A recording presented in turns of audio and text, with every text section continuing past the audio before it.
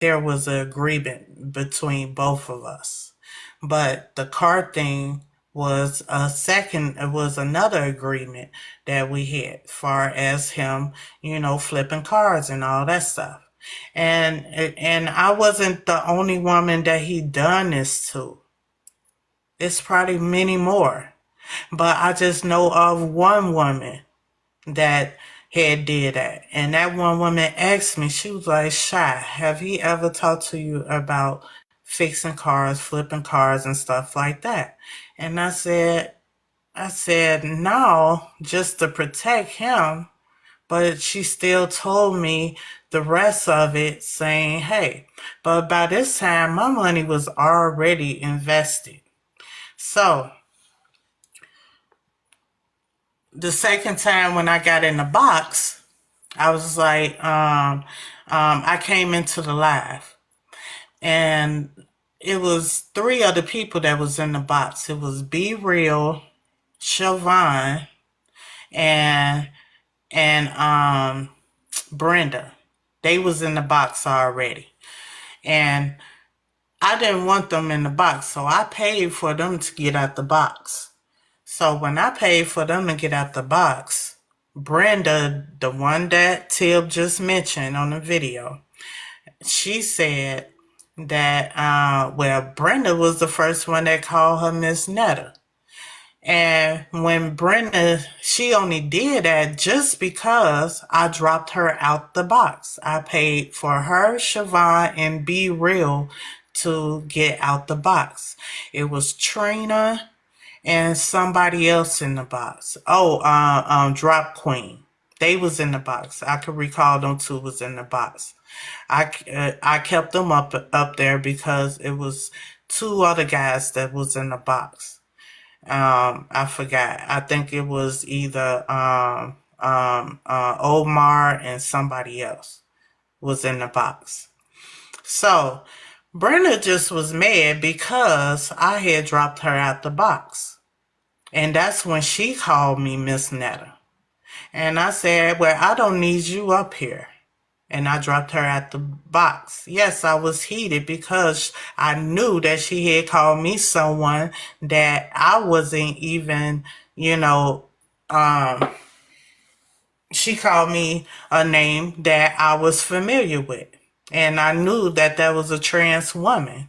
So, yes, I dropped her out the box, and that was the reason why Brenda was mad.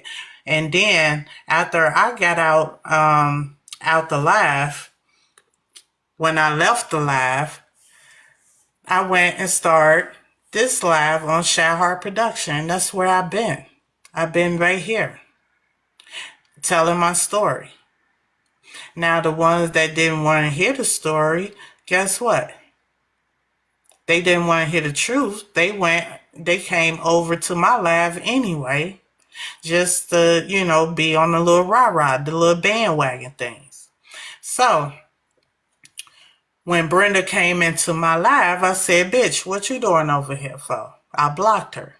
She came on the other page. I know her other page. I blocked her from my live on that page. So that's the whole reason why Brenda is mad on this app at me, because she had to create page in order to come into my live.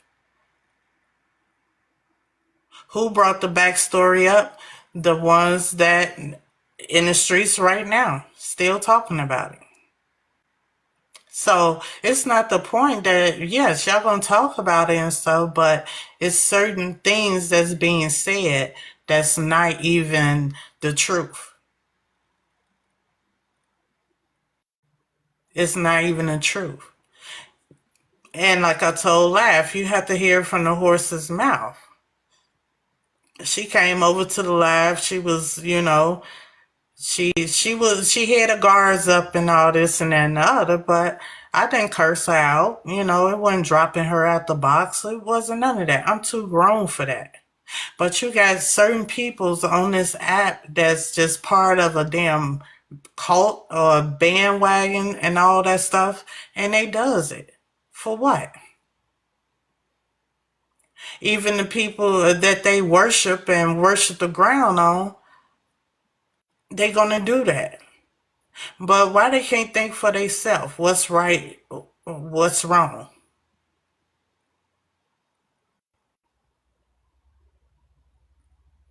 And they not gonna think for themselves. Like I said, I never had no interaction with half of these people that got so much to say on this app. Yes, I go to events. I met some of these people. They wasn't like that face to face. But why get on the app and have so much to say then?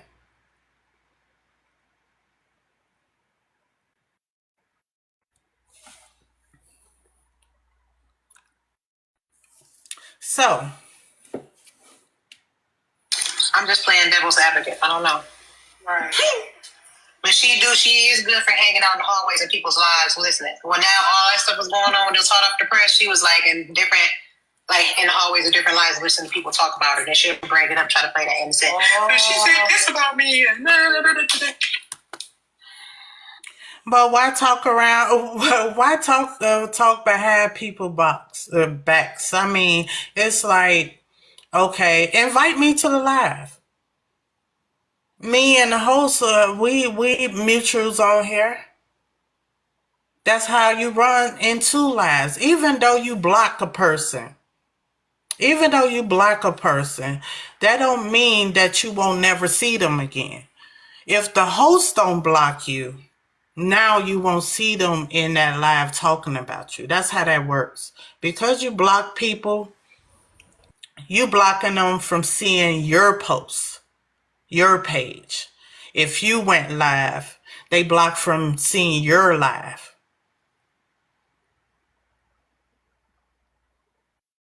Right. Girl, bye. Yeah, I ain't feeling that shit. Right. You know, sometimes you gotta take it on at the moment. And tell people how you feel. Like, it hurt my feelings. Like, it's nothing wrong with saying that. That hurt my feelings. Like, I don't like that being said. I think people will respect that. I mean, that's just me. I would say it. Like, Why would you tell anyone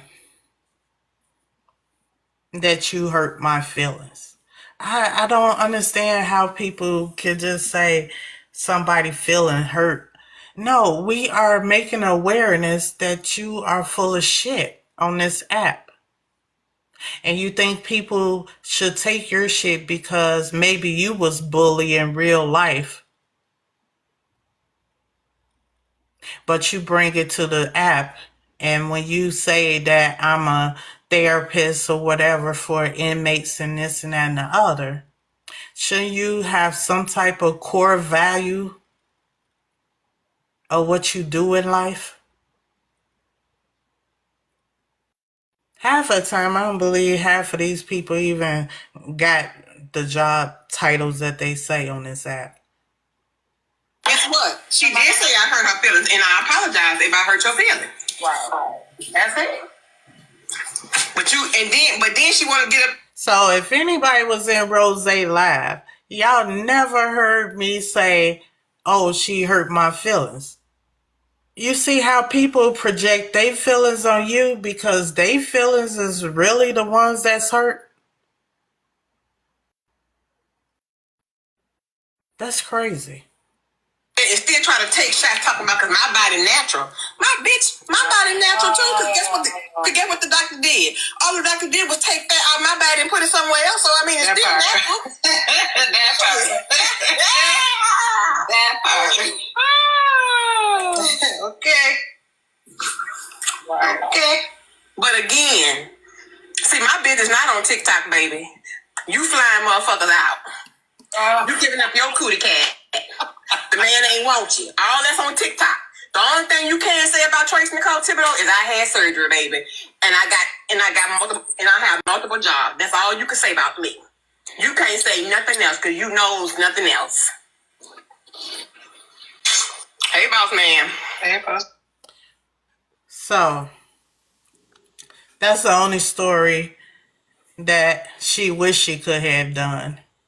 And she did give a man some money. with the exception of he didn't ever return the money, which it was $40. But it just was the thought that the man had came to her and needed $40 and he never returned the money back. And she threw a whole hissy fit over $40 fucking dollars. But let me move on. Yeah. Shit. Child. Okay, we done. We done.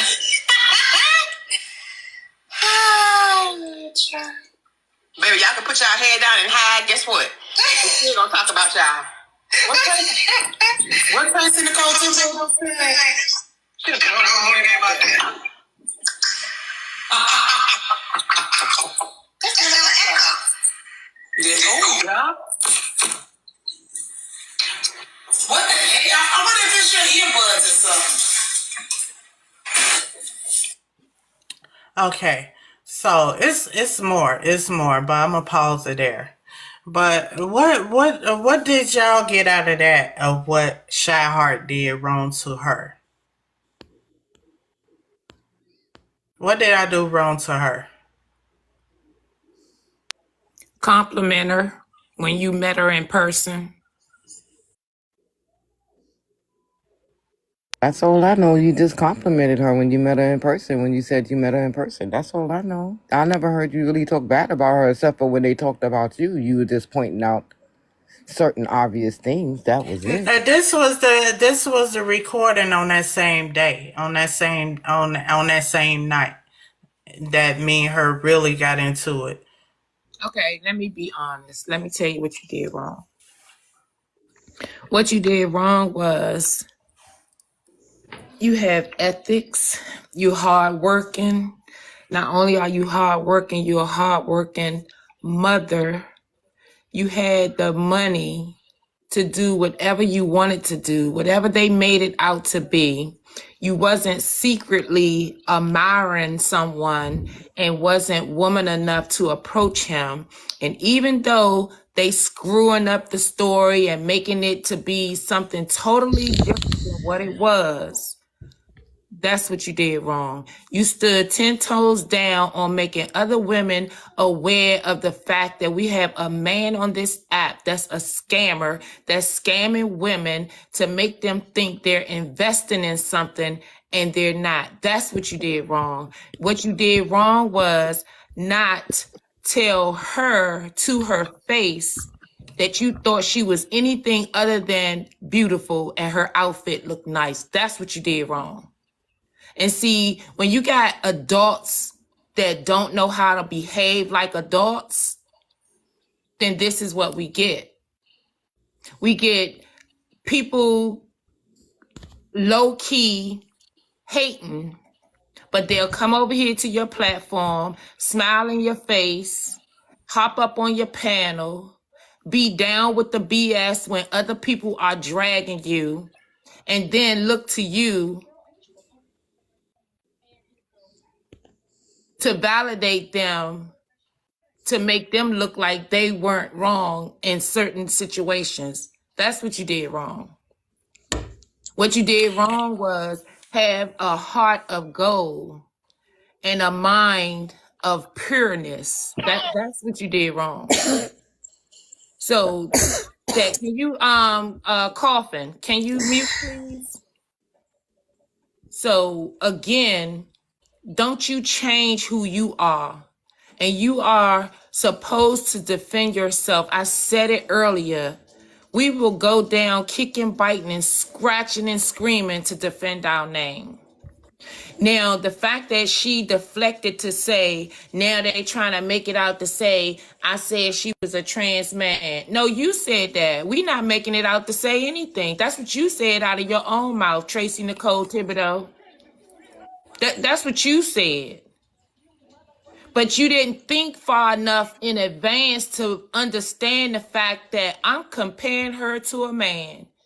If she wanted to just say you didn't look like a woman, if she wanted to just say you were ugly, she could have found any other woman to compare you to, but to compare you to a whole man and thought that that was okay. And anybody else that thinks or thought it was okay. It's not. Because I sure would hate for any of y'all children and or grandchildren to come home and tell y'all somebody teasing them, bullying them, talking about them, or doing anything to them that's going to make you lose your whole cool. That possibly will have you even under a jail. So what you did wrong to her was be a real woman standing in front of her without a nip or a tuck, without a caked up face, with natural hair, no creamy crack. That's what you did wrong. You was too much of a real woman for her. I'm going on mute. Yeah, Shaw was What too you much did of a woman wrong. for her. That's what she did wrong. I also think what you did wrong was being a decent human being to somebody who did not deserve. None of them didn't deserve it, but none of them didn't deserve her kindness or anything. And for them to talk about her behind her back, you know, and then you come over here and call yourself trying to apologize on her panel and all this nonsense, and then the same day, you underhand, you go the same day and then go talk about her on another panel. It's just unbelievable. These supposed to be grown ass women, and they act like freaking children. They all act like children, all of them. How would they like somebody to call them, compare their daughter or their grandchild or their mother to a man? How would they like somebody to compare them to a man? How would they like that? They'll have a fucking fit. They'll be in here screaming and hollering, cursing and everything, want to fight, want to find where she live at to come and fight her because she compared their mama he compared their mama to a man. Well, did she compare their daddy to a woman? How would they feel about that shit? See, it's good for the goose and it's good for the gander, but you don't do things to people and think you're going to get away with it. It's not okay to do with the things that they doing on this app. They teasing people, they're shaming people, they go around talking to people like they the shit. Like they the shit. And like I said, I don't think I'm all of that at all. But I know I have a kind heart. I know I have a gentle soul. I know I'm real in what I say. I'm not going to be fake in what I say. I'm not going to smile up in your face, key, and then talk about you behind your back. That's one thing I'm not going to do, ever going to do, is smile in your face and talk about you behind your back. It's not cool. And if you call yourself a friend to someone, or you value that person as an individual, why would you treat them like that? And then you met this person in real. Now, if you felt this person was ugly, or you felt this person looked like a man, y'all was at that thing the whole time. You could have pulled this person to the side and talked to them. Can I talk to you for a minute? I just wanted to talk, woman to woman. Y'all could have went outside and talked. It didn't even have to be in the inside when everything was at, where the festivities was at. They could have went outside if they had an issue with her and discussed it with her. But the fact that you waited until everybody got back on this app and you started talking about her and trying to shame her, that shit is not cool at all. That goes to show you ain't nothing but a punk ass bitch. And I'm just gonna keep it real just like that. And I said what the fuck I said. Now go tell her that, like y'all always do. And see, the thing about it, I never told anyone to jump in the box, if I wasn't there, jump in the box and defend me or, none of that. I don't instruct people to do that because I don't want no one, getting involved in anything that others are saying about me or have something against me. I don't even like the receipts. I would get message, they over here talking about you. Do it all the time. And the ones that keep sending you the fucking message, they with the bullshit too.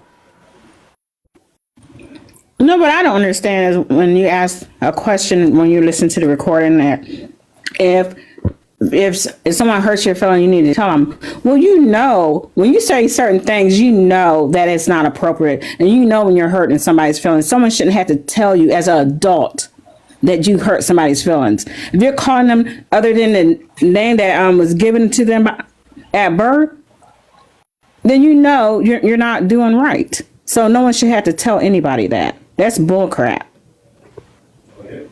So I mean, where do the outrage lands at? Because you have the creators with a lot of followers, a lot of support, and all that stuff, and I'd say about good 10% or a good 5% of supporters rocks with everyone on this side of TikTok. If you go into Tea Time live, you will see some of the mafias over there that rocks with Tea Time. If you go into Cav Live, you see some of them that be in Cav Live or Diamond Live rocks with him. If you go into Rick Live, you see, all of us share these same location on this side of TikTok. And it's like, if it's one of their stories or something floating around or whatever, yes, they biggest supporter is going to ride with them. But at the same time, what is you riding for? Is you riding because you a good follower or a supporter? Do you know right from wrong? All this plays a part in these bandwagons. It plays a good part in it. When you see someone being treated wrong and stuff, do you actually? For real, a lot of these platforms, I just unfollow, I blocked, and I unsubscribe from. And just, the last time I was live or whatever, I show y'all as much as all the cash apps and stuff that I had supported individuals on here with the big creators and stuff, as they call themselves. And just the respect that you get out of it.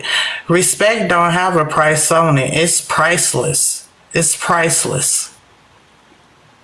When you know a person is finna attack anyone on the platform and stuff, you should have enough discernment, as the word that y'all use, or common sense, to say, hey, I don't feel that this right, what y'all doing or what y'all saying.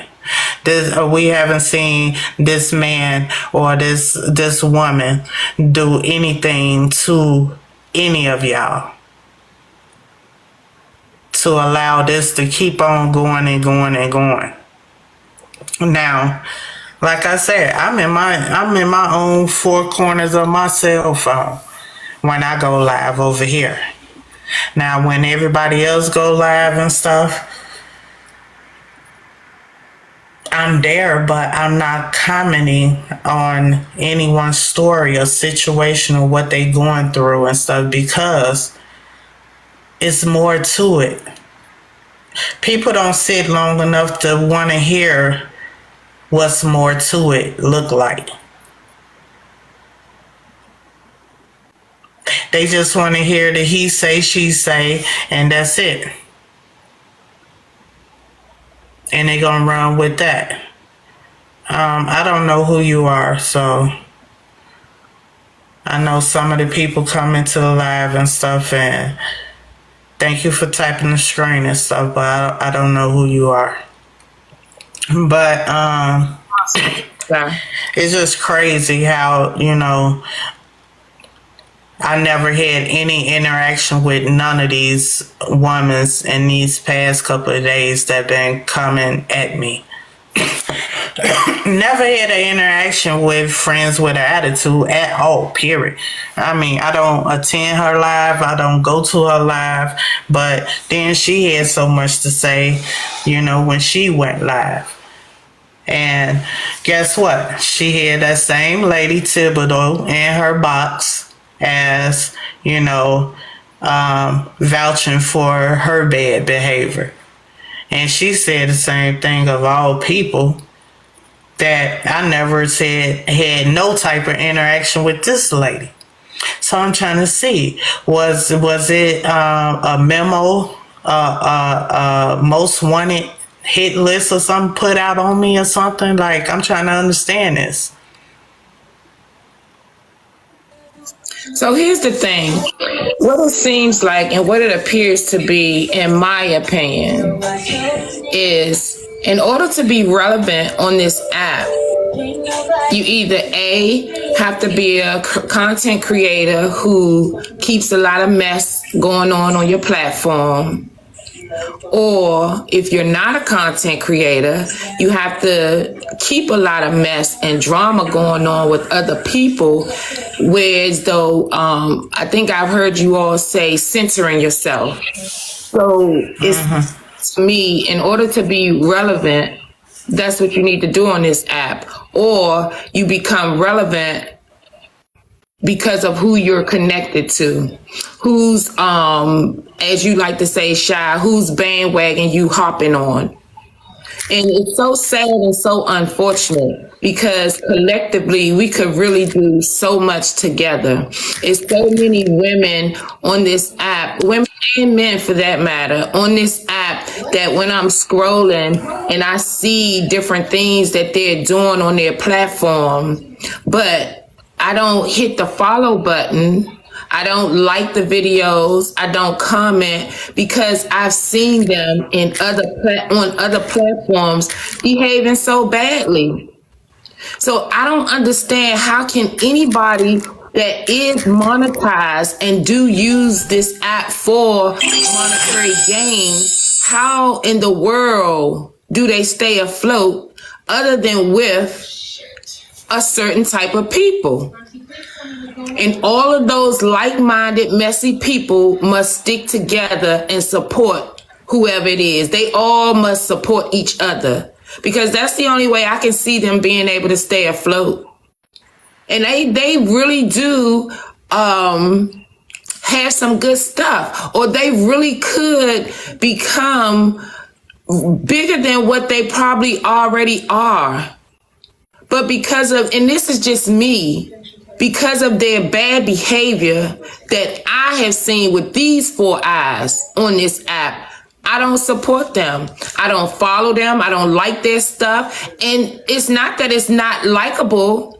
I'm not supporting something like someone that I know don't move with integrity. I ain't preaching to y'all tonight. No, that's so true. I mean, I unsubscribed and stuff from a lot of people that, you know, got them type of bad behaviors. I mean, why should I continue to support people that's constantly still, you know, dragging my name and talking about me? And, you know, I try not to go into, you know, a lot of people boxes to trying to, you know, point out, you know, people bad behavior, because you don't know who actually really support half of the stuff that goes on this app. And, you know, you just don't want to be shock shelled because of, you know, some of them may look at it and say, oh, that wasn't nothing bad. That wasn't nothing, you know, That's what they've been to get upset about. That's what they've been saying. You shouldn't get upset. Oh, that wasn't. I wouldn't get upset about. What you mean? You over here shaming this woman. Every time you turn around, you got this woman name in your mouth.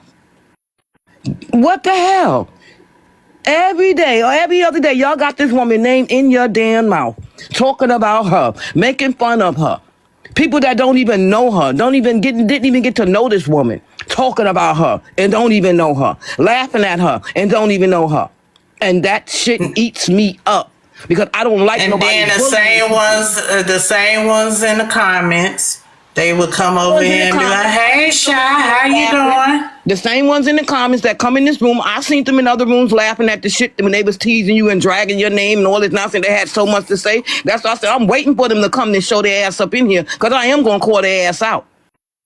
Because what the hell are you in here for? What are you in here for? Acting like you down with Shy.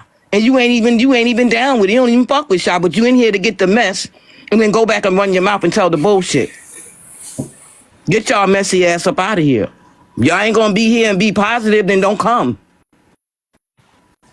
And on that note, tap the live.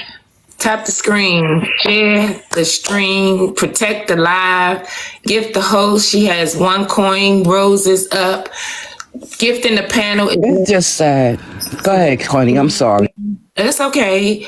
It's more than welcome. Thank you for all the gifts that we've received thus far. Truly appreciate it. Thank you for being up with us on this early Monday morning. So while you're here, you might as well tap the screen. It's free. It don't cost you a nothing. Little teeny bit of arthritis, maybe, but we not even gonna claim that. But tap the screen. Let's get the likes up. We don't ask for much over here. As you can see, Shy has not put a Cash App up since the time that she's been going live. She won't even give me her Cash App, so I could have sent the baby something for their birthday. What is wrong with the girl? Needless to say, tap the screen, share the stream, y'all. It's just sad. The post. Gifts is only 1 cent, 1 little cent. I got 1 cent today. I got time and 1 cent. Want to gift big, more than appreciated, but the host just has a 1 coin Rose as her gift goal. Subscriptions, she does do a subscriber give back monthly. So if you're not already subscribed, grab your subscription. I believe they're still $2.99 with a 10% discount, which makes them, I believe, $2.69. So yeah, all that stuff that Honey said. And the boxes are open. Hey, anyone can come and talk about their experience of cyberbullying on here. I did. It's more in this video. I can continue playing the rest of it, you know, so y'all can get the reason why I was so heated and hot on that video that was posted by some of the vloggers and stuff that actually came across the live, because this the same day when I had jumped in the box. And actually I didn't even jump in the box. I just clicked to go into the live, and it was like I was pulled up to the panel. Like, oh, there goes Shy right there. And I just went on and accepted a request to get in the box. And I wasn't even heated at that time. It's just the thought of a person that deflected so much within the whole interaction. And look, it wasn't even about her. The whole Miss Netta thing was said out of Brenda's mouth on that day, and she just was only mad because I blocked both of her page, and any way of her getting into the live is coming on the troll page. But from there, it wasn't never even talked about until, you know, when Nowhere had made a public apology. And he wanted to apologize to me at Bella's court, but I didn't think that that was the space for that apology, because I'm looking at the action that Laugh was having when she was on the panel before everything went left to another story. And then and when Nowhere and Icon Peach was resolving their situation on Tea Time Live, he also made that apology known again, because he never met me, even on this app. He never seen me in the box. He never been in the box with me. He never was in a live that he know of me. So he also made that announcement again. So that next following day, I seen him in Rose Live for a long time. And I go over to Rose Live often, and I sat back and I listened and stuff. And then, you know, I said, you know what, this is a good opportunity, a good space and opportunity to accept his apology. And that's why I requested to get in the box. But I didn't come in the box just on that, oh, well, I'm here for such. No, Rose can tell y'all. I came into the box and I spoke to everyone and I went on mute, and she was talking about, they was talking about movies and stuff like that and how they felt about different movies and stuff that came out back in the day. So I interact, with some of that. I was barbecuing all at the same time. I had my camera on all that time. And, nowhere, he was in the box too, and he never paid attention that was the shot that he was looking for, because I came in her box on this page. So before I dropped out the box, he said, and don't forget, had Rose not asked him why would he need to apologize to you, none of it would have, it wouldn't have even possibly came about. Well, I haven't got to that part yet. I just was going pretty much step by step of how they, how all that came about. But I said before I dropped out the box, after I did interact with her live and with the topic and stuff that they was talking about, I said, well, before I drop out the box, let me, go ahead and accept, Nowhere's apology, because he been looking for me in the streets and stuff. So he said, oh, you Shy Heart? And I said, yes. And that's when Rose was like, Shy been in the box all this time interacting with us and on camera and everything, and you didn't know that was Shy Heart? He was like, no. And then she said, well, why you have to, why all this apology is happening? So I said, well, it just was a couple of, things that was said, out his mouth and stuff, and not knowing me, he wanted to apologize to me about it. And that's when Rose was like, pretty much like, so what did you say? What did you do? And he went to, tell the story and all that stuff. So I dropped out the box. So as I'm listening to him tell the story, he was kind of fumbling around and stuff. So I requested to get back in the box. And I said, well, Rose, I do have the, the recordings of what he said, and I could play it when I come back. And that's what I did. So when I played it, he called me a wildebeest, So he wanted to apologize for calling me that, because he never seen me, met me, or anything. That's why I got in her box and had my camera on, so he could actually really see who I was. And as I was telling the story and stuff, and towards the end, that's when Thibodeau had got in the box. And she said, oh, who y'all talking about? And they said Shy. And Tibbs was like, oh, y'all talking about Miss Netta? And then that was a whole nother joke there. So that's what Tibb had heard, as she said that she was scrolling along. But that was something towards the end. So obvious she was sitting there all that time and just was waiting until me to get to the name calling that you had, because obvious it was name calling throughout the whole live. But at the end of the day, what's the name? Bella, she was in the live also. I still have that recording. So all this time you was sitting on the outside listening, because you know that you had said something too. So that being said, that you listened all the way through. You was already on the outside and you heard your name, and then that's when you came in. So that right there, her portraying that soon she scrolled and heard her name. And nobody don't buy that. Nobody don't buy that. How can you come into a live soon you hear your name?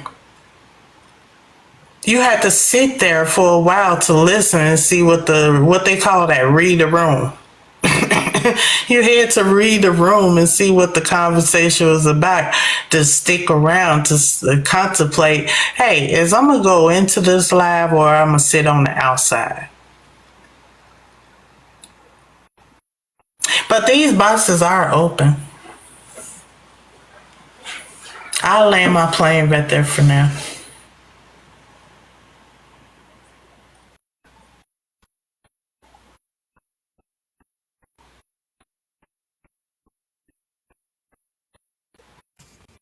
You know, the other part that really breaks my heart is how everybody, or I won't even say everybody, but if the people who spun the narrative to be totally different than what it was, if that had not happened, then possibly some of the conversations would not have, how do I want to politically put this correctly? Some of the platforms wouldn't have gotten some of the likes that they got, the money, the gifts that was thrown. They changed the whole narrative. They spun it the way they spun it, you know. But if we would have stuck to the facts of bringing awareness, then I could see where the grown women on the app would have band together to make sure, you know how they had this selective outrage about who should and who should not be platformed. That was one of the times that I feel like we should have definitely not swayed to the narrative that had been spun, but to stick to the facts at hand and make sure that that individual was not able to do what he did to another woman. But as we know, all women don't always get along. Even the ones who swear that they're on the side of right, well, that's not what it looks like. You know, even the video that we just listened to, you laughed and you kiki, but at the same time, you were supposed to be trying to bring some resolution. How? How are you trying to bring resolution and you're saying all of the little low-key, sly remarks, throwing shade, you know, that you were throwing? And even when it comes to the people who, you know, if we really got down to the brass taxes of it all, everybody that I've heard say anything negative about this situation, whether it was pertaining to Shy's appearance, whether it was pertaining to just the event that took place, all of it, none of them have a leg to stand on. None of them. Not near one. It's definitely, you know, all I seen was no sisterhood, no awareness, no band together to make this awareness, you know. But, you know, people reap what they sow. And I see a lot of people reap what they sow on this app. Even they would portray as being this, I'm good, I'm perfect, I'm just living life type of situation, but really they are totally miserable in life. They totally don't have what they portray to be in life. They, and it's sad. And I never kick people when they down and stuff on this app. And I seen a whole lot of people down, and I always, contemplate within my heart to say, is this worth giving? If Right. this worth me, being part of someone's situation at this point. I don't care if it was $20 to that $800 to $1,000 to $1,200 to whatever, in cash chats or whatever that I had sent and spread, that support out to individuals on here. But at the same time, it's like I have to know within myself to say, stop, just stop. Stop doing what you do for people on this app and see the real mask come off. See their true colors. See how they really gonna act towards you at that point. And that's all I've been seeing because I stopped. Period. I stopped. If I'm subscribed to you, that's pretty much what you will only get so far. Is a subscription. If I unsubscribe, I unsubscribe for my reasons. And the reasons to be because I see this constant behavior that some people just do on this app. And I'm talking individuals. I'm not talking about creators. I'm talking about us as individuals on here, how we behave on this app. Is it signs that you can look within yourself? Hey, am I really? It was this lady that got on the panel of weeks ago. She said she felt herself loving this creator in the live so much that she felt in her spirit that it was tussling with her, that she know that live was really, really, really something just wasn't clicking right. And when she realized it, she started falling back. And when she started falling back and started attending other people's lives and on the platform and stuff like that, her followers started following her to these different platforms, questioning her. What you doing over here? We don't like them. Why are you over here? That what we really do on this app? And that is so crazy to me. How are you going to dictate to someone where they allow to sit at? How dare you tell someone where they allowed to stay and go? How dare you? How are you going to tell someone that?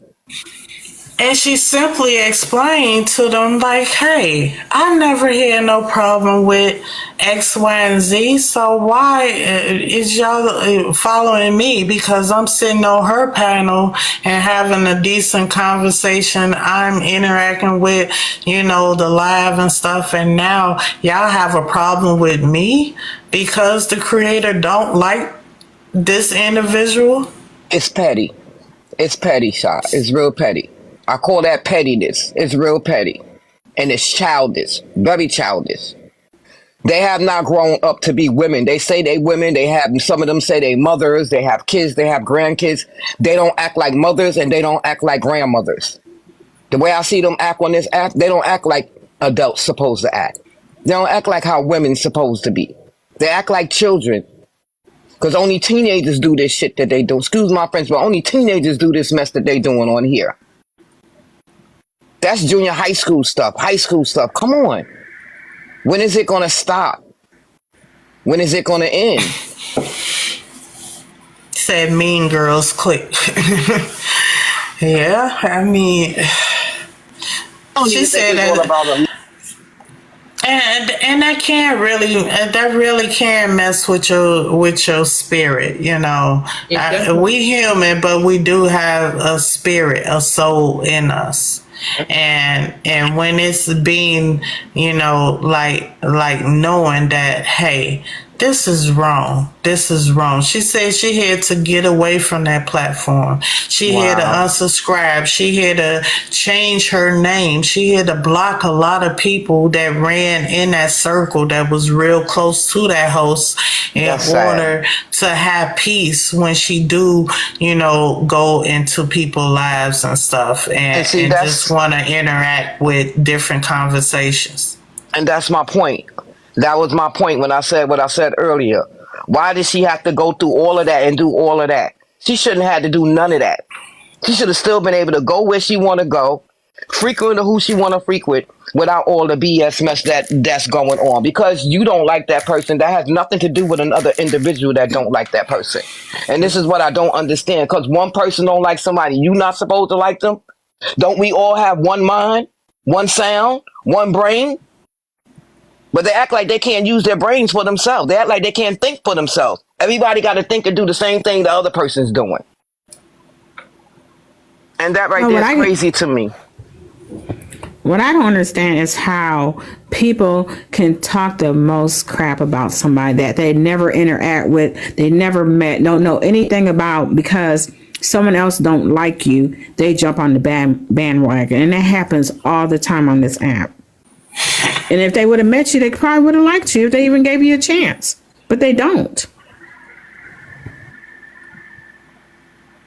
And that's why we call, you know, also called it selective outrage. Because one don't like you, the whole group don't like you. Because they, you know, used to the bad behavior. Nobody never want to correct each other bad behaviors of anything that they do on this app. So that becomes part of the whole click and group thinking, as Cynthia said, group thinking that they do.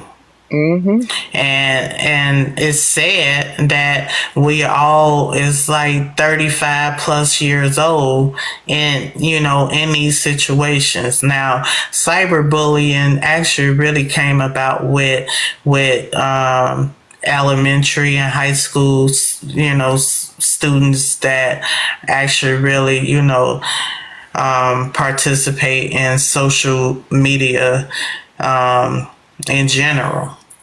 But now the younger people looking at us as we crazy. Like, why is you arguing on the phone? You know, I know half of us got, you know, young adults and teenagers and children at home, and they just sitting there looking at you, hollering and screaming at the phone, talking about, hey, and your mama too, and your daddy, and you know, and you this, you that, you this, you that. Yeah. But I mean, it's like everything reversed then. Like okay, it's the adults now. It's not the children. It's not the teenagers. It's not the young adults doing it. It's us grown folks that been had a behavior problem before we even got on the app. Because I can't believe that people just honestly just act like this on the app, and they act like this in real life too. That's why they don't have friends in real time. That's why they not able to, you know, date and socialize with people in real time. They have to come to this app and make what they call parasocial relationships on here. I'd like to add to that, like, as far as relationship, like what people do on this app, what they do in real life, a lot of them would not be doing some of this behavior in real life because they're too scary for that. They're able to be keyboard bullies on this app, because if we were neighbors, a lot of that stuff that they be saying and doing, they would not do it to my face. Exactly, but they're protected by this internet, so they get bold and they start doing all this stuff. I'm like, You know, you have my address. You're doing all this talk. You got my address, but you ain't pulled up. They sure ain't, but they'll talk all that mess behind their keyboard. I say it all the time, Butter, all the time. Shy and Chocolate can tell you that I say it all the time. It's no way these people act like this in real life. A, they will be under the jail, or B, unalived. So that's why it's so hard for me to believe that, you know, when they say it out their mouth, oh, I'm like this in real life. It's no way. Who in real life is allowing you to do all that rah-rah with them and there be no consequences? I ain't got it happening. You know, it really irks my nerve to see some of the behavior that I see with the men and women on this app.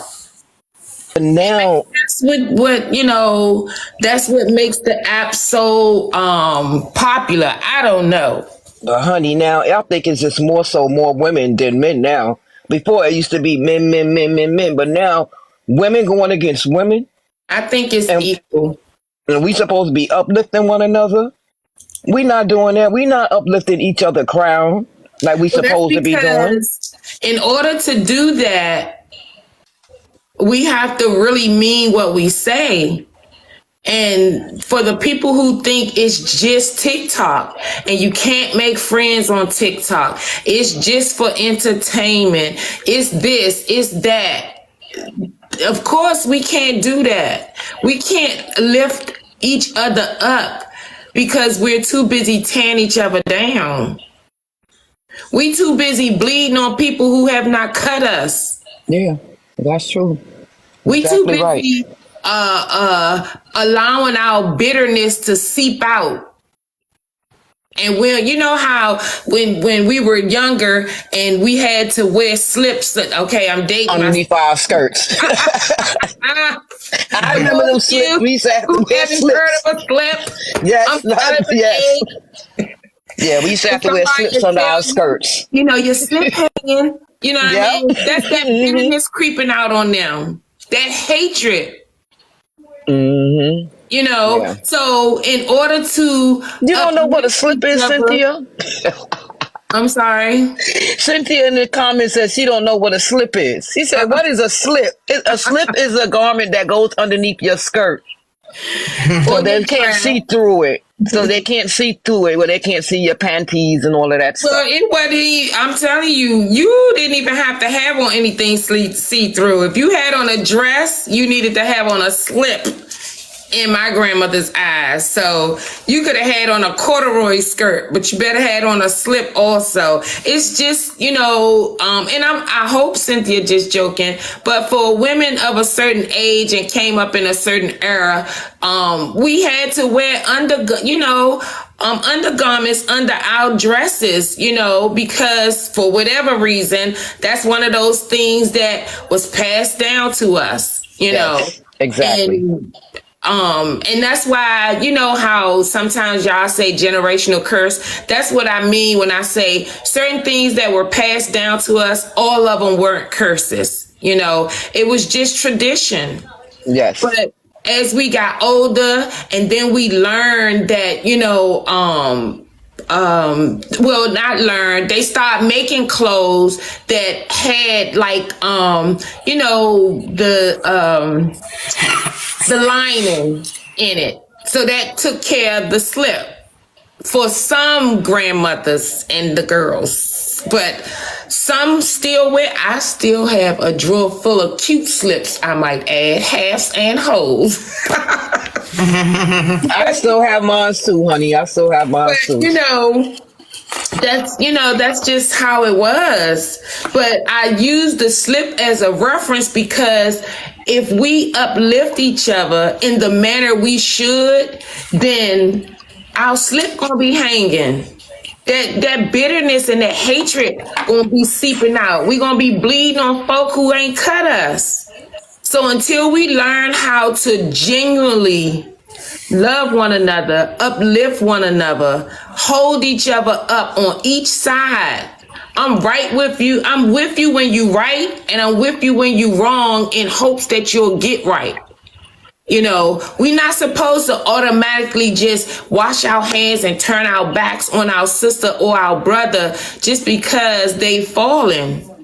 I'm going on mute. Y'all ain't having me. No, but you right. No, honey, but you right. It's true. We not supposed to turn our backs on our sisters and brothers. But a lot of us do turn our backs on our sisters and brothers. A lot of us turn our backs when they are in need.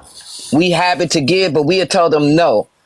Just to say no. You know what I'm saying? And you have it to give someone, but you would just tell them no for them not to have it. For them to have to beg you and ask you for something. I ain't begging nobody for a damn thing. If you ain't gonna give me, don't give me. You go, if it's no, it's no.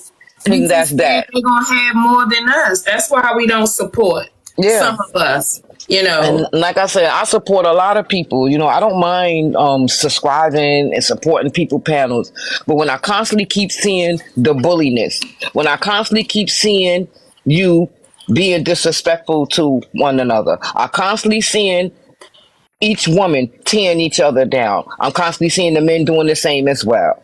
You know what I'm saying? And these are content creators, some of them that you really like their content, but the fact is that they'll always have people on their panel, always have people in the comments that's always going to be negative about something that you're doing positive. And if you see on the bandwagon, you'll see everyone that's the negative people, you'll start seeing them all follow the negativity. All of them will follow that negativity. So when somebody say something negative, the heck come the next one, and the heck come the next one. And all of them is banding on together. No, it seems like nobody have a mind for their own to think anymore. And it's sad. And like I said, we all have our own phones. This is our own phone. We pay our own bills. Why is someone still allowed to dictate to you to tell you what room you're supposed to sit in? Yeah. And I don't understand that. I really don't understand that. You pay your own bills. Why are you allowing someone to tell you where to sit at? Y'all say it's loyalty, loyal and all that. You can still be loyal and still be in someone else's room. So they need to miss me on that loyalty stuff, because I'm loyal to Shy. But I also frequented other people's rooms, but I don't go on their panels. I would be staying in the comments and just listen because I like the content. Well, one thing I'll say is this, and that's for the 75 of us that's showing that we in the room, and the 75 that's on the balcony and in the hallway. If the only way I can be relevant on TikTok is to be negative, to tear someone down, be it a man or a woman, to be considered a hop on, then I don't want to be relevant. I'm so glad that the people that I have connected with on this app, although I had to unfriend a whole lot of people, I'm just going to keep it 100. I'm so glad the people that I've connected with have not shown me anything other than who they really are. And it's, you know, sometimes that happens in life. We have to weed out the bad apples in the bunch, if you will. And that's okay. That's perfectly okay, because I would rather unfriend you, unfollow you, whatever y'all consider it as being, other than have a disagreement with you for the world to see. I'd rather not do that. If that's the only way that I can be relevant on this app, then I guess I'll never be relevant. And that's one of the other reasons why when we had the topic, we did a topic about followers versus supporters. And that's the other way you know who is a supporter and not just a follower. Now, we do have some people that are both followers and supporters. But then we have those people who are followers just because. And We're not saying we don't want them, but even if you are going to be a follower, hopefully the host's behavior, the way the host run her platform, hopefully coming or frequenting this space will help you to see you don't have to be on this app with a whole lot of mess. Now, Right. if this would have been a few years ago, I'll even say a couple years ago, y'all might not have got this, honey. Okay, y'all wouldn't have got this, honey. Oh yeah, I'm glad that honey calmed down and we got this honey. Cause maybe that honey, me and that honey probably would have been bumping heads. Me and Well, that I'm honey just probably would have saying, been bumping you- heads. it's just like I tell people all the time that if you're going to say you blessed and you highly favored, then look like you blessed and highly favored. And look like don't have to mean the big car, fancy hat, and all of that. Just Exactly. look like you're blessed and highly favored. Meaning not to be seen doing anything that's going to put you in a different light. Now, that's not to say we won't have off days, because we do. But just, think before you speak. And sometimes sometimes I don't do that. I'm not even going to include y'all in my foolishness. Sometimes I don't do that. But I have learned to take a breath. Christian, not your ordinary petty, has taught me to take a lap. And I was able to tell him that tonight. Or last night, I should say. So we help each other in ways that people, that's unimaginable. And it don't always have to be mess. We don't, and see, the other thing is the whole apology tour. Right. If you're going to go on an apology tour, make sure you have a sincere apology for who really deserves it. Because doing an apology tour means nothing to the people who you have not offended. Make sure you hit the ones that you have offended first. And please don't start it with if. There's nothing sincere in an apology that starts off with if. But if I offended you, I apologize. Right. You know you offended me. You just Exactly. ran over my whole foot and you talk about if? Right. Exactly. No. We grown. We can't move like that. Ooh. The people that we've listened to, even on this recording, if I didn't know what cyberbullying was, I just learned. Just listening to that recording alone, or those recordings alone. Because to my knowledge, I don't think that I've heard anything that Shahar has done on this app that was in a negative light, opposed to all the different names that I've been hearing over and over and over and over. Yep. Like would almost be on the docket weekly. 2 and 3 offenses on the docket weekly. And never went to none of them. I'm sorry, Shy. Go ahead. I was trying to give you a chance to finish doing what you was doing. I said I never went to none of them Exactly. accountability court because I don't see nobody taking accountability for none of their actions. So, I mean, why get up there to hold someone accountable for something when it's bias? And then we'll make it bad. I think that they do stuff just to get up there. Like, is that some kind of way to get notoriety? I mean, that's a real question. Y'all know I'm new to the app, but I just don't understand. Like, every weekend, It's something new or something different. Or Or it's it's the same something thing. rehash up. Yeah. It's rehash. if Nothing anything. changed. They pretty much calling it a Sunday recap show. And that's why I feel that- all it is. It's no accountability Nope. because I don't care who you bring up there, because everybody that goes up there is biased. You know, it's based off who's popular or who's out here in the street doing the most drama. You know, they always win. Okay. A That's person not like right. me, I'm not out here in the streets like that to be right. It's, I mean, I don't know. This, you know, y'all been here way longer than I have. And I like the app. I really like the app. I like the fact that I've made new connections. My platforms are IG and Facebook.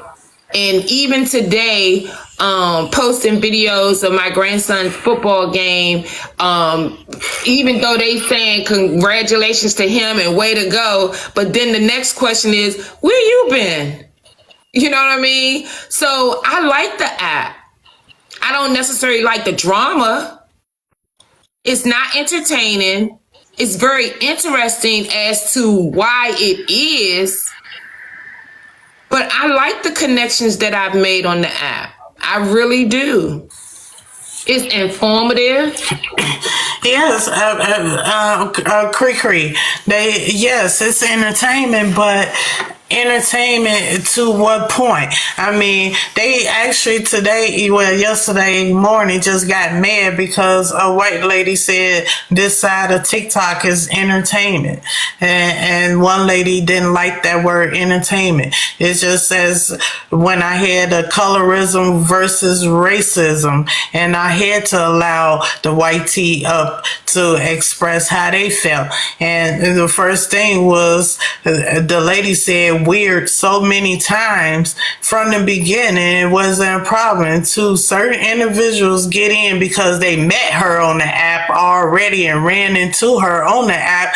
It's like, how could I judge the book by its cover and have to listen to y'all express how y'all felt about that lady? That was just to me unfair, because I didn't see the word weird. You know, some people, some white tees would say, you know, entertainment or weird or something, because that's how they express themselves. And how can we say, and now it's okay for us black asses to say this entertainment only. What? Or you weird. Now, Weird. or yeah, some of us say weird too. Well, that's weird that individuals may say or do this. I mean, nobody don't say they weird for bullying. No, they don't. When it happened originally in the escape room, it was, y'all are entertainment for me. I ain't Right. going to say nothing during court, but that was her original statement. Yeah, that was her original statement. Y'all are You- entertaining to me. Yeah. No, y'all are entertainment for me. Right, for Because me. it happened on the Zoom call. So if anybody's familiar with the escape room, that's where it happened at. Oh, so it wasn't said on TikTok itself. That's It why- was on. That's why her and that individual fell out. If you following what I'm saying, that's why they fell out. Because she didn't appreciate it. And she had been sitting around them for quite some time. That's why she changed her name and all of that. So that she could still come in the same spaces that she possibly would go to. But of course, you know how when one person get mad at you, everybody mad at you. Now, in this case, I don't know if she had been visiting a whole lot of different spaces alone. I don't know that to be true. However, I know that that particular space she frequented all the time. So when the fallout happened, then she just started moving around to familiar places, if you understand what I'm saying. So it wasn't just so much as the word alone, it was the way she said it. And it could have been too many drinks. It could have slipped out, but that's that hidden racism, if you would. So, again, her slip was showing. So did she say any other words other than entertainment with that? That was the whole thing, that they said it was more other words than just that word. It wasn't in the sentence the way they tried to make it seem. Now, when she got called out on it after the fact, outside of the escape room, when the fallout happened, then to justify it, she started making it sound like it was a sentence with those, with the letter E as being the alliteration. Well, with using words that start with the letter E, put it that way. But it was, Okay. in other words, Shy, I think you're gorgeous and great, but you good to me.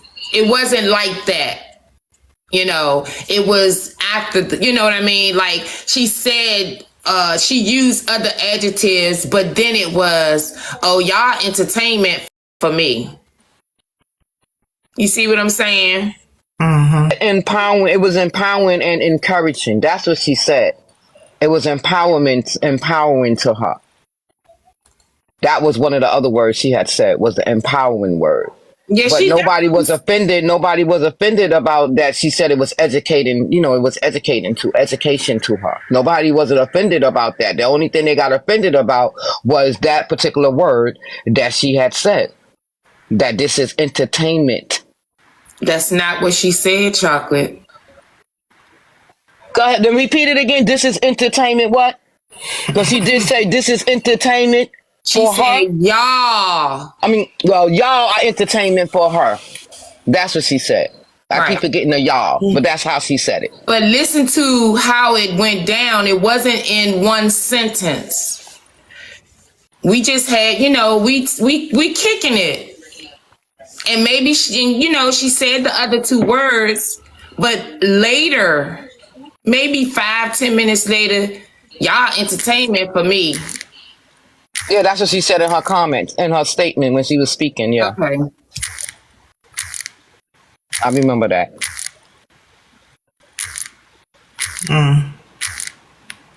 But a lot of people got offended, Sha. A lot of people got offended of what she said, of that particular word that she said. A lot of people got offended about that. The context of it, of how she said it, they got offended. A lot of people got offended about that. So here go another video that I want to play, and this a black lady that was actually really expressing the point of being doxxed on TikTok, and it's another form of bullying on TikTok. So Doxing somebody because they don't like the artist that you like is not normal, sane behavior. This message is for all the healthy Black people who are not narcissistic. You actually want to see some sort of change in a Black community in a healthy way. So you're looking for answers and seeking solutions on how to do that. What the original content creator did in this video was discuss doxing. Doxing is when, someone on the internet steals your personal information and releases it to the public so that you can be stalked and harassed. Now, in recent news, we've been seeing a female rapper with a certain fan base behave in a malicious way where they're attacking anyone that speaks out against her. Going as far, the rumors have been as defacing a gravesite of the victim's mother, deceased mother, doxing people that are cool with her, friends with the victim. Very malicious, very, very hateful behavior. And I want to teach Black people what this behavior is. Whenever you see a cult-like following of people behave in a very malicious, cyberbullying, doxing, just hateful manner with full of vitriol and aggressiveness, that is the behavior of narcissistic sociopaths. Okay, so you see a certain female rapper with a certain fan base and they attack. She's not paying their bills. They idolize her. So you got to know that narcissists, sociopaths, psychopaths, they are disconnected spiritually from God. They choose to idolize people before God. So they treat this individual like a personal God, and they will act with vengeance and harass and stalk and do horrible criminal things to people on behalf of the person that they're worshiping. And they forget that we're supposed to be worshiping God and going hard for him instead. So a lot of these people are fake Christians and atheists, okay? False idolatry, looking up to someone, idolizing someone when they should be idolizing God. That pattern of behavior is also within that cult that is committing these crimes of doxing. I also want you to compare this behavior with Donald Trump and his followers. Donald Trump, in my opinion, is a sociopath, and the types of men that follow him and followers are sociopaths. So think of the time where they went to the Capitol House and they trashed it and vandalized it on his behalf. Now, do you think Donald Trump would personally break his neck to go all out for his followers? No, he won't. So again, this is blind loyalty, toxic loyalty. These men are doing these things for Donald Trump, and what is he doing for them? Why would you go so hard for someone that's not paying your bills? Someone that will not put his life on the line for you, but you're going hard for him.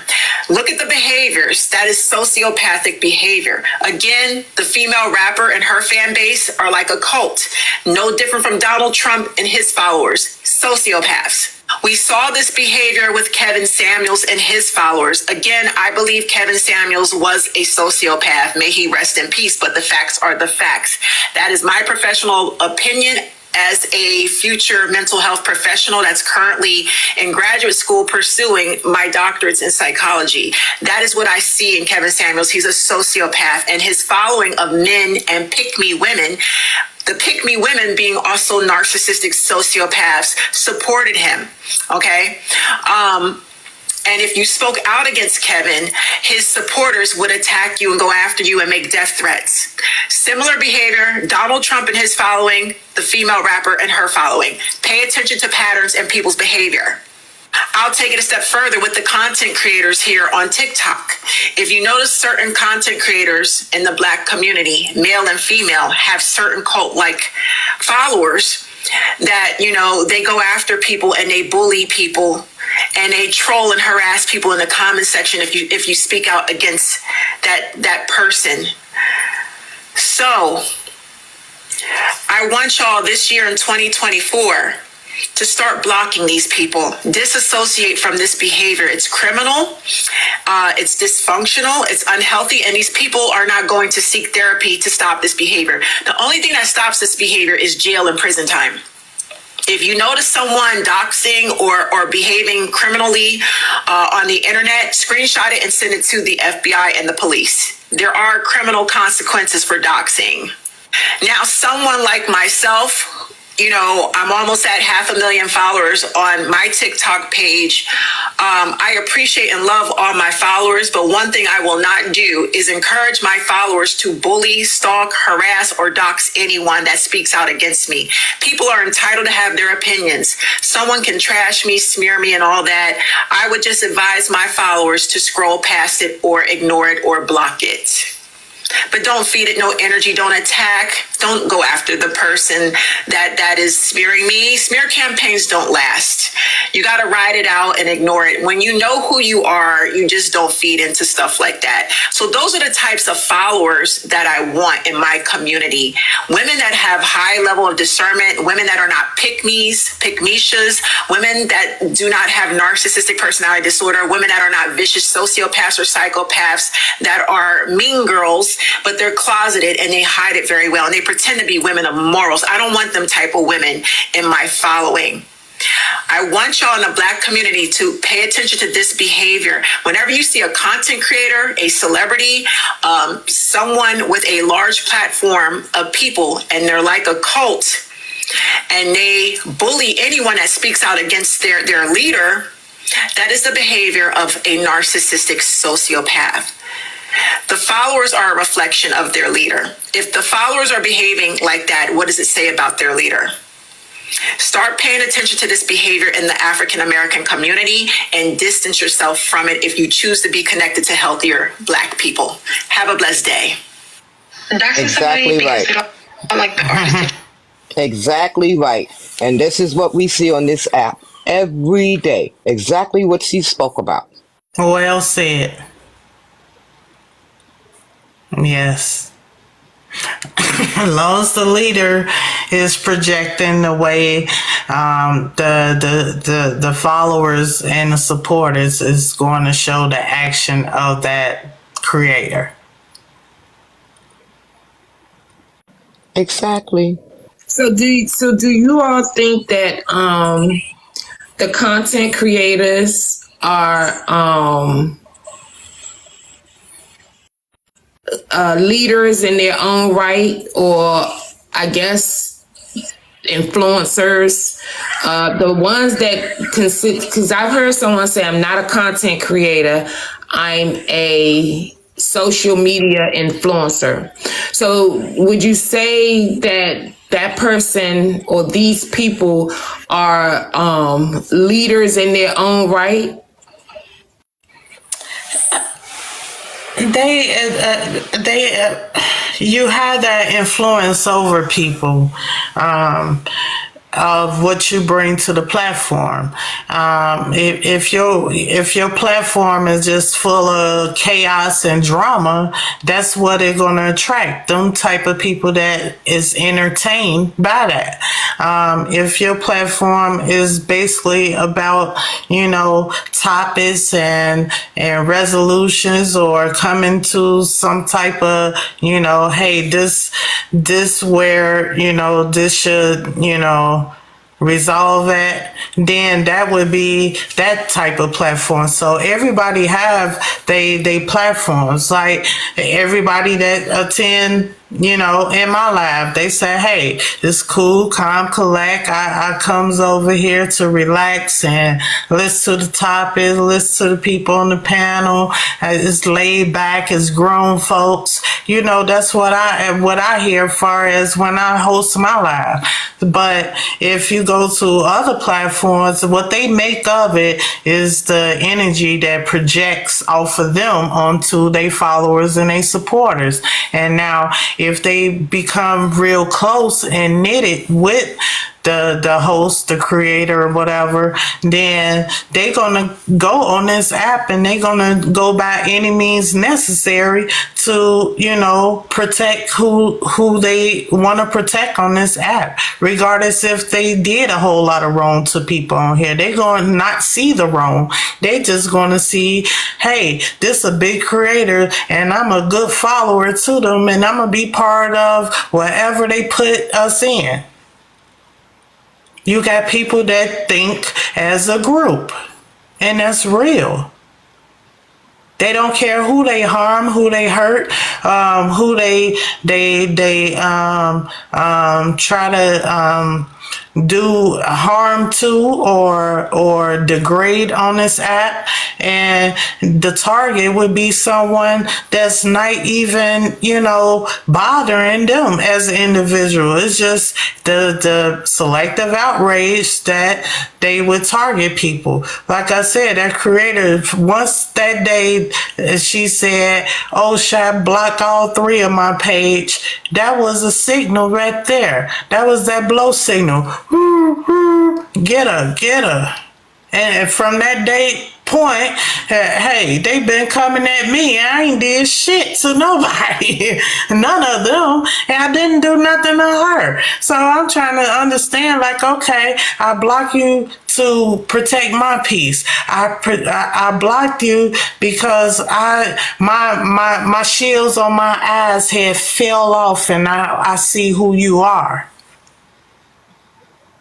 So in order to protect my peace is, hey, let me go ahead and bam, get you out of here real quick. this same creator was coming sitting in my live. Now y'all know that my live go from midnight all the way to the morning.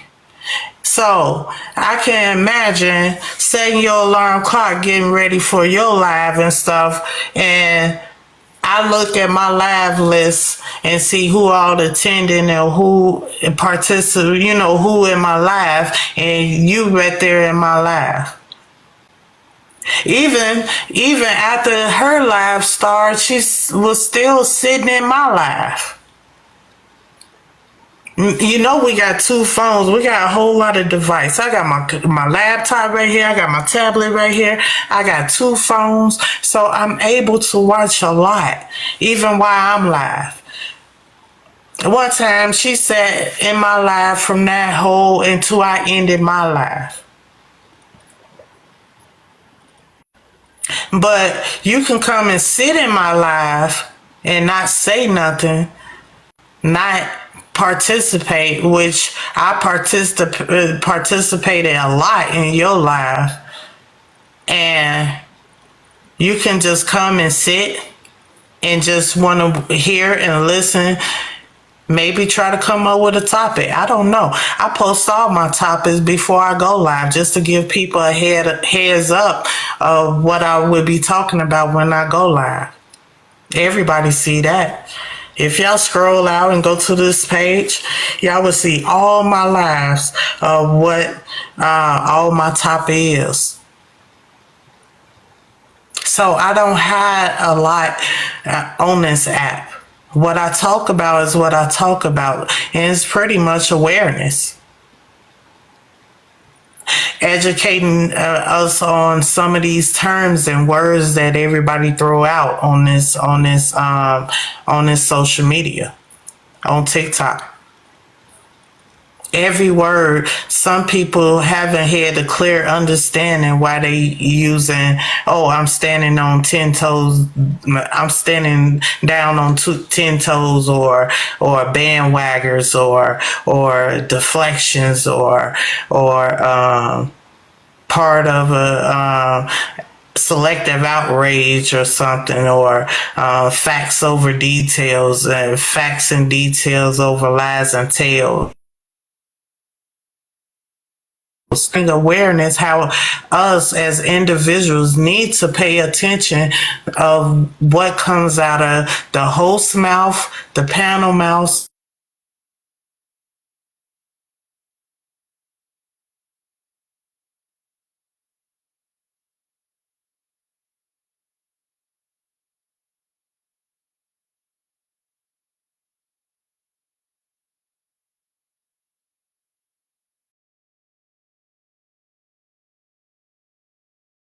I'm on this janky ass phone. This phone is janky. It keep on booting me out because I got so much download on here. As far as my tests and everything that I've been studying for my new license and stuff. So, and it got videos on, so it's gonna keep kicking me out. So it's gonna keep on messing up the box too. But it's a lot that we have to, certified, and you qualified, but you're not certified. Yeah, that was one of my topics too. you qualified, but you're not certified. That was a good topic too. Trigger, unhinged. I had so many topics. I mean, you can just scroll on this page of like that. She definitely bringing awareness to all the BS that we see on TikTok. And so many hosts, they justify their bullshit. They justify others people bad behavior just for a gift.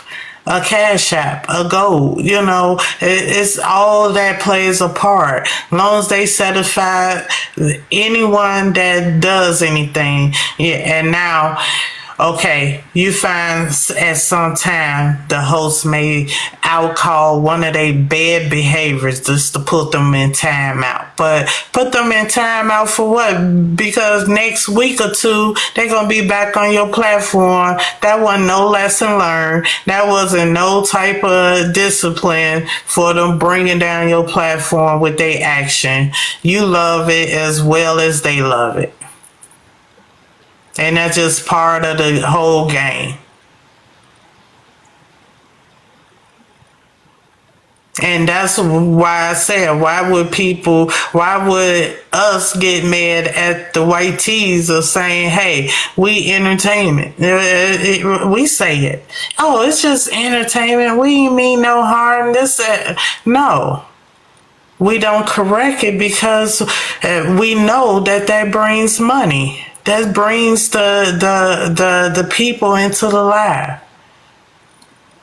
It brings them in, and everybody gonna sit back and say, hey, I just witnessed these people just sit up here and degrade this woman to the point where they got on the panel and they was gonna put Miss Netta and her picture side by side to prove if she looked like her or not.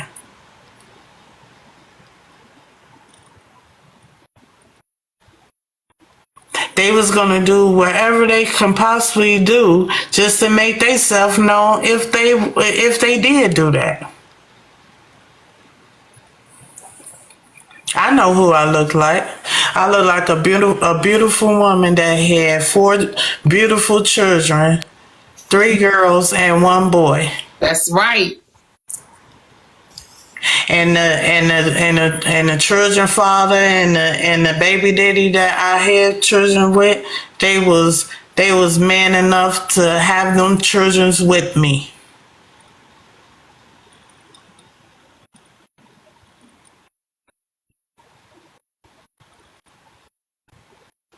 And they don't think no different of what anyone said on this app because they see me from head to my toenails, with clothes on and off.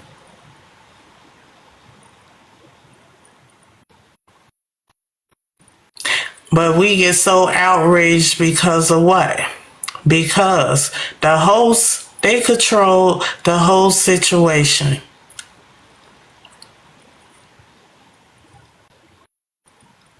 We control the situation when things go too far. We control the situation when things go left real quick. We have to know how to put a stop to anything that's going to be a problem.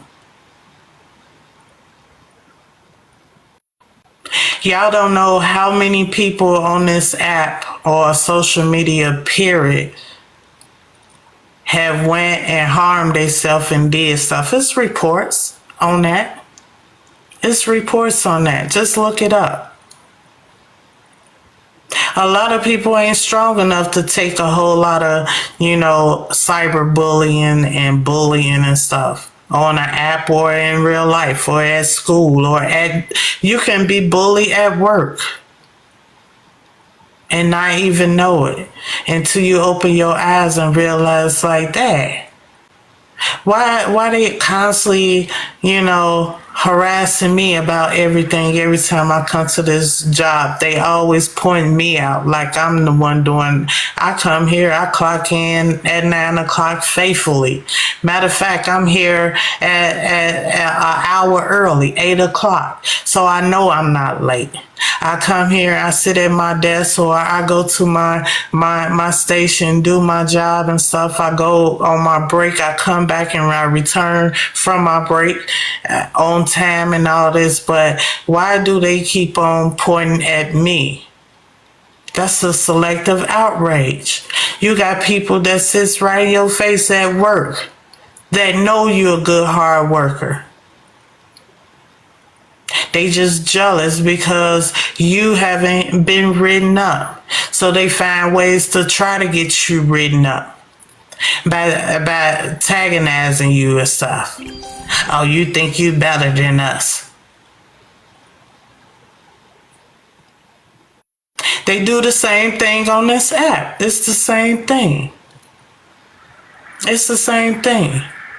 Yeah, if you look at our age group and some of these women that actually really condone and do this, you look at them and you look at the ones that's being attacked, and you hear their story, and every last woman that I encounter with have an issue within themselves. It's obvious. It's obvious.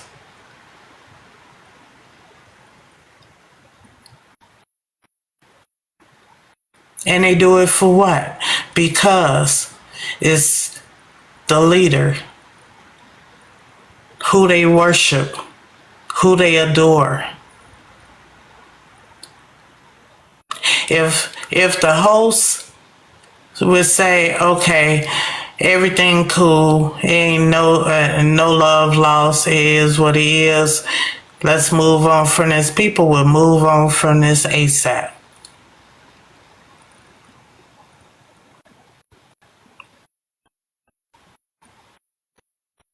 People just do what they do because they don't think on their own.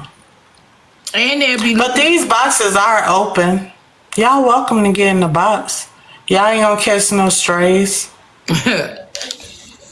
That's another word, catching strays. How you can catch a stray when you on this app and you not part of the group thinking. with almost 100 people in here, I can't believe the boxes are not, all boxes aren't full, and the lights aren't run up. And maybe because they blindfolds are still on. Oh, It's but kind of hanging off of their face right now. They got one eye open and one closed right now. They just don't want to see the real facts and truth of it. I didn't think of that. Oh, they in here. They in here to listen. Definitely. I hope they learning something, if anything. Good morning, same body.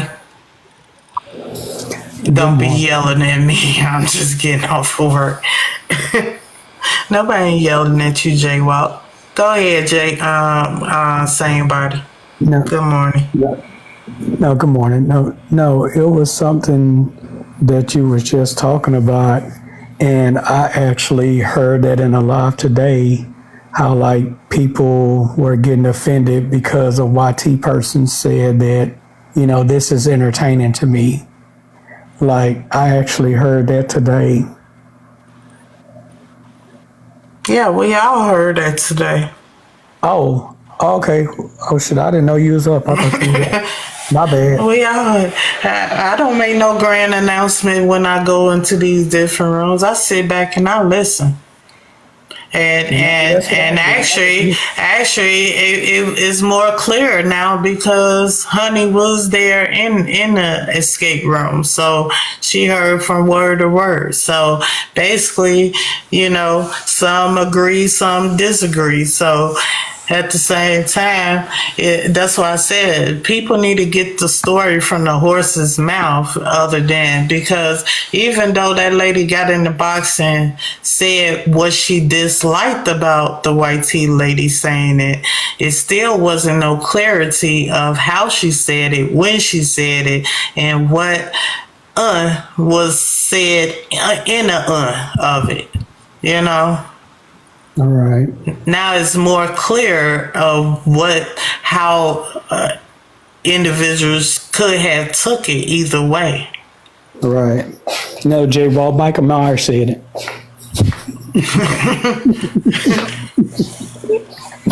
Don't pay me no attention, man. I had a... Hey, Walk, I ain't do it. Not this time. See, I'm down here by Honey, so she rubbing off on me. Let me just say it like that. Yeah, so it's just crazy how we don't think individual of how, you seen the comments going crazy. Yeah, she was wrong. No, she wasn't wrong. I don't know. It sounded like then, it became, my grandma white, my daughter white. This is, that didn't have nothing to do with it. Let's stick to the facts of what was said. How was it said? When was it said? It's like y'all got these wrong people on these panels trying to get clarity or something. I'm sorry, nothing against Bella, but I mean it's just totally a shit show.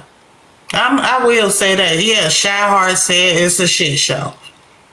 Yes, y'all are very entertainment, and that came from my black ass.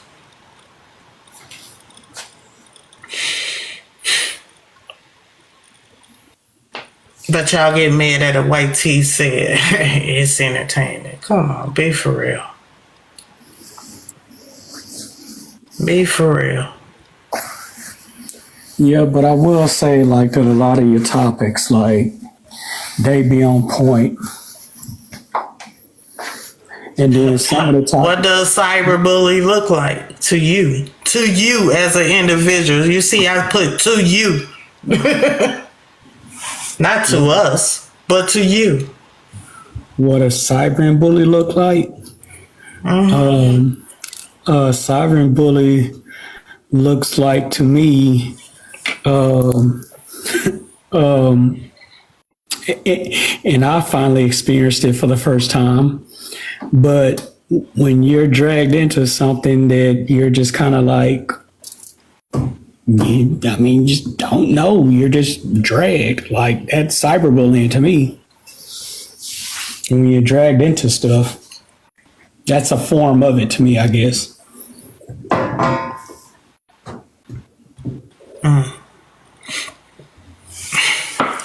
So, would that be part of a selective outrage because you may side with one side and not the other side that's dragging you into the situation? Well, I mean, the thing about it is, not side with no side. I'm just like, just chilling and, phone just start blowing up. I'm like, what the hell going on? So, but no, and speaking in cyberbullying, it could go like many ways. It could be you being dragged into something. It could be something depending on the creator, if the creator is bigger than another creator, and that becomes a back and forth thing, and if the little creator is like done with it and the bigger creator keeps pumping it, then that could also become cyberbullying because you're a bigger creator and you have more followers and like, you understand what I'm saying?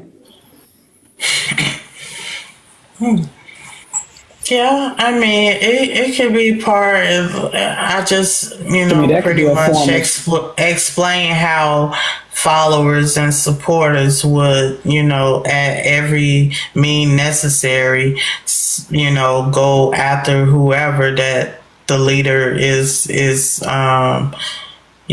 disliking or not even really have a problem with them. It's just, a lot of things just tick people off on here. Like I said, after my story came out, I stayed in my own space and that probably aggravated them. Oh, she's not, she not just on tour going to everybody's box trying to, be seen and heard and nothing like that. They just, probably just mad because of that, because I took my story and gave others a voice along with my voice all at the same time. But the bullying part about it would be just to keep on talking about it. After you're done with it, it should be done with. Why keep on? Well, because you have, you have a whole lot of, other big creators, small creators, medium creators that is constantly, the top of the story. You know, it's part of a big story. So yes, I understand. I go with it. It's always gonna pop up and stuff, you know. But at the same time, they hate when you respond to it. And see, my clapback it ain't finna be just on that same day. I may wait till next week to drop the video. You see what I'm saying? Right. I may wait till next month when everybody ain't thinking about it. And I just got this video precise how I want, with all the bullies and the receipts all just blended all in, and I dropped that video. Right. You can't tell an individual how to respond, when to respond, and how low they're gonna go when they do respond. That's true. You know, I wouldn't. Hey, Shy. Hey, everybody. Let me put this out here like Good this. morning. I would not classify somebody that continues to talk about a thing as being a bully unless they're trying to intimidate you with it, unless they're trying to recruit other people to intimidate you with talking about said thing.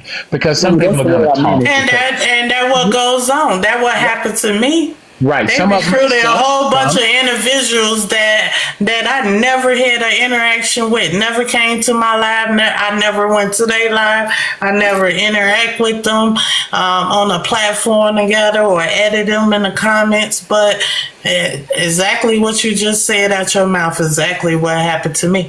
Right. There will be some people who talk about this stuff just to have something to talk about. And you're going to find those few people who want to be a dick and try and intimidate people by talking about the stories that they heard about each other. That's true. Me, there's only certain people that I deal with on TikTok as far as going to their lives and getting on their platforms. Shy is one of them. I'll get on Shy platform any day of the week. I don't give a fuck. And there's just a handful of other people. But I don't give a damn who it is that think they got something to say about me and they want me to show up and address their concern. Man, fuck y'all. I don't owe you shit. What I look like coming over to your TikTok platform explaining my life? Who the fuck are you? That's just my attitude when it comes to this. You don't feed me. You don't pay my bills. You don't make sure that my kids are safe when they're out in the streets. You know, you don't buy shit from me to keep my business afloat. So who the fuck are you to dictate how I move on TikTok, who I associate with on TikTok, and I have to meet your fucking approval? Man, suck my ass. I don't even know you. And then you go and get in a box. Now who hollering at who? You telling Shy stop yelling at you. You yelling at us. You dropped 12 F. No, well, Look, the crazy part is it's just a little training J-Walk. session. It's just a little training J-Walk. session on how to deal with these people. Yeah. J-Walk, the crazy part is when you do get summoned to their box and you go to court or whatever, or anybody box to confront, it's so biased. And look, the hosts have been got a lion, tiger, and bear, and you probably got corns all that time, 15 corns. So they just made a killing off of you just showing up. So why y'all don't show y'all ass up over here? You got to cash at me $500 before I show up on your platform. And look, with 84 people in the building and 84 people outside the building, and they won't even tap the screen for free. We ain't even asking for lions, tigers, bears, trucks, planes, automobiles, none of that. It's just reality talk. You know, it's so much nonsense going on all over this app. I mean, you know how ridiculous things have gotten when men say that they're in their soft guy era. Like, really? Drizzle, baby. What? This is ridiculous. All of this nonsense going on. So I just take it with a grain of salt. I look at stuff, I start laughing. I say, you know what? I don't have to deal with them. I'm going to go around the cool people. The cool people are people like Shy. Shy don't bother nobody on here. Shy will respond to you, But she don't. I don't even respond to people. That's just how funny it is to me. Say whatever you will, but you come to my live and address me. We may have a conversation, but you can't summons me anywhere. You know what? You want me to do who? Really? Okay, I got you, bro. No, we ain't doing that. This is TikTok. I can log off and you'll never know what I'm doing. So I don't owe anybody anything. You know, I give everyone respect. I treat all people with kindness. But if you come for me, you'll get two responses. One would be nothing, and the other one is show up where I live and find out. I mean, Right. I told my brother that he 4 years older than me. I'm the middle child.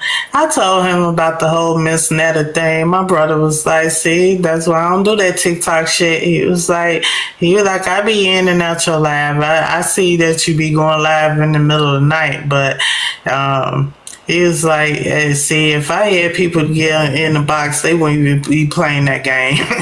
He was like, but you know how to handle it. You know how to handle it, so you got this. But good morning, Jazz.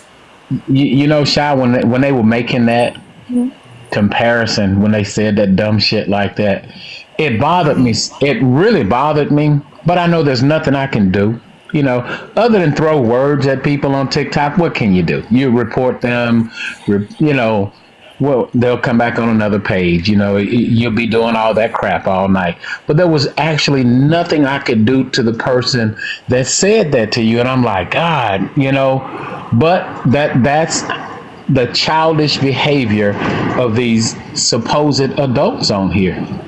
You know, so you just have to say, you know what, I'll block this person so they can't get access to my live again.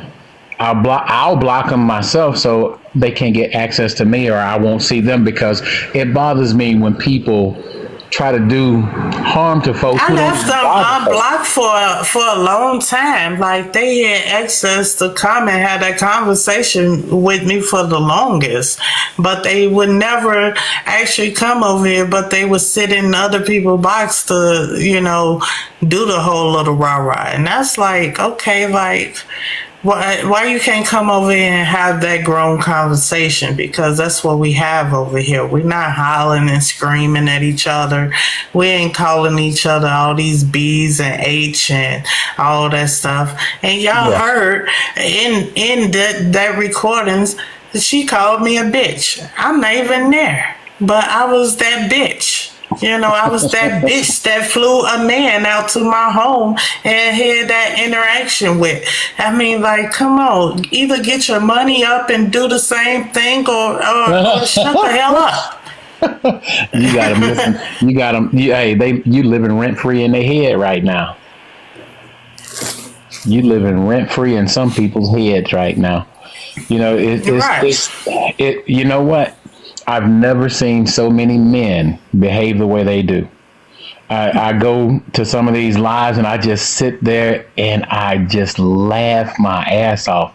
I've never seen men just sit in a room like this and yell and scream at the top of their lungs at another man, and then have the same kind of energy for a woman.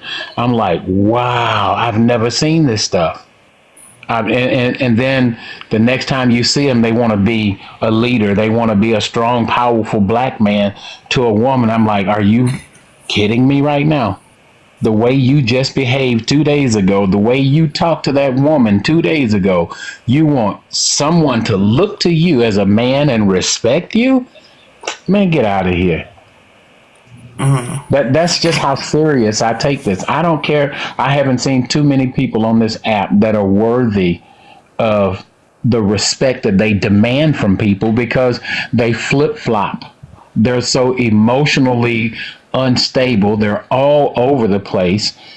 And it's just so much drama around them. No one wants to take them serious. So I just, hey. So Jazz, she put in a comment, said they hack your live too. I don't care about nobody hacking my lives. That I seen that they've been targeted for some of the people lives that was target as part of bullying and chaos and drama and all that stuff. They page was hacked so far. I guess the hackers is definitely making them a target to shut them down. But unless you know otherwise. But go ahead, Jazz. Yeah, I was in a room on a panel earlier, and the live got hacked, and I didn't even know that was a thing until because I took a break. Yeah, but no, of course you couldn't hear them unless you were on the panel. And it was one of those, of course, discourse rooms to cause chaos, but it was an actual productive conversation at the time. And out of nowhere, I'm like, who's on the panel, but you can't see them. And then one of the people that were on the panel, I guess he worked for the government or something. He was using some type of voice recognition to locate them, and then he got their IP address. Another person on the panel said that she's been reporting them to the police for the past 3 days, and they said the things that they were doing were federal and state offenses. I had to look it up because I'm like, cyberbullying being a federal offense I've never seen. State, yes, absolutely, but federal, I'd never come across that. But then they were talking about because I didn't say anything since they took everybody off the panel because I couldn't say anything, and then I got muted for another separate reason, which was so stupid. But yeah, I thought that's what you were talking about, because I'm like, dang, they're doing this to everybody in these TikTok streets. That was different. But yeah, they're pursuing charges, and they had someone who works at that level to do it. So yeah. Yeah, I've seen about probably two or three creators that ran into that type of situation, but more likely it was like the panels that's real, like I said, chaotic, full of drama, all type of stuff was going on, and I seen a page being snatched for what? I don't know, because I haven't ran into none of them situations. And one lady, she got on the panel and she kept on calling out the name so many times. I'm like, come on, this ain't Candyman. Stop calling that 3-4 times into the live so he will show up. No, don't do that. All you do is just get off the live so you don't end up losing your live, because that person did end up losing their live, went to their backup page, and that's when everything started. So I'm just like, get off TikTok and come back at a different time if it's that serious. But if y'all want to press charges, that's on y'all to do, but I don't see it as that deep. It's the internet.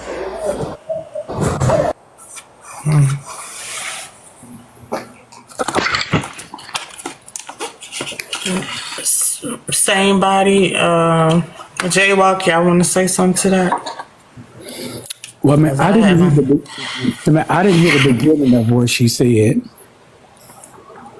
No, she was talking about the person that been hacking, people pages, coming into the live and stuff, and like a ghost person and that's in the live talking and stuff like that. But I bind that in the name of Jesus, because sometimes people is like, call Beetlejuice 3 times, people just pop up because so many people just constantly want to talk about it. Like, come on, like, hey, I'm aware of it, but at the same time, that's not part of my topic. But we talking about obvious people that's being bullied and cyberbullying on here.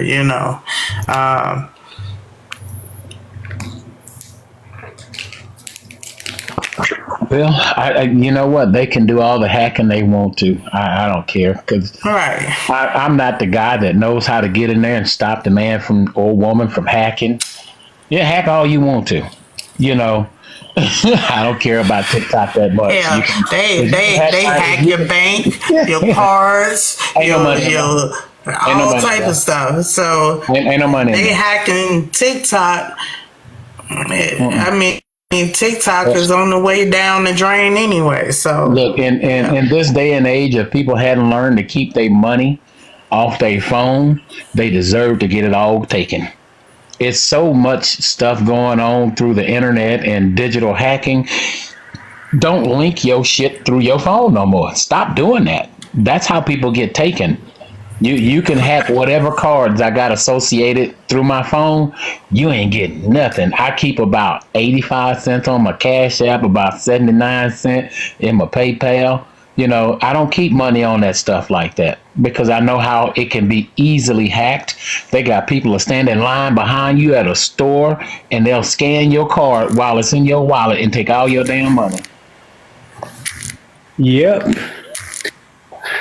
Oh, and like one of the things, like one of the things that's been happening here in Houston is they're making a lot of card readers that looks like they belong,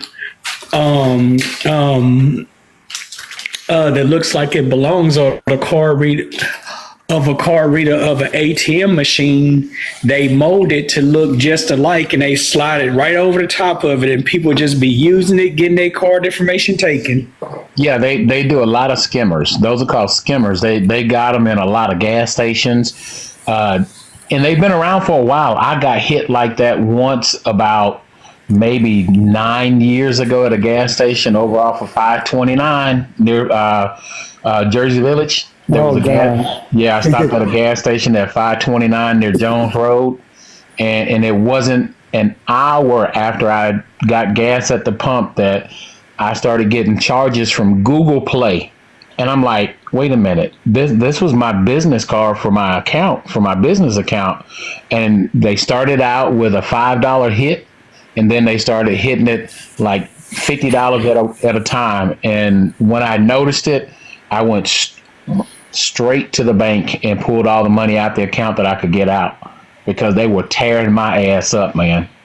So yeah, but they're not doing it at gas stations no more. They're actually doing it on ATMs outside the bank. Oh yeah, they're putting a whole face on it. Looks just like the front of the ATM machine.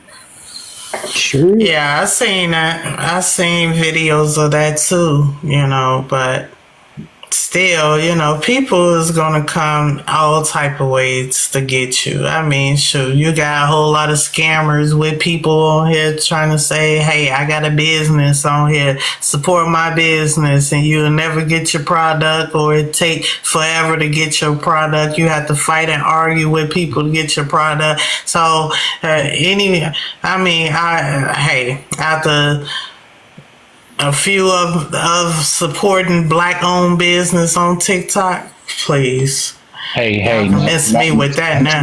Not too much, Shy, not too much on that, because I'm one of them people. I'm gonna send you that wood. I'm gonna send you your wood now. You want a cutting board, a plaque, or something? I'll hook you up and send it to you. No, I haven't purchased it yet. I haven't sent the money yet. But I'm saying the ones that I sent money to, far as supporting a business, either it took too long or it never came. It never came. And there was 3 strikes right there. Just the simple fact of trying to support anybody. So that makes it hard for me to send any Cash App to anyone expecting a product at this point now. So it is what it is.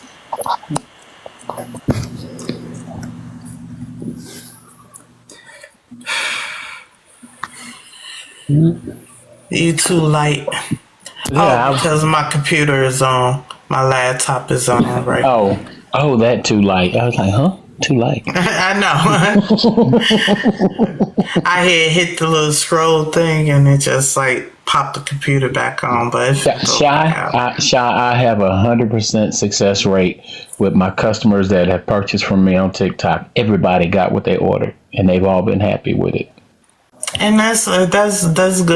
That's good. I'm not saying all. I'm just saying what I encountered with Okay. on this app. So it's been a big roller coaster ride, and it's just something that each his own. I just know what I have experienced with individuals. You know, Sai, and I get it. You actually have to be, if you're going to be in business, you have to have some kind of moral standing. There's a customer that I have back in Georgia, right? She ordered a cutting board with a family member that had passed away. She wanted that image on that cutting board. And I did one cutting board with that image in it. And then I went back into my software and I was looking at the image again. And I was like, I can do better. And so I put on a second cutting board the image, right? And so I'm trying to determine which one I like the best. So I put both of them out there for people to help me decide which one for her. She liked, both of them. And I couldn't keep either one of them. She paid for one cutting board. And I couldn't keep either one because I didn't know the person. It wasn't my family member. It's just that it looked perfect. But for other people, they were like, oh, that's too light. The other one is perfect. So I just sent both of them to her, and I was like, hey, she didn't know she was getting two. When I wrapped that stuff up and sent it to her, she was shocked to get both of them. And see, stuff like that doesn't bother me because she didn't ask me to take those additional steps to try and improve on what I'd done that she agreed that she loved. So I just said, here, take both of them. You have the one that you wanted and give the other one to someone else in the family. It's just, I'm really anal when it comes to sending something out to somebody. If it don't look right to me, I just put extra effort into it. People can tell me all day long, I like it, man, that's nice. And I'll be like, fuck that. That don't look as good as I know I can make it look. So, Jaywalk, what other cyberbullying have you experienced or seen as a witness on this app? I've seen people actually try to bully people, talking trash to them. I've never experienced it. It doesn't bother me. It doesn't affect me personally. But I've seen other people that were picked on and they were made to cry and everything. I've seen men get so frustrated from talking with other men on here that were trying to handle them. And I can't understand it. I get it when these grown men attack these women and bully these women. They feel threatened by the tone of the man's voice, especially if he has some kind of following on the app. They don't want to be shunned. They don't want to be cast aside because this guy is not happy with them. So it affects them. I've yet to understand how an adult could be really affected by somebody on an app like this. I mean, outside of them coming to their home and doing something to you, outside of them breaking the law and hacking your accounts and, trying to get you fired on your job, outside of breaking the law and showing up at your house, there's absolutely nothing they can do to you on this app. We have to come to terms with that. And when people start talking shit, don't complain. Just stay the fuck out their face. I'm sorry. Just stay out of their face. Don't go into these spaces where you're going to run into that. You're going to go into these spaces where people are going to come after you. They're going to yell and scream and cuss each other out. Just don't go there. Stay away from those kind of places. It does no one any good to hear you complain about people bothering you and you constantly run back to those spaces. And that's the one that I actually saw like a couple of days ago. Like it was like a male's live, and then I just clicked in it, and then he had like 7 guys 7 guys on the panel, and there was one lady in there. And I mean, you know, they was making their point, saying this, saying that. And, you know, every time she tried to say something, you know, they'll be like, mute your mic so the man can talk. Mute your mic so the man can talk. I was like, jeez. And in my head, I was saying the same thing. Like, why don't she just drop out? Like, why sit there and just take it? But yeah, I literally saw that the other day. I mean, it was just one woman in there and it was like 7 dudes. And, you know, it was one of those lives that, you know, of course they were speaking down on her. And yeah. And every time she'll try to defend herself, they'll mute her mic and say, no, it's men talking. I was like, geez. But I thought that to be cyberbullying. You know, I used to, and this has been, I would say this has been a little over 8, maybe 9 months ago. I used to go into those lives and I would see women that I knew that frequent the lives that I was attending, right? Being harassed or talked to harshly by those men. And I would be Captain Save a Woman. I would go up there and I would start yelling at them dudes, man, stop talking to these women like this, bop, bop, bop. And then the next day they go back to the same fucking area and get yelled at like that again. And I told them, I said, stop going over there because those guys, they don't like you. They don't want you over there. And they're going to treat you the same way every time you go over there. I'm not coming back over there to protect you and to pull you out of a space that you know damn well they are not welcoming you in anyway. You go again, I'm not coming to help you. So I stopped going to those people's spaces. If you are that kind of man and this is what you believe in, that's your right. I'm not going to come over there and challenge you on anything. If you are a woman and you don't believe the way they believe and you know they're going to ride your ass when you go in there, you're going to get exactly what you're looking for going in there. So it will behoove you not to go into those spaces. I'm not coming to pull you out. Stay in there. If you want to take that abuse, go on back in there. Jay ain't coming to help shit because I done told you to stay out of them places. Go play with people who want to play with you. Don't go sit in a room full of people who don't like you. That's asinine. There's that old saying, go where you're celebrated and not where you're tolerated. They ain't even tolerated in them spaces.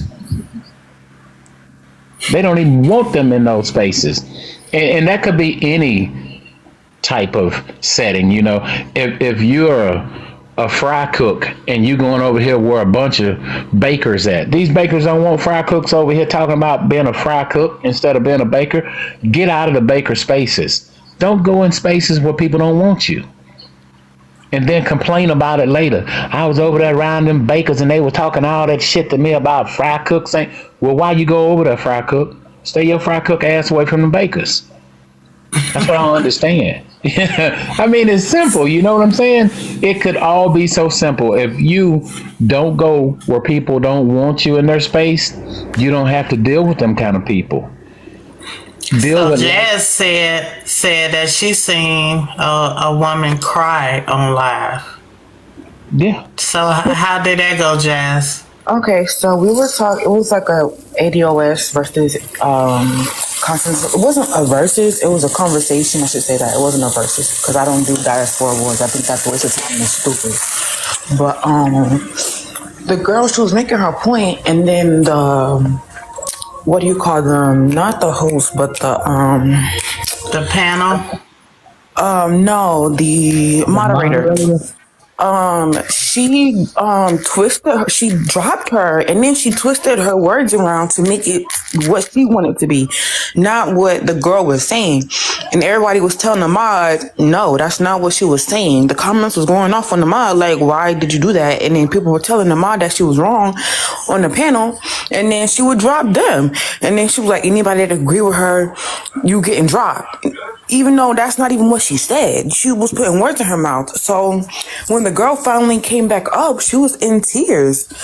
Because she felt like, one, she says she's a Pan-Africanist, and she's for both unity for continental Africans and AAs, and she says she identifies as AA, not FBA. It was just a lot of rhetoric that she wanted to be pushed that was not being pushed. She was very offended. The girl was very offended because she was like, "I'm AA. I would never do that. You're putting words in my mouth." It was just a lie, and she was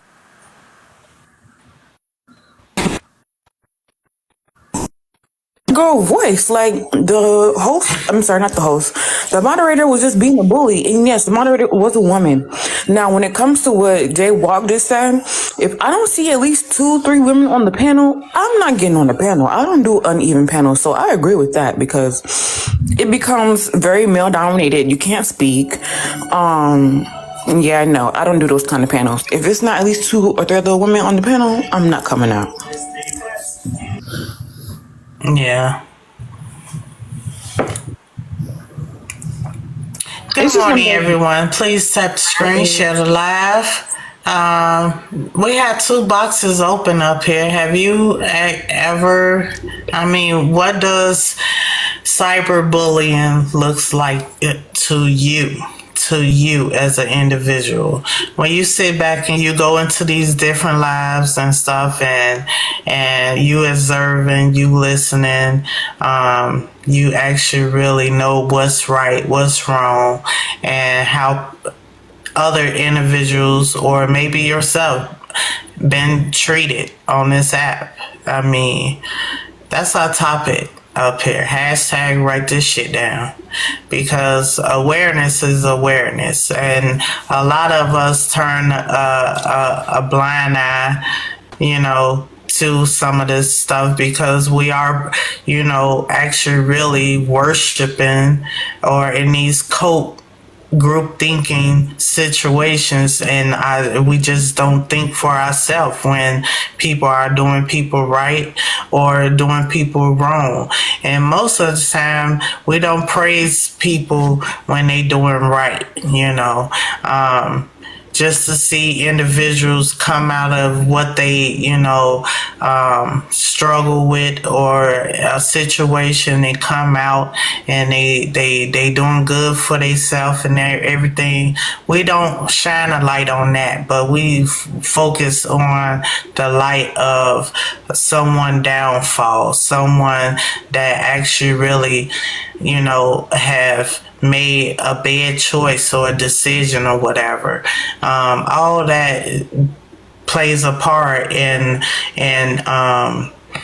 not thinking for ourselves, but we thinking as a group as, hey, we just gonna go after individuals on here because our host, our creator, the only creator we should have is the creator of the Most High, if anything.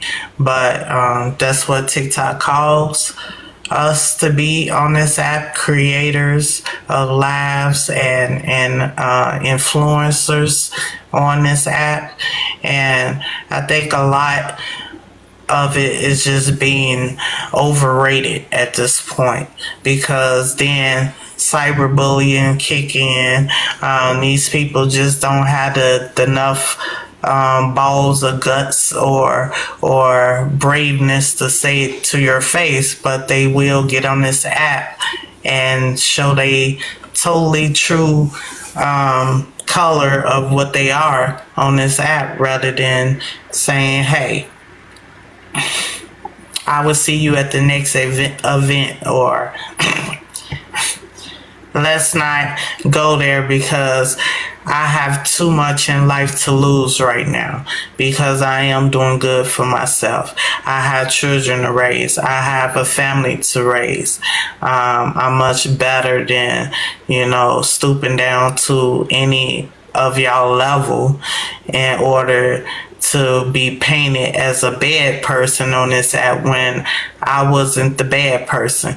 And people tends to do that. They would make like on that video, that woman said, well, Shy be over there talking his shit about us and this and that and the. No, I'm just responding the way that I respond. I'm not jumping box to box. And half of the people that said anything don't even go live, never hit the live button.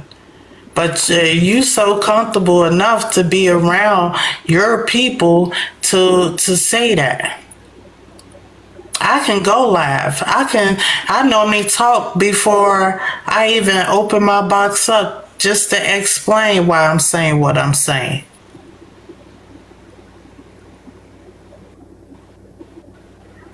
And why I came up with the topics that I come up with.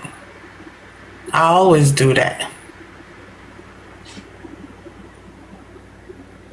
And that gives others an opportunity to say, hey, I experienced this too, or let me experience of sitting back and listening. So if I do come across a live that's participate in any of this awareness, I can know now that, hey, this a problem. It's a problem over here. I don't want to be part of this over there.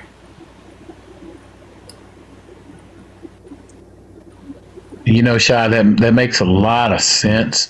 When you can identify a problematic area on TikTok where all it is drama, all it is a bunch of people trauma dumping and trauma bonding, and you don't want to associate with it, I don't care what they say to or about you. Just don't go in that space.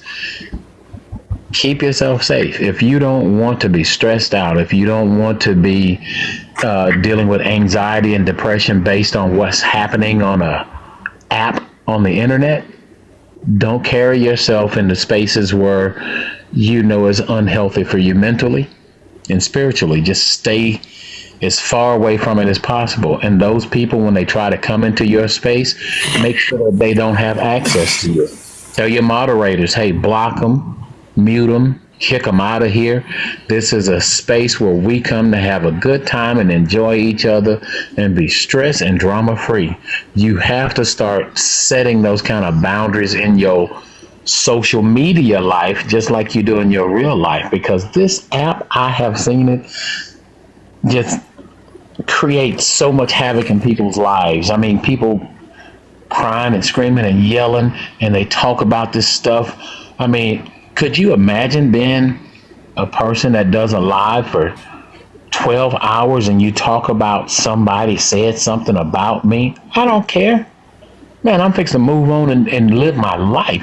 I'm not going to shut my real life down for 12 hours to complain about somebody saying something to me on the internet.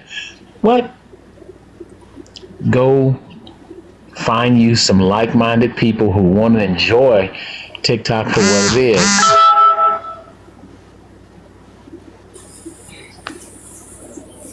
Well, I know I've had a lot of bad experience on here, and I got bullied because, well, they were calling me melted face, melted butter face, droopy face, Riri slow. All this because I had a stroke. And sometimes I have deficits from my stroke. Like, I have left side weakness. I got memory issues, stuff like that. So because of my disability, I got dragged all over this internet.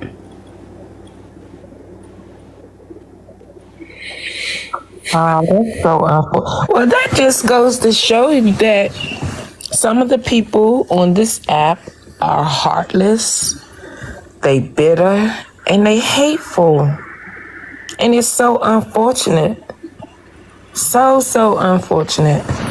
Oh, I forgot, they called me ugly too. I didn't want to leave that one out. And it just begs to, it's like, I can't even imagine the type of people that's in their families. And I often say that while they running around this app on apology tours, financially supporting strangers, I'm pretty sure it's some folk right in their family that they need to apologize to and could support financially, opposed to supporting strangers. And I'm not against anybody supporting who they want. But what I am saying is make sure that you start at home. So I'm sorry, Butterguns, you said somebody called you ugly? Right. Yeah, they call me ugly. They call me slow, Riri, droopy face, melted face. Really? Wow. And like sometimes you can't. You know, I looked at, like my left side droops a little bit because I did have a stroke, but it's more pronounced at sometimes than others, depending on like where I'm at in therapy. Because I still have to do therapy. Once you have a stroke, that's a lifelong thing you have to do. Right. My best friend had a stroke. But what kills me is that all these, and then they even was having a whole live about trying to make me unalive myself. That's how bad it got on this app. What? And it's sad because, you know, how many people in their families have had strokes, or people that you know that have had strokes? What were you hanging out at? I didn't have to. They were doing, like you were saying, don't go in people's spaces. You don't have to on this app. Once your name gets out there, they would have lives about you. They would tag you, hashtag you, and videos making fun of you. So, and if anybody looks you up, it's going to pop up on the internet, on Google. God damn. Yeah, that's bad on this app. You know, I've seen your pictures and some of your videos. I ain't seen no ugly woman, you know, but yeah, I'm a man. Well, I don't have anything else to say about me because financially I'm good. You know, I live in a 3-story house with 6 bedrooms. I drive a nice car, so they can't get at me at that. So only thing they could do is try to come after my disability. Yeah, that's it. That's the jealousy and insecurity in some people. You know, they like it's kind of weird. People will look at you, know that you had a stroke, and they be like, how this woman that done had a stroke got a house like that and a car like that and a good job? What? That's a problem for you? I don't work. I'm retired. Well, you know, and they even made a comment. Listen to this. Yeah. They said that they'd rather not have a nice car than me because I bought a Mercedes. And they said she only got the Mercedes because she had half a brain. I'd rather, you know, not have that car than have to have half a brain to get it. My disability didn't give me my car. My retirement did. I put away money throughout my life. I saved. That's crazy. Unbelievable. That's just and if I had half a brain, I wouldn't be driving a Mercedes. Somebody would be driving me. But just the thought of them even saying that just the thought of them even saying that out their mouths. Yeah, that's very miserable. That is very hurtful. But you are gorgeous. Okay. Man, what you talking about? And the people that were talking about me, I have them blocked. Like, you look good. How did they even see my video? I had them blocked. The little troll page. They come any means necessary. Yeah. They do not stop.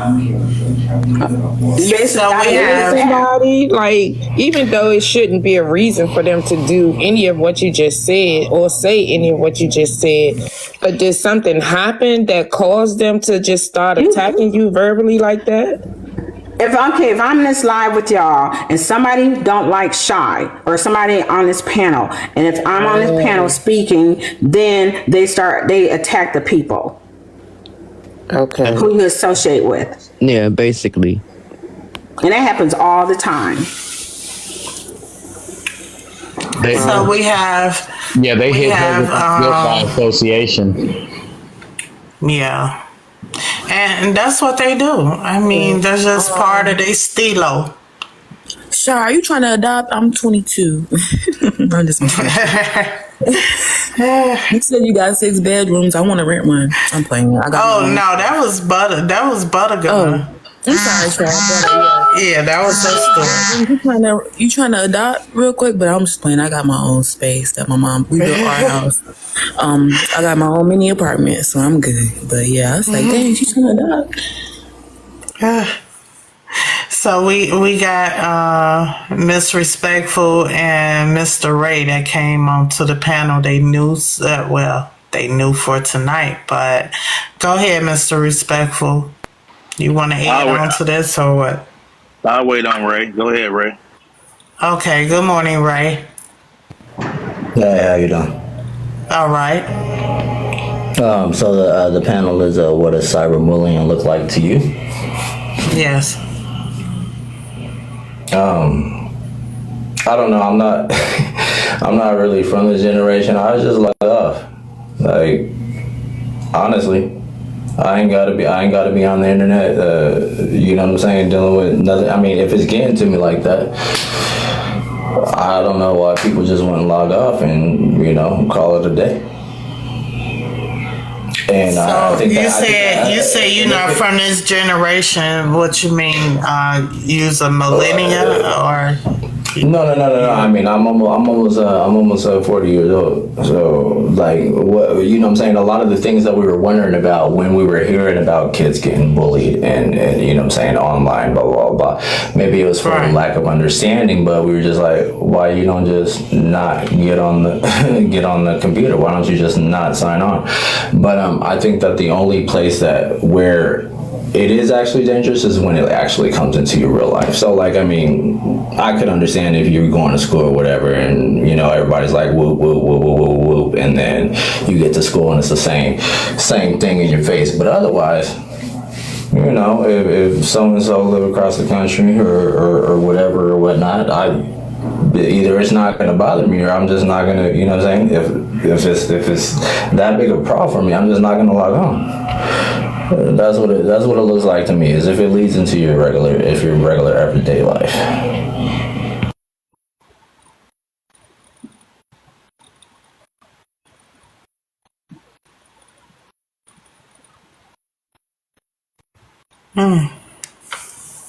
Anybody like to say anything to that?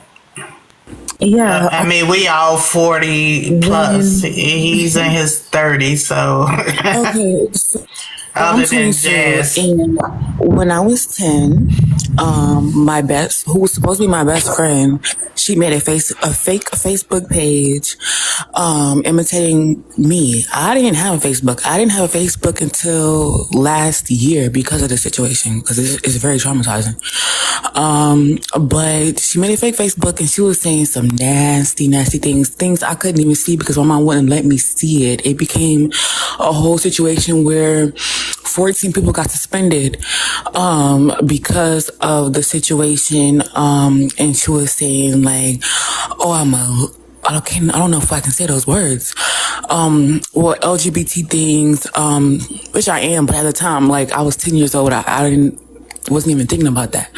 But then one of my friends, her name was Natalia, she texted me. She was like, why you post that? I'm like, post what? She said, you posted something on Facebook and you said something to me. And I was like, girl, I don't got no Facebook. What are you talking about? So she screenshotted it somehow, or like took a picture of it, and she sent it to me. That's what she took a picture of it because it was on the computer. I think this is before screenshots even, or you had to have a specific kind of phone to do that. So one day I told the teacher and she was like, well, there's something I can do. I'm like, girl, what? I'm on the playground, people looking at me crazy, talking to me like, you said this, you said that. So some weeks come by, I finally saw my mama and I'm like bawling. So my mom went to the principal and it became a whole investigation. And all them people got suspended. And I remember being at the lunch table with who was supposed to be my best friend. She was like, I'm not going to get suspended. I'm not going to get suspended. And I'm like, no, why would you get suspended? Because I didn't know it was her. And I was so in denial for so long. My mom was like, girl, it's your friend. It's your friend. I'm like, no, it ain't. She was dead on it. And the second time was an essay situation that happened at my school in high school. And somehow, somewhere, it got to somebody who made a high school, like one of those T pages for a high school. And I was the first post and they blasted it. And I wasn't trying to have my situation that somebody did to me. Mind you, this person was seen as a goody two shoes, or that he would never do that to anybody. And it was another girl who he did it to. She was also in the post, but it was bad. It was so bad.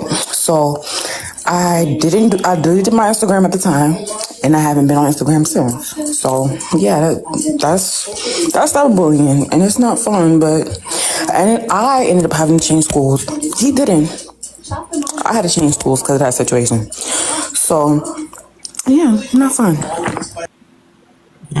You know, some people, they react to bullying differently. Some parents are more pacifist, and they'll go up and they'll have 100 meetings with the schools.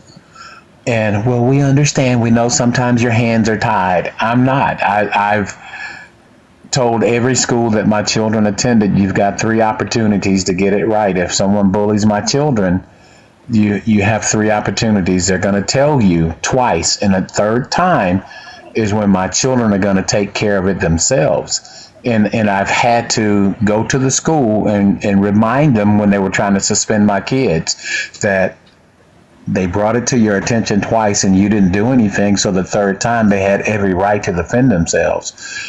All of my children, well, they're no longer, I have one child left in high school. She's a senior this year.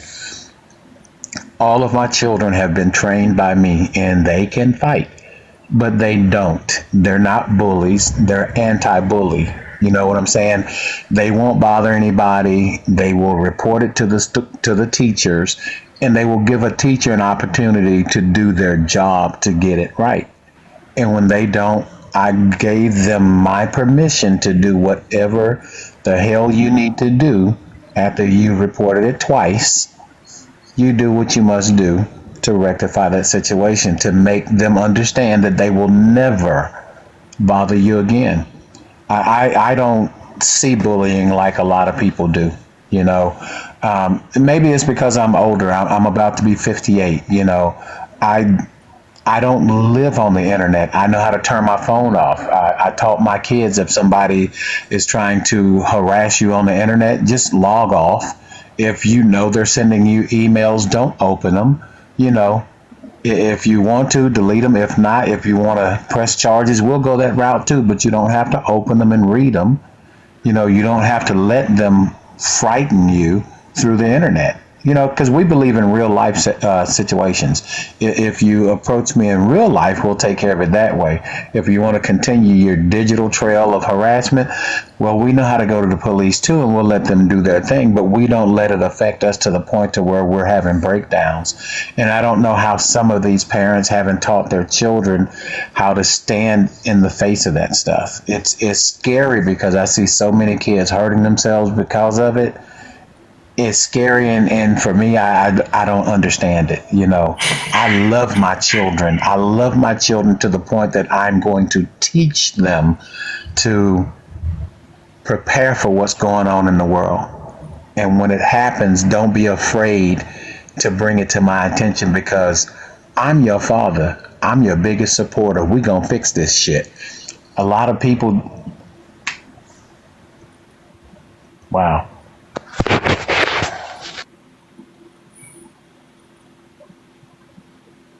Mr. Respectful, you ready to talk now? Oh, hey, how everybody doing? I guess I got a different approach. I just believe a lot of hurt people, and there's some people actually in real life that know how to take people information and, I ain't gonna say destroy them, but take that situation and use it against them. So it depends on, like, I would say hurt people, but at the same time, misery love company. So if you try to find some type of enjoyment in somebody else's misery, they know how to go look into your life and find whatever would trigger you. So I just say that if you're on this app and you got certain things in your life that can trigger you, stay silent, stay out the way. But there's some people out here who move around, but if you go digging in the wrong place, you're gonna find out. So at the same time, I don't think people, I ain't gonna say it's bullying. I think hurt people try to hurt people, and when there's some people out here who just look for something in some people's lives to destroy them, and that's just what their life is. I dated a woman before, and I never dated nobody that looked for a weakness in you. It could be something like, I like crackers, but I just never saw somebody. It's people who just look for, like when Butter was talking about our situation, stand strong. There's some people, man, that jealous of your happiness, and they just looking for a weakness. But if you own it and not worry about it, ain't nothing they can do about it. And you can find weakness in me, and I own it. And I know how to bow out, and it's okay. So it's okay to lose. Every fight ain't meant to be won. So that's how I see it. Yeah. Well, go ahead. Can I respond to him? Go ahead. As far as letting them get to me, I own my own truth. I mean, I've come a long way. I went from having to learn how to do everything. I had to learn how to read, write, walk, talk. I didn't even know who my family was. I had to learn how to do all that all over again. So I know that, I'm very blessed, and God is not, he's not finished with me. So I have a purpose to be here. So there's nothing they can say or do to make me feel less than. Because where I came from where I've been, they can't hold a candle to me. When doctors look at me, they tell me you are a miracle. You shouldn't even be here. If he was still alive, you should be a vegetable. So I know how blessed I am. So they can't take that away from me. I'll land my plane. Exactly, Butter. They cannot take that away from you. No one can. Everyone has their story,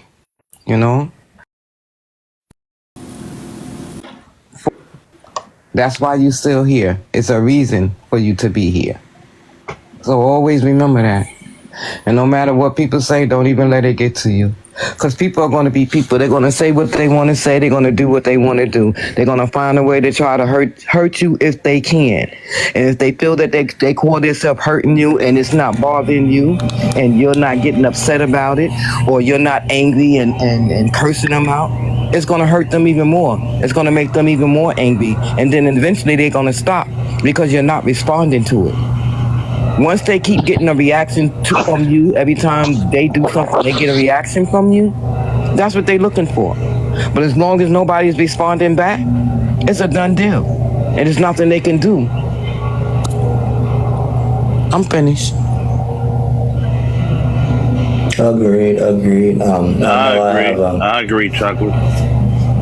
I have a particular saying or whatever, and I'm sure you guys have heard this before, but even if they try to, I know if I can deal with somebody saying, oh, so and so said this about you, like nobody even likes you, I'll be like, what people think about me is not my business. And once you are able to deal with that, you know what I'm saying, and be like, whatever so and so said from over there, blah blah blah blah, I think it gets a little easier for you to deal with it in your face. You know what I'm saying? Like, people are gonna talk. You know what I'm saying? Whether you're doing good or whether you're doing bad. So, it ain't nothing to really stress over. When I get around myself somebody that really is trying to come down on you and really, you know what I'm saying? I respect that. That's cool. You know what I'm saying? I'm not gonna run. I'm like, yo, that's, you know what I'm saying? That's just teaching me patience. It's teaching me how to deal with it's teaching me how to deal with people like you know what I'm saying? So when that time come around, I'm good. You know what I'm saying? I already done dealt with people that try to come down on me in my face, blah blah blah. What I think what it is just stop giving people power over you. I don't do that. You know. It's really not that. And I apologize to anybody. It's like this. Sometimes we get on certain people panel, we giving our opinion. And certain people, to validate whatever you said, some people look for weakness in your point. And if they can find weakness in your life, then they gonna say whatever you just said ain't valid. It's people like that. There's people who go around looking for flaws in your life to say, why are you up there on this panel voicing your opinion and you don't got your together? I ain't gonna curse, but you don't got it together. That's all it's about. And some people, they'll go on your page and see that you got it together, but that ain't good enough. They want to dig a little deeper. And that's okay. If you can own that the fact that I gave my opinion. And everybody don't like people in their personal business. And that's the problem. You know, like, I'm sorry. I heard Butter said she got doxxed and certain things happen. You better than me. I don't mind. You can dox me all you want to. But when it comes to my kids, it's going to be another battle. But I respect where you're coming from. And I'll stop there. So I want to say to Ray, I think it's very admirable, the saying that you use. For a long time, I tried to better myself, the way I carry myself, the way I speak to people, the way I address certain situations. I tried to become a more cultured, a more eloquent person to deal with people and problems in society.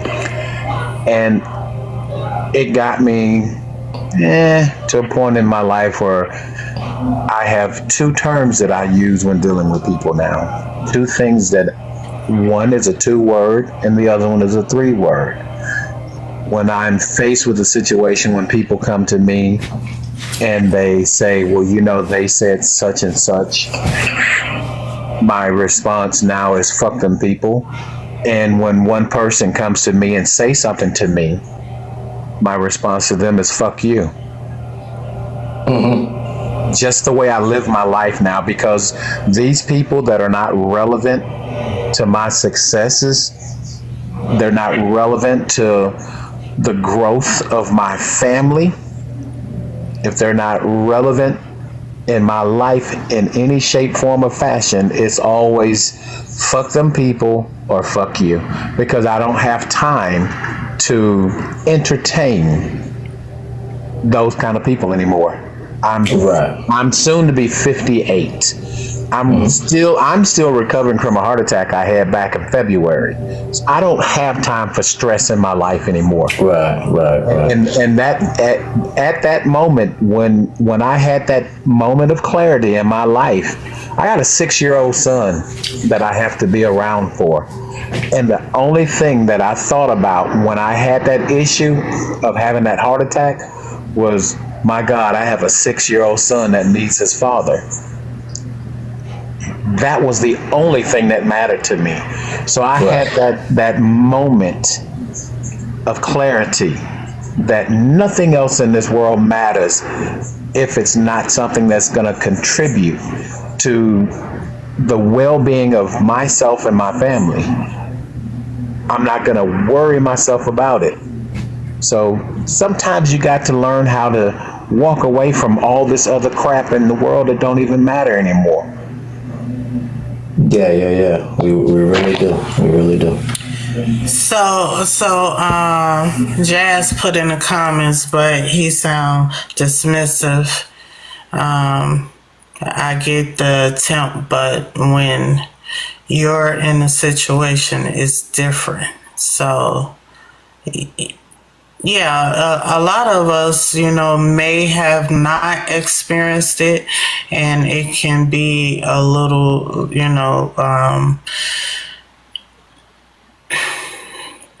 what we had, the last topic that we had, you can be a little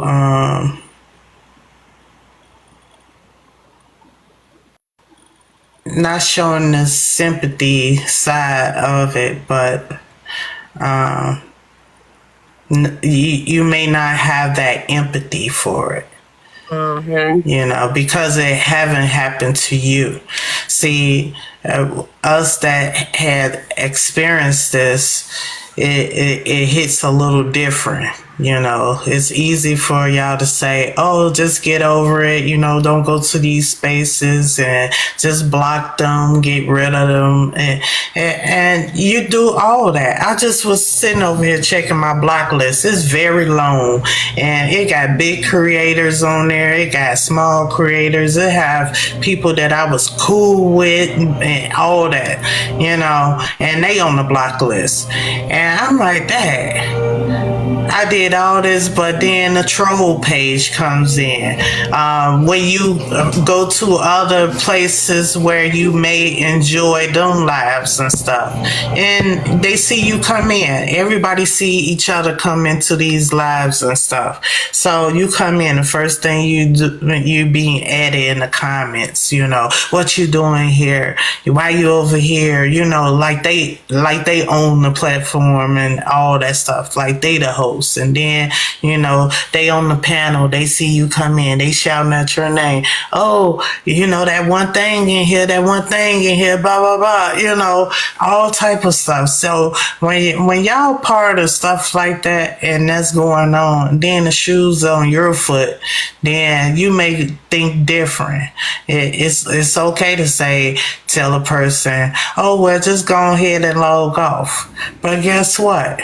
Even when you log off and you come back on here when you think everything died down and you should be able to go to wherever you want to go, it's going to be the same thing over and over again. So actually, y'all just telling people just log out, delete the app, and just say that's it. That's why I'm here. But you know, like it's different when you're dealing with one or two people. When you're dealing with mobs, hundreds and thousands of people coming at you, it's a whole different you know, thing. Like to have, you know, like it's almost like being a celebrity. You know how when somebody don't like a celebrity and people just, everybody's just, everywhere you go on the newspapers, everybody's talking about them. And that's how it is when they don't like you on TikTok. Everybody is, you know, coming after you. And and I can understand why people do unalive themselves when stuff like that happens, because it can become very overwhelming, especially if your mental health ain't right. It can really do a lot of damage to a person. That's right. If you don't have, if your mental health isn't stable, it can do a lot to a person. Because here's the thing, they may be bullying online and not knowing all the other things that they may have going on offline. So it does sometimes make individuals give up. They lose their hope. And another thing, you never know where their mindset is at. That's another thing. People say bad things and hurtful things to people, but you never know where their mindset is at while you saying them hurtful things to them. They might be experiencing a breakdown. You know, they might be going through some things.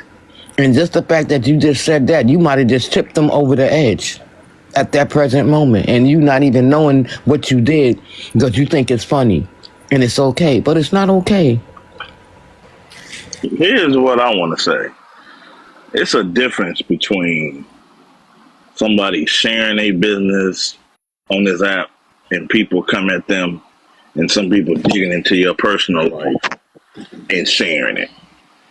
There's lawsuits in that. I mean, really, it is really lawsuits in that, if you really want to be serious. But at the same time, I'm not gonna go down that road. But at the same time, but I apologize for everybody who came at you or disrespected you or made you feel uncomfortable. But you're a soldier. I see that it didn't get to you, and you still here. But it ain't easy. I looked at your profile. I see you got over 100,000 followers, so I can imagine. I don't have that. I got 1,500 followers. And I probably ain't going to see nowhere near if the situation happened to me what you felt. So I don't understand, so I'm not going to speak like I understand what you probably would have been through. But at the same time, keep your head up and don't let it bother you. I can always Thank you. y'all can always use a copy of that photograph right there. That is actually me. If you're young, I have a daughter that's 31. So if you're in that age, you can always say, that's my uncle, and I'm going to send him to see you. And if you're a woman my age and you're being harassed, say, that's my brother right there. He finna see you. I'm built a little different. Wait a minute. You broke them bricks like that? You goddamn right I did. All right, okay. Your hands are lethal. My whole body is. So Nah, that's AI. No, I'm just playing. No. I'm just a little different. I've been doing this stuff for going on 40 years now. And so throughout my lifetime, you know, I'm old Army. I've trained with a lot of different people in the military. And I just see things different. I see things different. I don't do well with people making threats to me because I don't frighten. It don't end well because I don't frighten. And if you transgress me in real life, it's going to be a problem. And I don't like it. I don't force myself on people to try and be a bully. I'm anti-bully all day long. That's why I talk tough like this about bullying situations, because I make sure that if you're a part of my life, you know that you're going to have somebody to support you, and I'm going to teach you to defend yourself. I live in Texas. We're going to go to that place where you can buy those lead things, you know, the things that throw lead down range, and we're going to make sure you get you one of those, and we're going to go to a range and you're going to get you some training. I'm going to make sure you learn how to defend yourself and protect yourself at all costs. You have every right to live free and without fear of people bothering you. And if it gets to a point to where it's that much of a problem for you, you better be ready to protect yourself, because some of these idiots on the internet will try and come into your life for real. So, you know, it's a... So what belt are you? What belt are you? I just got promoted to my 8th degree. I didn't hear it. You went in and out. What color belt?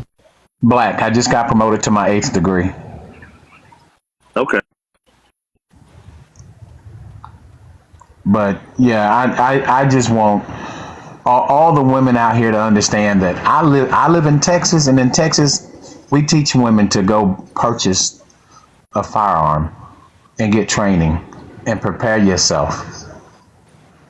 My daughters carry every day. Every day. So what, we're gonna pew our cell phones? No, I'm talking, no. Absolutely We're gonna not. pew our cell phones? No, absolutely not, because you have to understand that some of these people have actually bothered people in real life. They've actually showed up at people's homes in real life. Word. And you just have to be prepared for stuff like that, because there are some people that have these of being mentally deranged, and you just have to prepare for those situations. We pray that nothing like that ever happens, but we prepare for that anyway, just in case.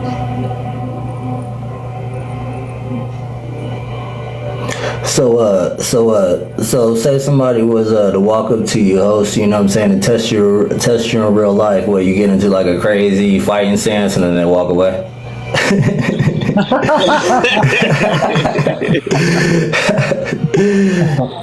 No, I mean, Y'all start laughing before I could hear what he actually said. Say it again. So I want to laugh. Oh no, I was just asking. You know, what I'm saying, if somebody walks up to him in real life and tries to test him, does he get into like a crazy fight? You know, what I'm saying, like a fighting stance. You know, where you know, okay, this guy's gonna mess me up if this go too much further. You know, what I'm saying, like.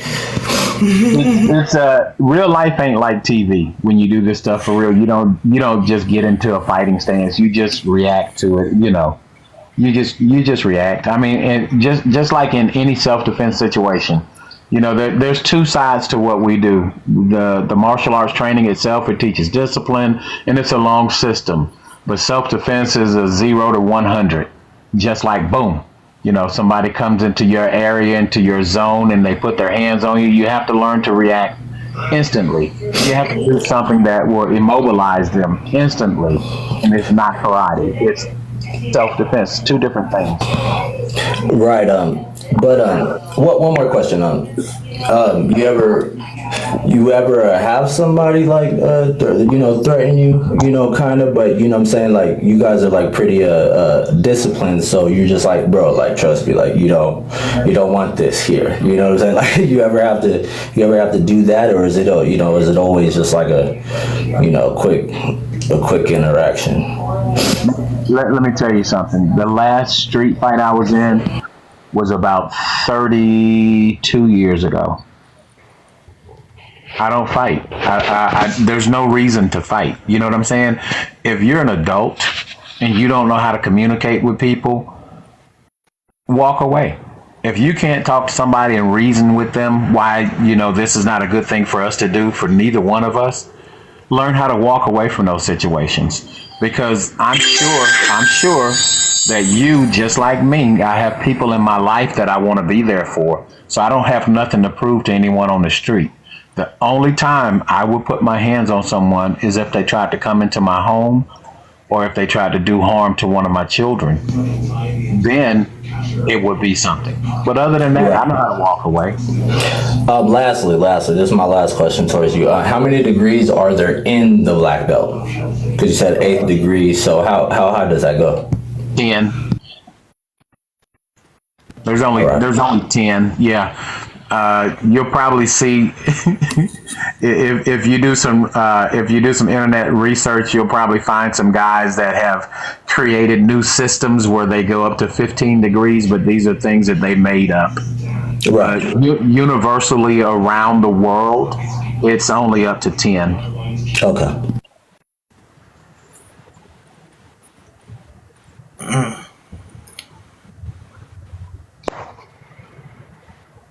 Same body, you still woke?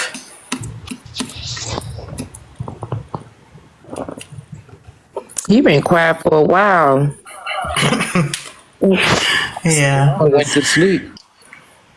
Well, good morning, everyone that's in the live. Tap the screen, share the live. I have roses up there. Try to complete the goal. Gift the panel. We having this conversation of hashtag write this shit down. What does cyberbullying looks like on to you as an individual?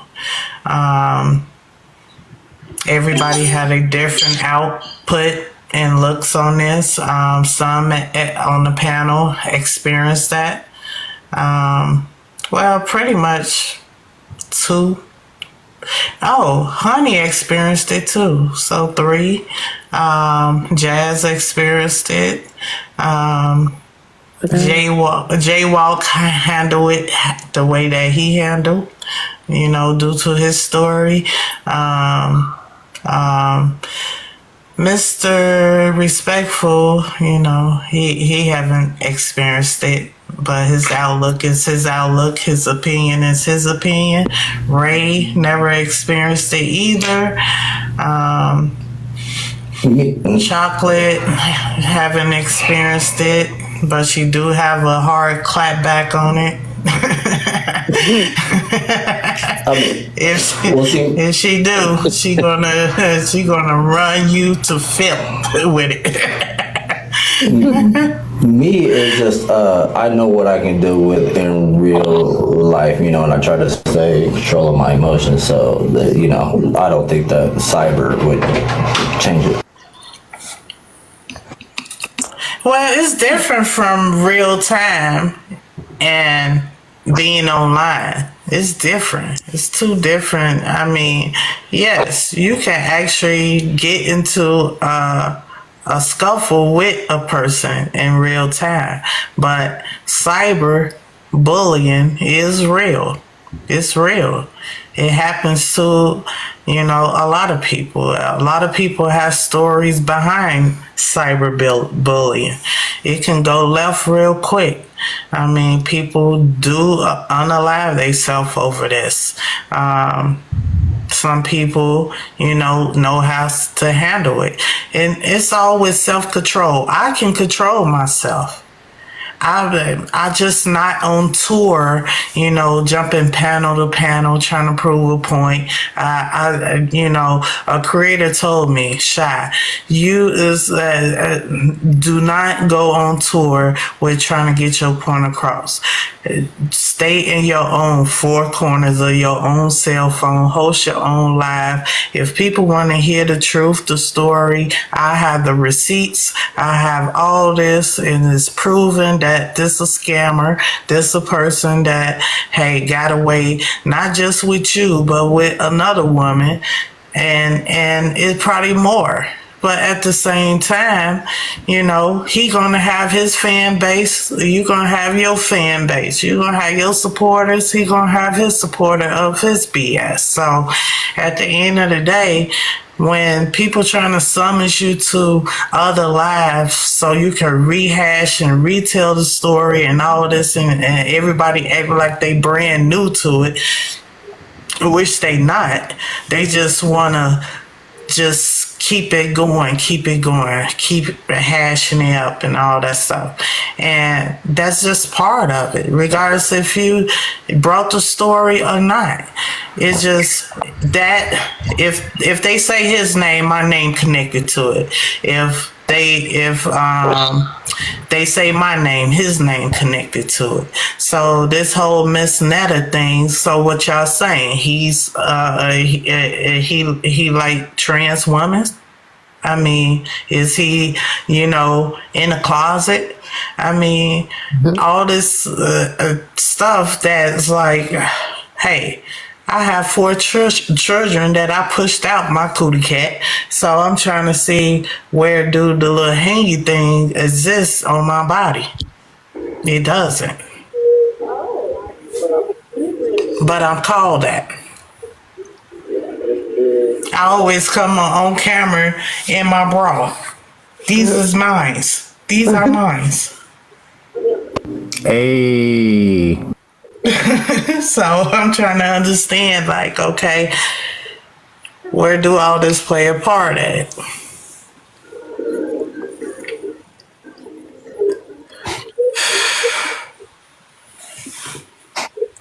Good morning.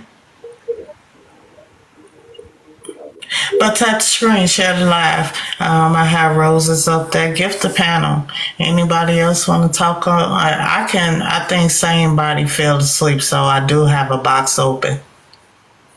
If anybody else want to come in the box, experience, talk about their experience or witness cyberbullying on the app, y'all are free and welcome to come in the box. Yeah, it's storming out here in Houston right now, so he might be affected by the weather too.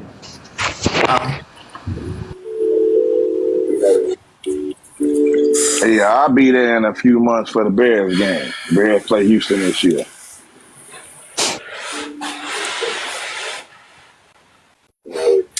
And ever since I've been on this app, I've been, pretty much encouraging a lot of people, motivation,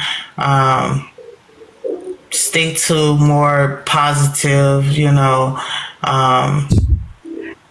when I see people in their situations and their stories and stuff, You know, I sit and I think about how can, you know, I be a blessing, or how can I, you know, participate in helping others and stuff. And that's just me. That's my heart.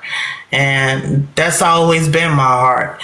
I mean, from just starting out with social media on Facebook, never was bullied on Facebook, never was bullied on Instagram. Everything is shy heart. And that's all I did. I showed my heart. I showed my heart in real time, especially, you know, when I invite, you know, people into my space where I'm thinking that they have a good heart, and be food that they wasn't really that person in real time, and it was a agenda or something that they was out to get something, and they got it. And when I sit back and I watch them, you know, on different panels and lives and stuff like that, I just see and sense the pain and the misery that they going through right now, because yeah, they got over on me, but at the same time, I'm a firm believer of you reap what you sowed. And when it come, it gonna come hard.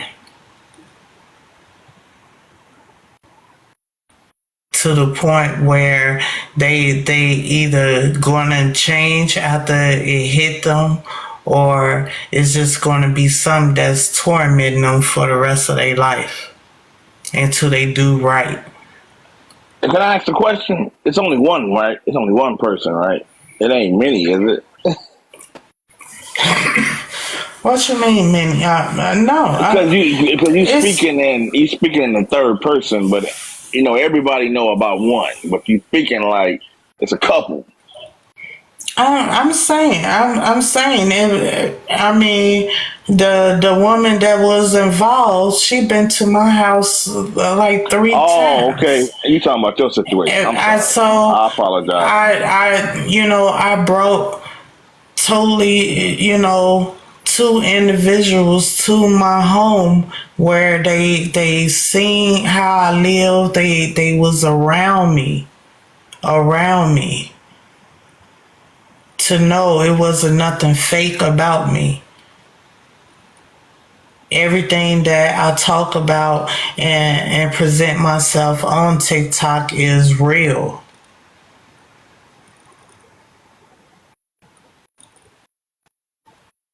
So at the end of the day, the ones that only that one lady that met me at an event, you know, and a few others that was at the event, I seen how, you know, they mask came off. But just to have 2 people get that close to me that was involved in the story, that's a big slap in the face. A real big slap in the face.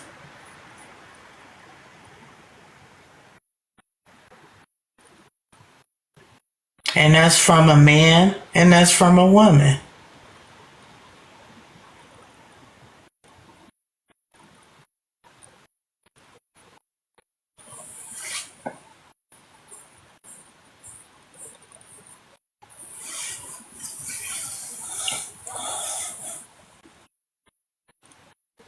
But we do have one more box open. Anybody else?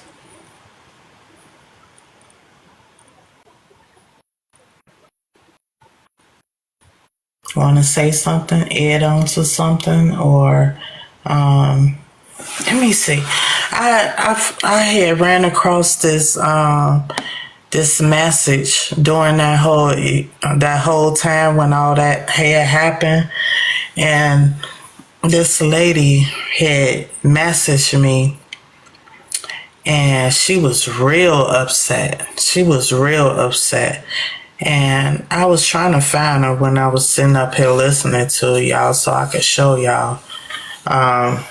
Because the message was still there, even though I had blocked her. But I was going through my block list and I was trying to see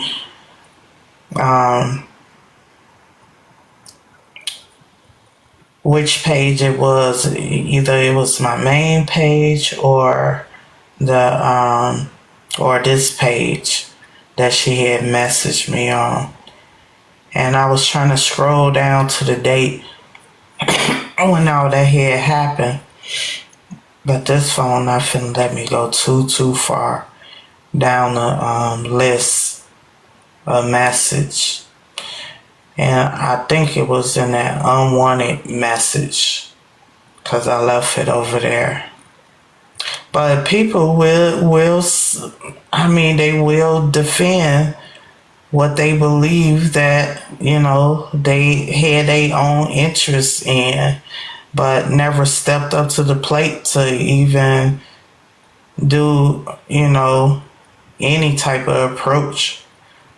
But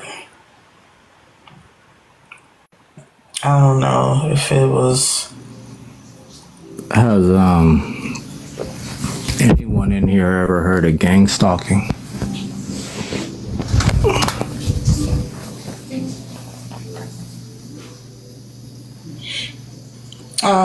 Yeah, that's what they do. Yeah, no, I was just, noticing what we're saying the effects of bullying are and everything like that. Yeah, there's this new thing called gang stalking. That, if somebody doesn't like something that you said, on said TikTok or on Facebook, they'll get a group of people to come hang around your neighborhood and follow you everywhere, make you crazy until you do kill yourself.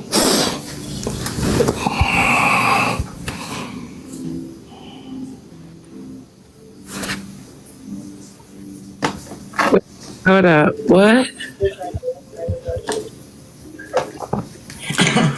There's this thing called gang stalking, and if you say something that may be against the establishment, or typically, and they don't like it, they'll send someone, a group of people to come find you and hang around your neighborhood and be following you and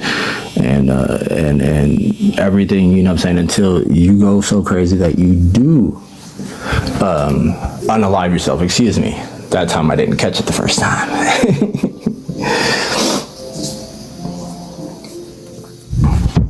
That's what gang stalking is. Anyways.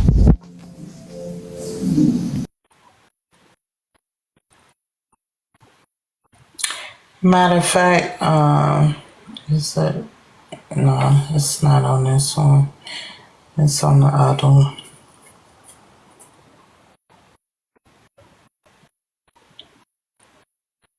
So these are 10 top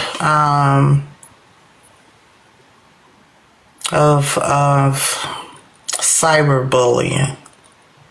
Now, I know some of it is related to young adults, children, and stuff like that, but still, it's still the awareness of to the adults too on this app.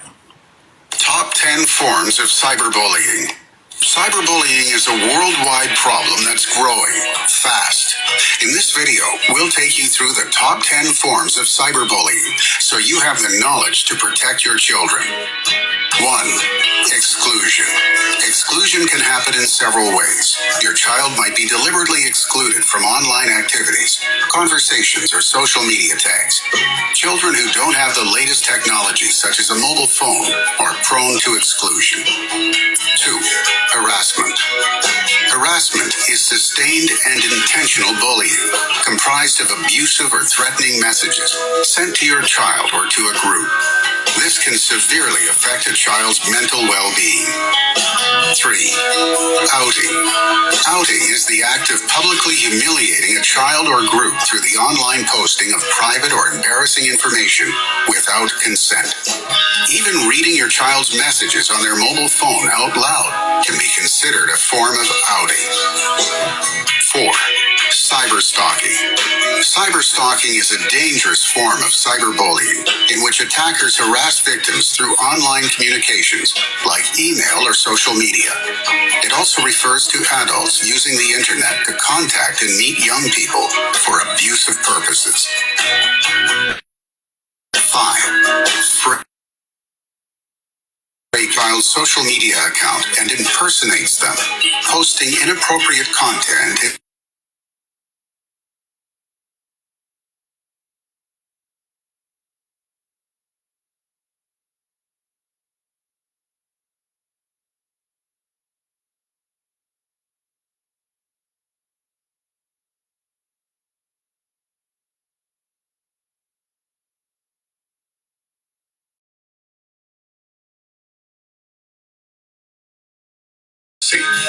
Dissing is sending or posting cruel information about your child online to damage their reputation or friendships. It also includes posting damaging photos, screenshots, or videos online. 8. Trickery. Trickery involves gaining your child's trust so that secrets can be shared publicly online. A cyberbully will befriend your child, leading them into a false sense of security before sending their private information to others. 9. Trolling. Trolling means deliberately provoking a response through the use of insults on online forums and social media sites. A troll will personally attack your child, aiming to make them angry and provoke a response. 10. Catfishing.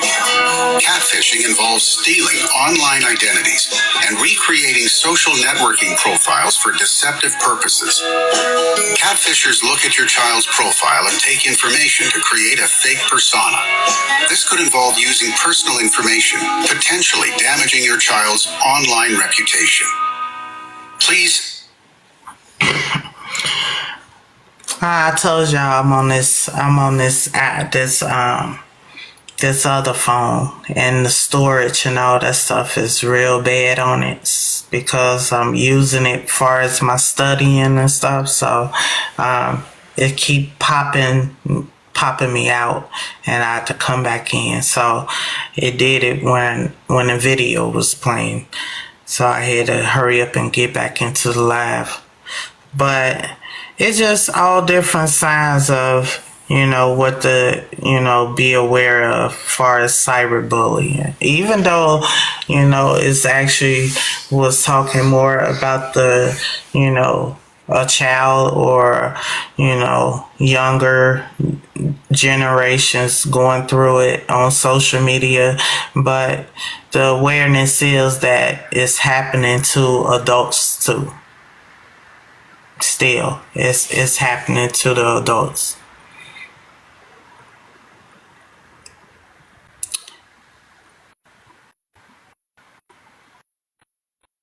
So this lady, she was on TikTok, and she had a story to tell too. Hey guys, today is a serious post, and I want to bring awareness to cyberbullying. Okay, I am now being a victim of cyberbullying. People are, sending death threats and, trying to find my location, and it's not okay. It's not okay. They are taking videos of me that's on this public platform and posting them as educational videos. That is a sign of bullying, guys. That is a sign of bullying. I'm not at the point of no return because I do have people that, depend on me. But the bullying has to stop. It has to stop, guys. It really does. It's not funny. It's not cute. It's not fun because people do, go over the edge. And it's not cute nor fun. And even though I am being harassed and bullied, it's a sad thing, guys, because, I can't go out in public, I'm going to lose my job because people leaked my job. I'm sorry. It's not cool. cool, guys. It's not cool. And we need to take them down, okay? We need to take them down. As I stated in my lives, I'm sorry. This is a serious situation, and people, are using it to make fun and make jokes about it, and it's not funny. It's not funny. I have been depressed for the past couple of days because I have people will send their crew, the Dusty Dog crew will come and try to bring me down and bring my spirits down. And, I got God on my side, but, for those people that don't have God on their side, the pain. So, guys, I'm just like, cyberbullying, it's not cool. It's not cool, guys. But, I'm going to pray for everyone, because I'm a child of God. And I hope that the bullying stops, and I'm pretty sure they're going to take this video and make fun of it, but I need help, guys. I need help to bring them down, because this is not fun. It's not fun.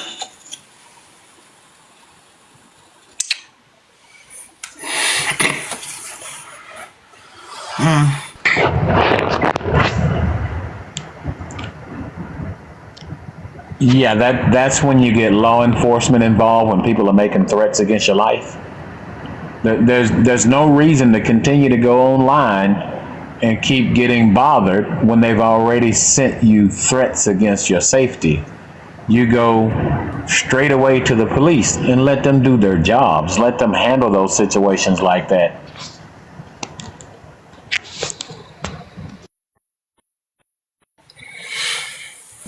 We just need more gun owners, you know what I'm saying? Definitely need more more gun owners out here.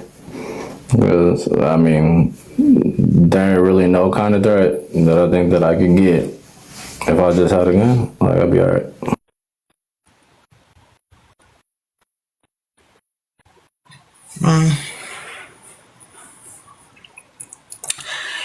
And see, y'all have to understand, when we, have these relationships of social relationships with a lot of people on social media, they become our associates, they become our friends, they become, comfortable enough to be around, and as far as like actually having conversation outside of TikToks and on TikTok, once we start doing that, and then once we start getting comfortable enough to invite them into our presence, giving out, your address, for mailing, sometimes you just have to be careful of who, say, "Ooh, I'm gonna come and see you," and they come and see you, and now they know where you live, they know your address, stuff like that. That's where it becomes more of a little concern then, because these people know where you live at, they know your address, they know they've been in your home, they've been in your space. And who's to say who can pop up at your home, if you dare or not, You have, people that have your address based off, a product or anything. Like I said, the first time I ever won anything, and subscriber giveaway or whatever, and that creator was like, he messaged me and said, "Shy, you had won, my t-shirt and stuff, and in a drawing you won and stuff, but after, the story came out and he was bashing, my name and stuff, and then turned around. Now all of a sudden, my name was pulled, and now, you had this shirt that you want to mail me. I had to think, I'm not giving him my address to mail anything. And, I don't have a P.O. box number. I'm not going to do all that just for a shirt. And I had, went on and rejected the gift and, said, hey, donate it or put it back into the spin for someone else to win it. I don't, I appreciate it that I, finally won something on TikTok because any other drawing, I don't win anyway. But all of a sudden, I win something. But just that individual, I said, no, I'm not giving out my number, my address or nothing, So it's ways that, people can end up with your information just based off of something like that we don't simply, we don't think it out, and yeah, most of, these creators on this side of TikTok, they not really giving you their real telephone number and they giving you a P.O. box number if you do, send something to them. Regardless of how close you may think that you are to them, you still don't have, a real phone number. Some people using Google calls and stuff like that where you comfortable enough to give, your cell phone number. So it's a lot of ways that people can just get your information, dox the hell out of you, and before you know it, all your information just on there, on social media, period. And I think Facebook was the start of really that gateway of doxing, because y'all remember Facebook started out that you just put your nickname up there, right? And then like years later, they like, oh, y'all can't do that no more. We need your government name to identify who you are and all that stuff. And then, a lot of us here fell into that trap, So we got either two or three Facebooks with, all these different names on it, but it's our government name. And I think they got away from that because my main original page on Facebook was Shy Heart, and that was hacked. And then all of a sudden, when I signed up for TikTok, it popped back up. And now I got that page back. But then I got my government page over there along with the Shy Heart page. And I think Instagram, they was trying to do that too, but I think it didn't go as far as Facebook went.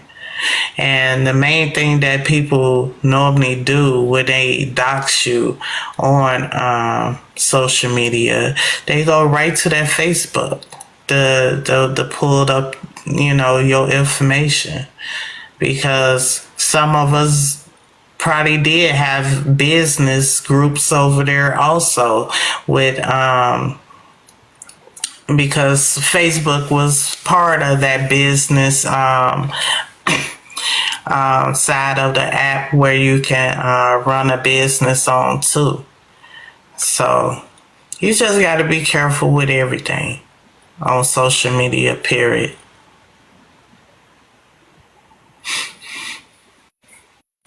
And good morning to everyone that's coming in. Good morning. And you can have, a lot of people, may have your number, but if they part of these different groups and stuff, I just stay away from them. Like, if when people sit in these live and they have your number, they have ways of communicating with you and all that stuff, and they part of these live that's just part of these bandwagons and stuff. I look at you as part of that bandwagon too, regardless, because you sitting right there, and for minutes and for a while, I just sit back and look at other people's actions of what they would, what would you do? What did you do? What did you say? I'm not involved with none of that. But at the same time, people will just come and sit in your face and think it's cool, It's like you part of the cult too. You part of the bandwagon too, you don't see nothing wrong with what's being said, what's being did. I mean, that's just like crazy. It's funny how TikTok doesn't flag the cyberbully's behavior. Well, it's ran out of China anyways. What they gonna do?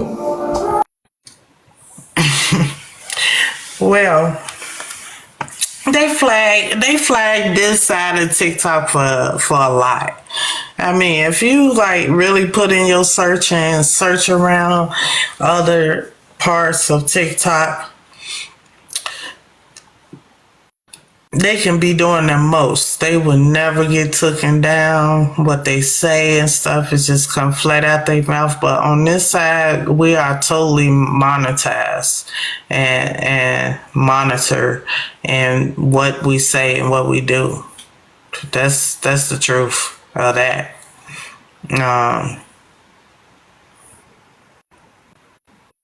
It just go with, it's normalized over here, where they look and hear different things that's being said on this side, and it's normal. Now, if it start happening in other areas on TikTok and stuff, and then, they probably, be like, oh, wait, let's go back and really review this. Half of the stuff that we get away with on this side of TikTok is just normalized now.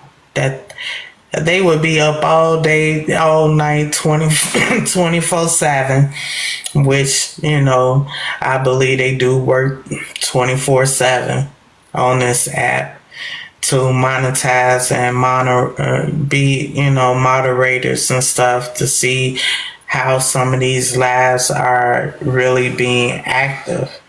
And what we may think that people shouldn't get away with some of the things, but it happens, they do. And some things just overlooked.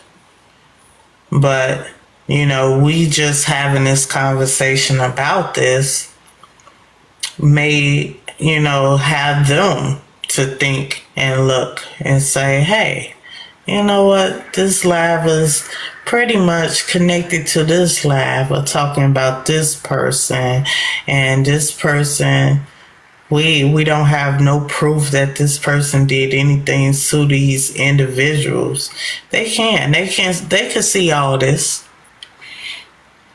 I do think they allow it because this size grows the most revenue for them besides the battle. Yeah. Yep. The gifts over here probably be is real high, but hey, I struggle with roses. So even though I'm spilling, the truth and reality.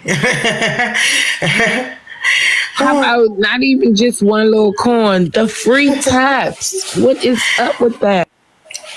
And you can see all these big gifters. I see all these big gifters numbers comes into the live, and they just come here to sit. They just come here to watch. They come here to chill out, be nosy, and they the bone collectors. They the ones that collect the bed bones and twist the story around. And by the time 6 o'clock roll around, be like, Hey, I was holding alive talking about all y'all and such and such and blah blah blah. That's what they do, and they be the main ones over there. Part of the cult. I don't care.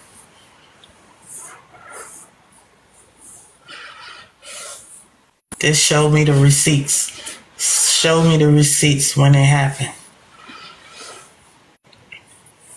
My first time, my last time jumping in that box. Saying what I said, and that's it. See, that's the problem. People,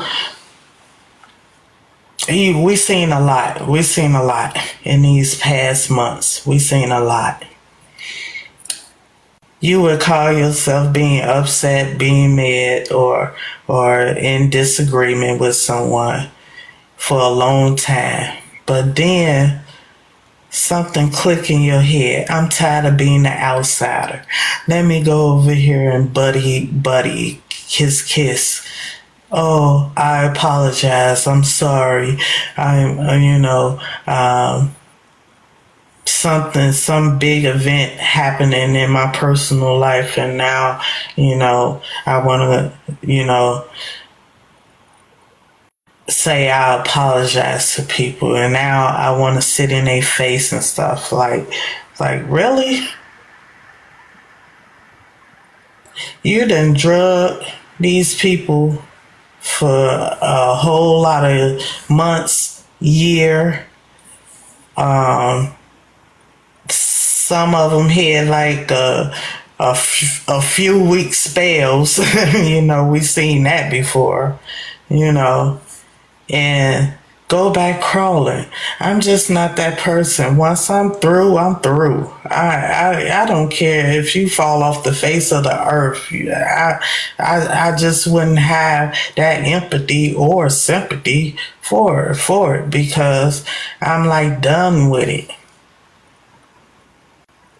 My heart went that cold where I can't even find my way to accept your apology at this point.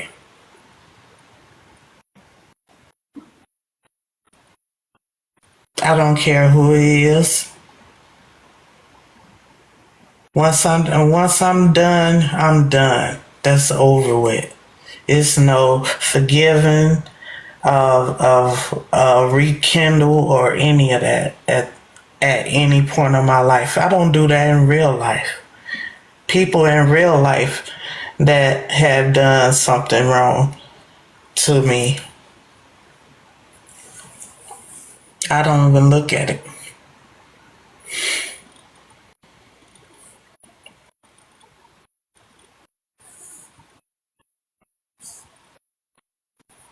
Yeah, that's true too.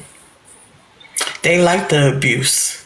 Hey, it only take you to swing at me one time. If it land and land, if you miss, you miss.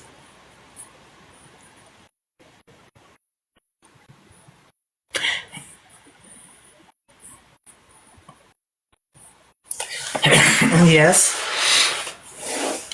You can be anything you want to be on TikTok. You can be Batman, you can be Robin, you can be Superman, you can be Wonder Woman, you can be all the superheroes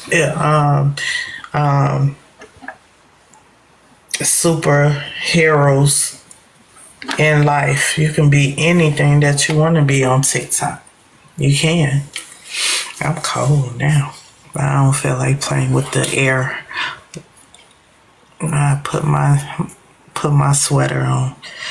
But it's crazy how, people, run back to all these relationships that they have on with these people. And I sit back and I just watch all the creators now. I watched them, some of the lives that, I enjoy. I sit back. I don't comment, I speak. I may tap, throw some, some little gifts every now and then. But I'm there to listen. I'm there to learn, learn what not to do.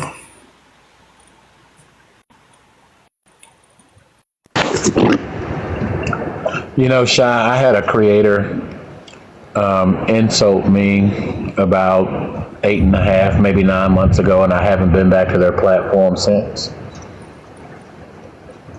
You only get one chance. I'm not bothered by it. I just know where not to go now.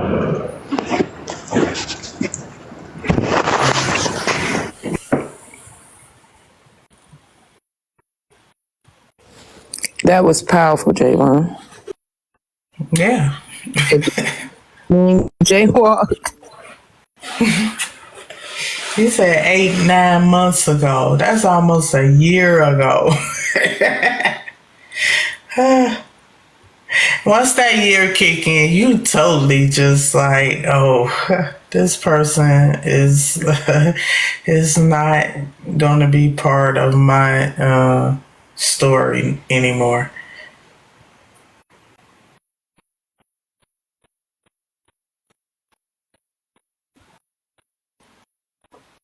Yeah, when you disconnect for your reason. And people always question your reason why you disconnect from individuals on here. So why? What happened? Well, you next. Your turn will come soon. Because if I tell you, you're going to be like, oh, well, I never seen that before. Now you justifying the bullshit, so I know not to talk to you. I had one individual say, "Oh, so what made you feel the way that you feel?" So I pointed out a whole lot of things. This individual still over there, doing lions, tigers, bears, kissing all up in the crotch of the ass and everything. So it was like, what more can you tell people? An eye opener, and then your eyes will open once you tell, people, exactly, what you seen with your own eyes. Their eyes become open. They sit there and they just look at it as, hey, I've been here all this time. Well, it didn't happen to me. Well, yeah, some people would just sit there until it's their turn. And you know what? Some will stay too long. They'll sit there through the abuse and take the abuse just to be a part of the in crowd, just to say, I rock with them. But you take all that fucking abuse from people. Why would you sit your ass over there and be abused like that just to be around somebody? I've never met anyone that meant that much to me that they can abuse me and I still stay. On something like this, I didn't know you coming in. I like hanging out in your space, but when you get out of pocket and think you can be abusive towards me and handle me like, you're an overlord or an overseer, man, you got me twisted. I don't know you, and I'm certainly not going to stick around and take the abuse. No, I don't understand it. Right, they will put you in timeout for about like a week or two, and then all of a sudden you pop back up with the same attitude, the same spiel, the same records, the same, just everything. Nothing haven't changed. And it get worse and worse about a day.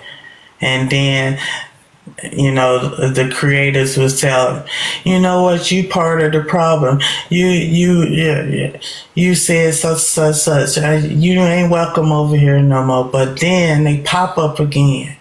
You be like, Dad, didn't he or she said this like last week ago, 2 weeks ago? But money talk, bullshit walk. In some cases, and then some cases just how or what type of drama or what type of entertainment you bring to the platform, that once everything die down, everything go back into, you know, a little quiet down, you're like, oh, I'm missing somebody. Oh, let me just bring them back to kick up the chaos again. So it's like some creators use individuals as puppet master. They get tired playing with that toy, they put it to the side, then they get another toy, replace, you know, and then they bring that one. I'm tired of playing with that. I bring that one, pick that one back up and puppet master. That's all it is. Yeah, I've seen a couple of the big creators on here do that. Actually do that very thing with certain people, you know, certain people who really cut for them, who really, you know, was down for them, and they knew it, and they purposely used them and abused them and kind of tossed them away, you know. I'm like, how could you do that to somebody who rode these people rode hard for you. And you publicly humiliate them, you verbally abuse them, because you know that they'll come back to you if you ask them to. Yeah, I've seen that happen. You know, it's wild. And you can see them individuals so depressed. They so depressed when, you know, when they in timeout and stuff, you know. They would still go to the nail and say, "Oh, you know what? They can't even slick diss her because they feel so loyal to all the bullshit." Where they can't. they still gonna carry that cross. You know, I had the misfortune of being chastised for talking to someone who was cast aside by a content creator, and they jumped my ass for speaking against that person. And from that day to this one, I don't care who asks me, I will never divulge to anyone why I don't agree with a certain platform or a certain person. If you want to know, you go figure it out for yourself. Sit there long enough to figure out for yourself, you know, whether you should be there or not. But I'm not going to give you my input on any creator, on any platform. My reason for leaving and not being around them is my reason.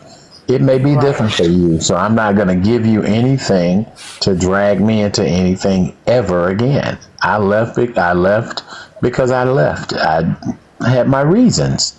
There's a lot of places on TikTok I don't frequent because I don't agree with it. I just don't agree with it. So, and then another thing, you have a lot of them try to, you know, paint that picture as if, you know, you was the problem. You like how can you become the problem when it wasn't no problem between, you know, me and you? The problem lies within the way that you handle things. If everybody is, you know, painted to be, you know, a certain amount of entertainment to your platform, then just say that. Just say that. You are nothing but entertainment to my platform. And I apologize if anything outside of my platform ever occurred between me and you. And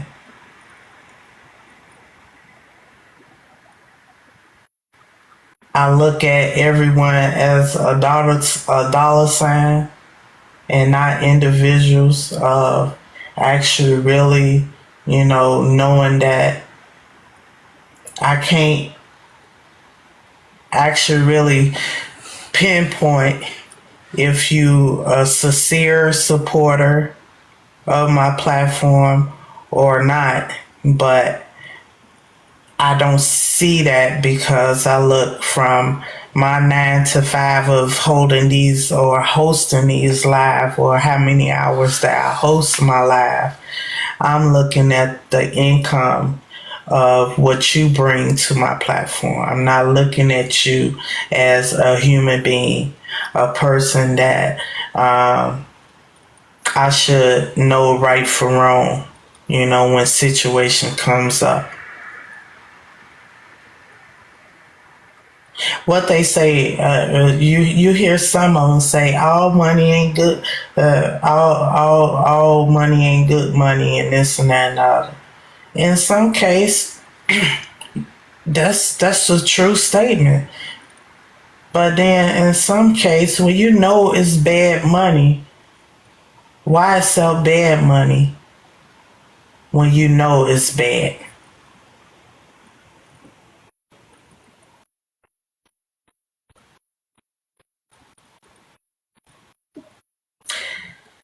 We would say, okay, this person don't have a lot, don't have no morals, no core values, or what they do on this side. They don't look at it as that other people, have a serious input of what's going on. Your input is not taken, as a thought of, hey, maybe I shouldn't never said that or did that.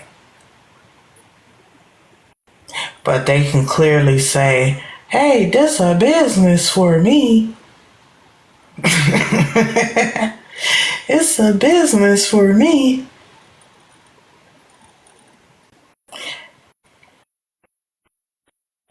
And I know y'all remember a while back, years ago, when Jenny Jones had got sued because she thought it was okay to hook a straight guy up with a man that was infatuated with him. And turned out the straight guy unalived him because he was so embarrassed that had happened on national TV, where his family, his friends, his employers, his friends had never even seen him to be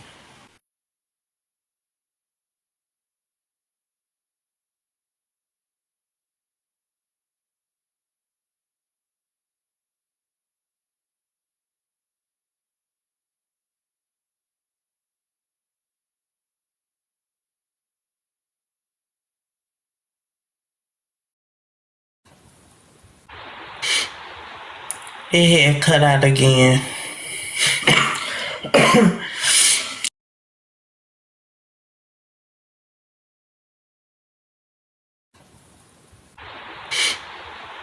It had cut out again.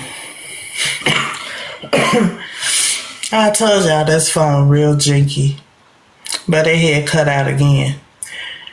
But when that whole Jenny Jones situation had hit nationwide, that became a real big story. How, Jenny Jones was just thinking about, her whole fame and fortune, talking to the producers saying, no, I don't think that's right. This man don't know that this man secretly admired him in that way. You see how people can sell their soul for money? That caused her to get a big lawsuit off the air And right now, maybe to this day, she probably just a normal person working at a regular job right now. Just on the thought that she went along with the producers to pull something on a straight man that was in no way in shape and form of fashion to do that. Yeah, that guy, he snapped. He snapped because he was a straight guy. He never gave that man any interest of being that way.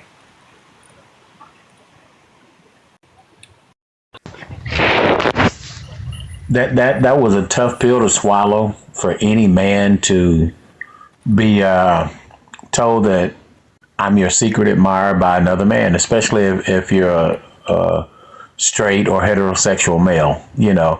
And the same can be said for women, you know, if that's not something that you're into, and a friend, someone that you work with, you know, somebody that knows you pulls that on you on national TV in front of hundreds of thousands of people, it would make you feel some type of way. Now, me, would I push it to that level of wanting to hurt somebody? No. I would be mad at the show. I would be mad at the show and the people on the show. Like, why would you do this?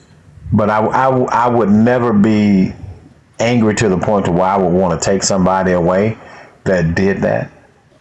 I mean, I seen that in 4K. I was a big Jenny Jones fan. I was a Ricky Lake fan. I was like rushing home. At that time, I was driving a school bus at that time.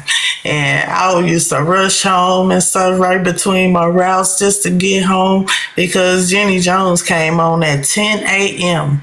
in the morning. And she came on, I think, twice during the daytime or something. It was either 2 o'clock, 10 o'clock, or 2 o'clock. I know I was at home enough to, watch the show before I went back and picked up the kids and all that stuff, take them home. And I'm sitting and watching this on TV all play out. And I looked at that guy's face when that guy came out with them damn roses. And he walking towards him, and his facial express looked it like he just wanted to choke the fuck out of him right then and there. But he kept his composure.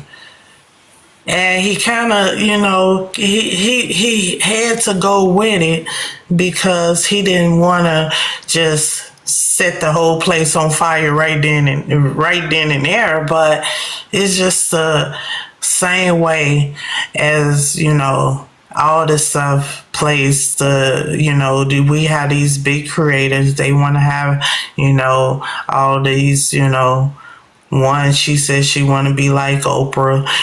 So she wants the little couch and sit and talk to people and stuff. You have, the podcasts and all that stuff.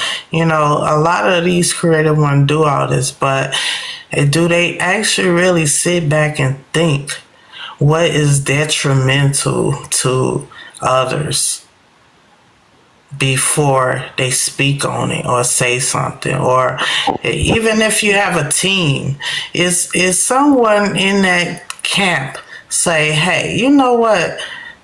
This wrong. We ain't finna do this because what if this happened? Where's that what if person in the group? Yeah, somebody has to think responsibly, I mean, it's okay to have those type shows where they become very salacious and over the top, because we knew every episode of Jerry Springer was rigged from start to finish. We knew it. And I went to Jerry Springer show in Chicago because that's where all the shows was held. Me, my ex-husband, and my mother-in-law. And once we sat in that audience, we knew exactly that it was rigged. Just sitting there.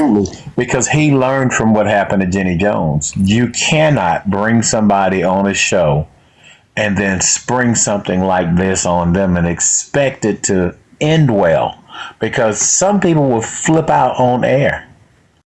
So that's the same thing as these $5 Cash App. If somebody reading something now, we seen that in 4K too, right? We seen that in 4K, even though, it was something that was already told, a year prior, but just to rehash and bring that up in the Cash App. And this, this is somebody that have this, relationship with this individual, and you could have said, you know what, this is not even worth the $5. Let me send that back. I don't feel like bringing that up at this time. And that would be all due to respect to, hey. But if $5 would hurt a person like that, as we seen, that's a big problem. You would sell out a lot of people for $5. I think the $5 stuff is a big joke anyway. I really do. It's a big joke. Shy, you gonna keep talking about that $5? I ain't finna respond to that.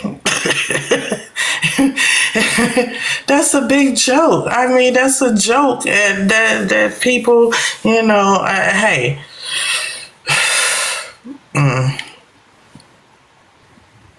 Everybody need a bag of trees for $5. I think Jerry Springer learned a lot from the Jenny Jones episode when that happened, and everything on Jerry Springer from that day moving forward was planned out, and everybody was aware of what was going to take place on the show, so nobody would be caught off guard, nobody would be emotionally distraught, and nobody would get physically harmed. I like Jerry Springer's show because it was funny as shit, but nobody really had a serious chance of getting hurt because it was all pre-planned. What about the Maury show? Now that was a different platform. That was a different platform. You didn't see Maury bringing too many people on, talking about threesomes, fivesomes, 12somes. It got to a point to where it was mostly relationship issues where people were saying, "You're my child's father," and the other guy would say, "No, I'm not." And I mean, that was a simple, straightforward thing. Either you're the dad. When a woman got up there and said, "Hey, you the father," and all this and that and the other, and they telling the story. I've been in this child life since they was born, and now the child is 10 years old or so, whatever. And now I've been taking care of this child for 10 years. That's a snap moment too. I think some of that was rigged too on some of those platforms, on some of that stuff with Maury, because some of these guys aren't going to respond the way that some of them did. If I've been raising a boy or a girl for the past 10 years, believing with my heart that this is my child, and we go on the Maury show and I find out I'm not his father or her father because there's 3 other guys you had been fooling around with the whole time we were together, I'm not going to take it as lightly as I've seen a lot of guys taking it. So I think that some of that stuff was addressed beforehand. And I think it has to be because, again, you have to go back to what happened with Jenny Jones. Could you imagine? And you know how some brothers can be about their kids. Men, period. They freak out when they find out I've been raising this boy all his life. This is my child. Men will literally freak out over a situation like that.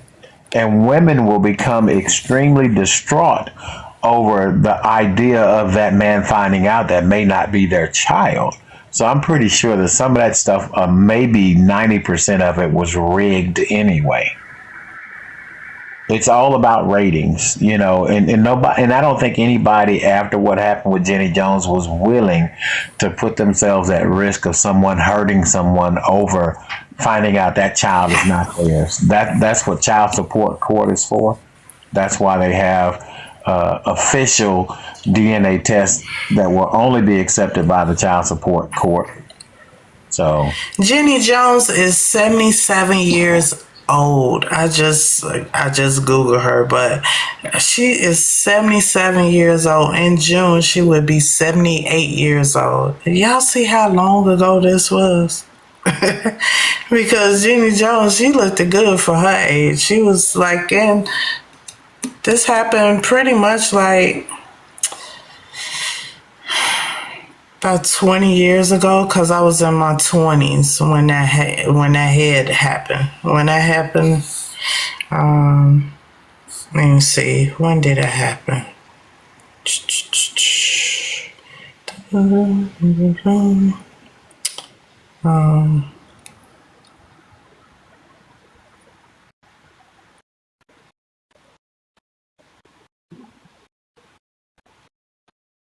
Okay, when it was canceled. It was canceled in May of 2003.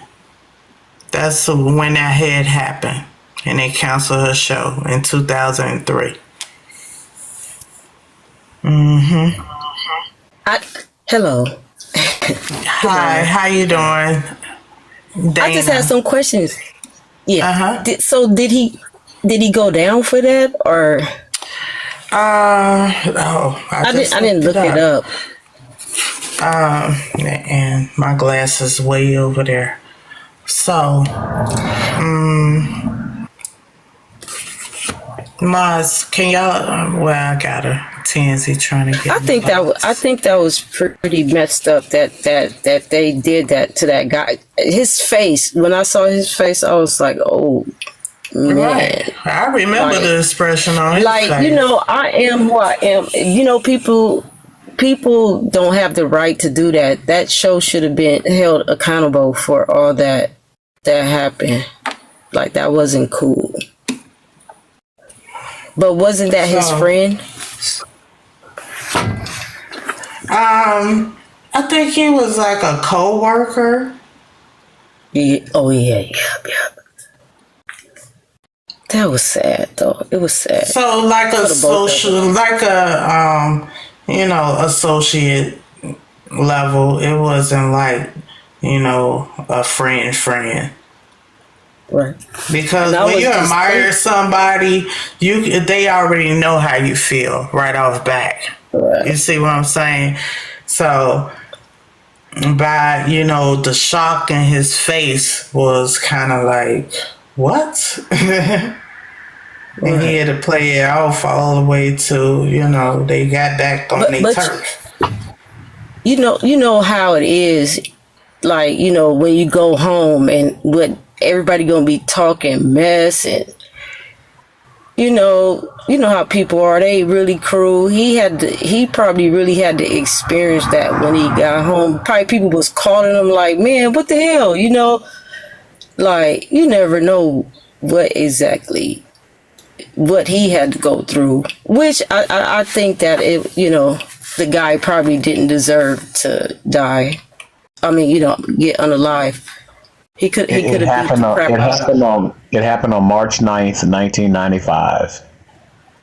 Okay, and the show was canceled in May.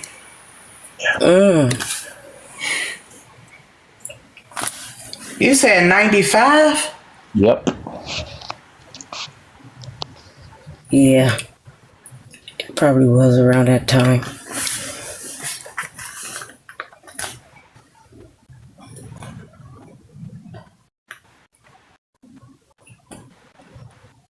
Yeah, her show was in Chicago too, because we was able to either go to Jenny Jones or Jerry Springer around that time.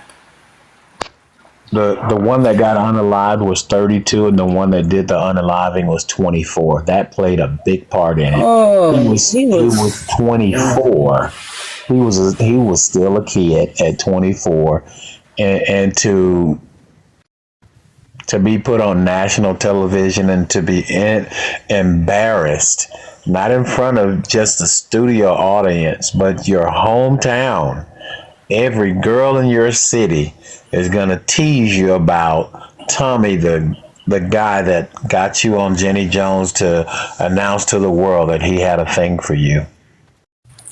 Yeah. that's what I was saying. I was like, back home, you know how people are.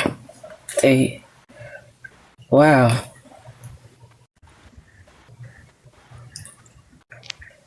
I remember someone tried to get me to go on Jerry Springer. I was like, no, thank you. Oh, okay, Jaywalk. I see what you see now. There ain't no way. You 32. You could never. Years old. Yeah, you could never come to me and say, "Hey, you're invited to the whatever talk show." No, I'm not. Yeah, I'm not putting my business out there. I'm not going. You go if you want to. I ain't going. My mother be looking at me like, "What the?" Come on, man. It's a money in there. I don't care. I don't give a damn how much money in there. People still gonna believe it. You know, it's still some people till this day that will believe what they see on. Matter of fact, look, they had the whole clip of that right here. If y'all look it up, y'all can watch this for yourself. That's the clip right there. It's on YouTube. They're gonna direct you to YouTube. Yeah, man, I wouldn't do any of those talk shows, man. You know, because people are still gonna believe what they It's want. on Court TV on YouTube of that case. Well, go on and play it, Shy, since you pulled it up. No, but this is just an example how these hosts and these big creators, you know, could accept, you know, money, $5, a cash app, a gift to spill somebody's business out and not know that it can lead to something like this. I mean, you got to know that a 24-year-old is going to react differently than an older person. And he started laughing. That's And I was like, what? And he said he had been watching the Jenny Jones show, and they had a segment on there about same-sex secret crushes. And he said he called the number. He said, not even thinking that he'd ever get a return call. He said, and they called me back. Scott said he wanted me to go with him. He said we'd just have a good time in Chicago, and we'd do the taping and come home. Jonathan was intrigued when he was approached by the Jenny Jones show. However, he had some suspicions that possibly Donna and Scott were involved in this, but they told him, no, it isn't us, because they were trying to keep the surprise intact. So they did give a little white lie to him. Did you ever think something bad would happen if you went on this type of show? Never. We didn't think it'd be a problem, because up to that point, he had no problem joking around and being friendly with Scott. When the Jenny Jones show was taped, it never aired. It was such a huge case because of how it came about. This was an ambush on a national talk show. I want you now to meet Donna and Scott. Now, Donna has been helping Scott pursue his secret crush on John. How bad's the crush? Tell me about the first time you met him. Where was he? Basically, well, he was under a car working on her brake line. Yeah. And that was your first time? What was your first impression? Well, I only saw the lower half of him, so you can imagine. John, he knows you're gay, right? Yeah. Do you know that he is? No. Anything's possible. You hope. Do you have any reason to think he is, Donna? I mean, Not really. He said that his family kind of questioned him on it. He's a very open person, so it really wouldn't surprise me. let's have John come out here and see who has the crush on him. Here's John.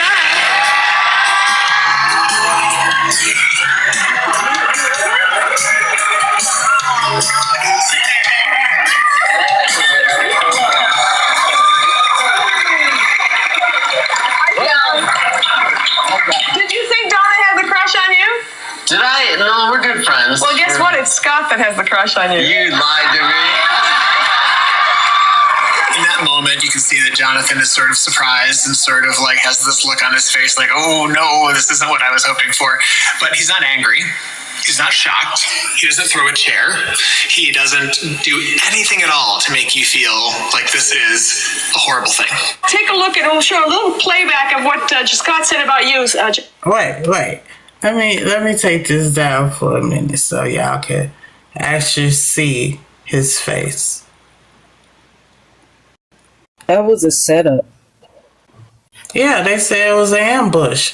That's what That we set do that on boy TikTok. It's an ambush.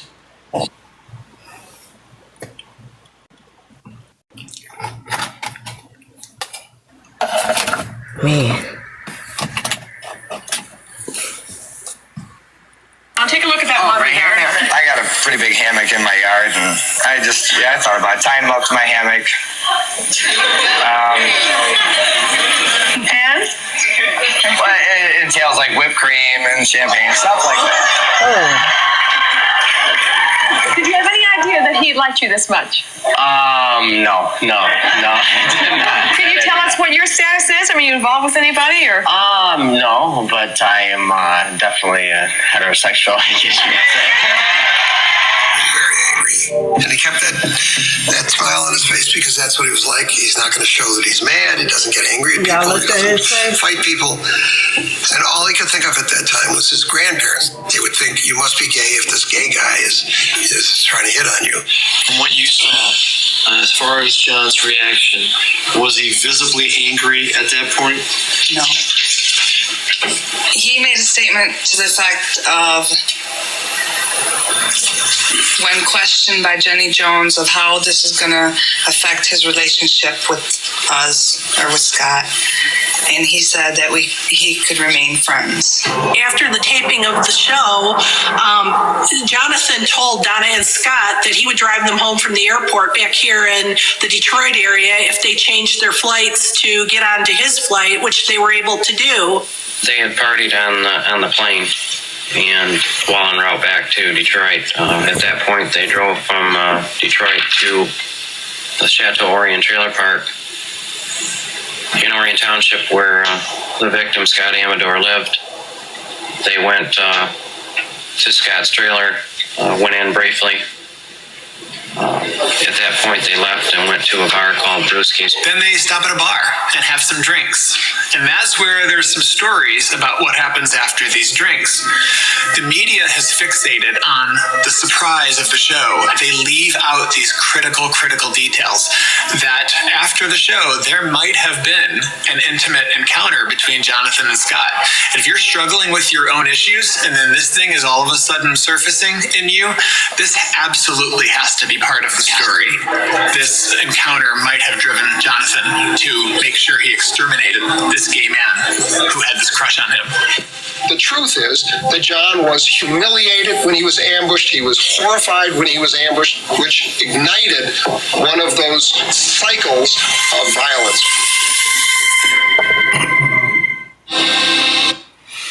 Wow. Did you hear the part when they said he had an intimate? I don't believe that. He was probably really trying to plot and see what his next move was going to be.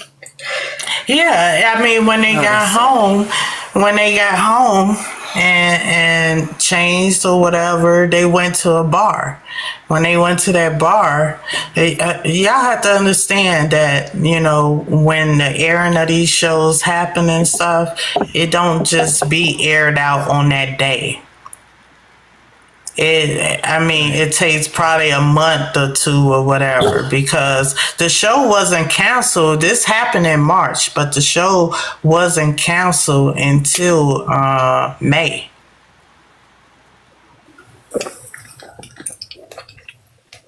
So during that whole time, what they could have did, they could, even though they asked the question saying, hey, you know, is y'all cool? Everything good? Yeah, everything good. It is what it is. He still went and hung out with him and stuff. And that when the plot and all that stuff started going, because now the show has been aired. Now everyone in town, wherever's little small town that they from, now, you know, letting him know like, hey, I seen the show. Is this true? We've been seeing y'all hanging out. Y'all was at this bar over here, blah, blah, blah. that's the whole part where really he had snapped. What he could have said, well, I know, y'all did this for a show, and I know that y'all want to air this, but please don't air this because I didn't feel comfortable. He should have been honest right then and there. Right? He was young.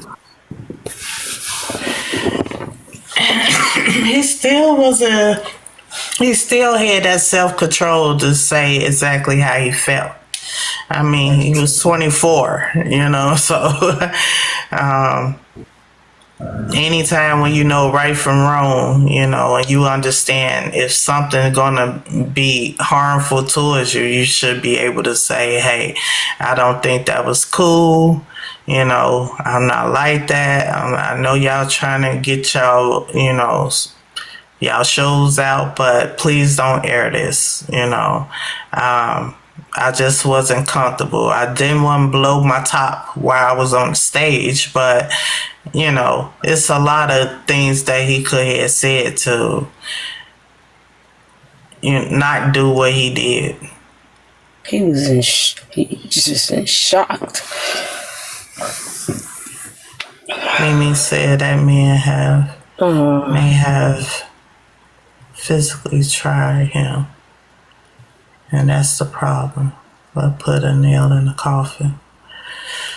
Yeah, he should never even went to the bar with him. I mean, all that stuff right there just actually really painted that picture, even if the people in town seen the story or not. I mean, so far at that point, just the ones that was in the audience, the only one knew exactly what happened on the show.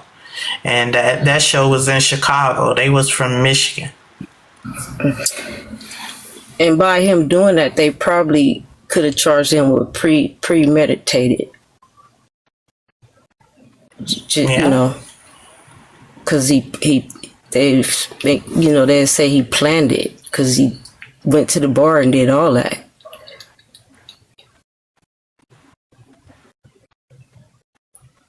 Well, but that's up on the court TV, yeah. But it just like if this happened back then, March 9th of 1995. Actually, sure, I was still in high school. I know it was something with school.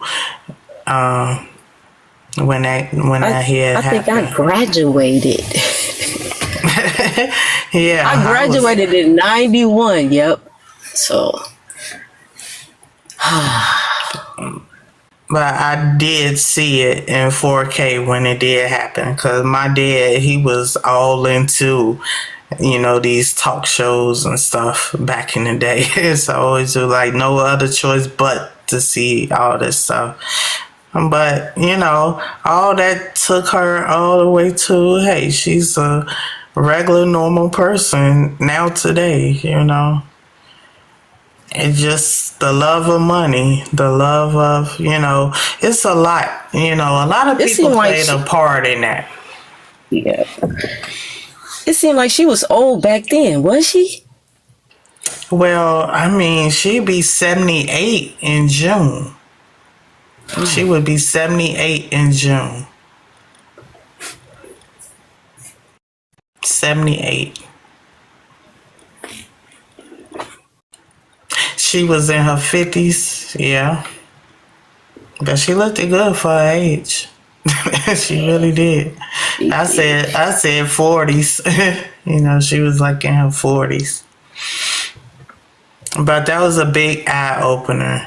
And there's just reasons of why, people, now that we do have social media and we hold these different platforms and stuff, we have to actually really be careful what we accept and what we don't accept, as hosting lives or being part of these lives where, you can send people spiraling, sliding down the walls, all that, and not knowing what, this big thing with doxing and knowing people information and stuff and all that, you don't know who may pop up at your door.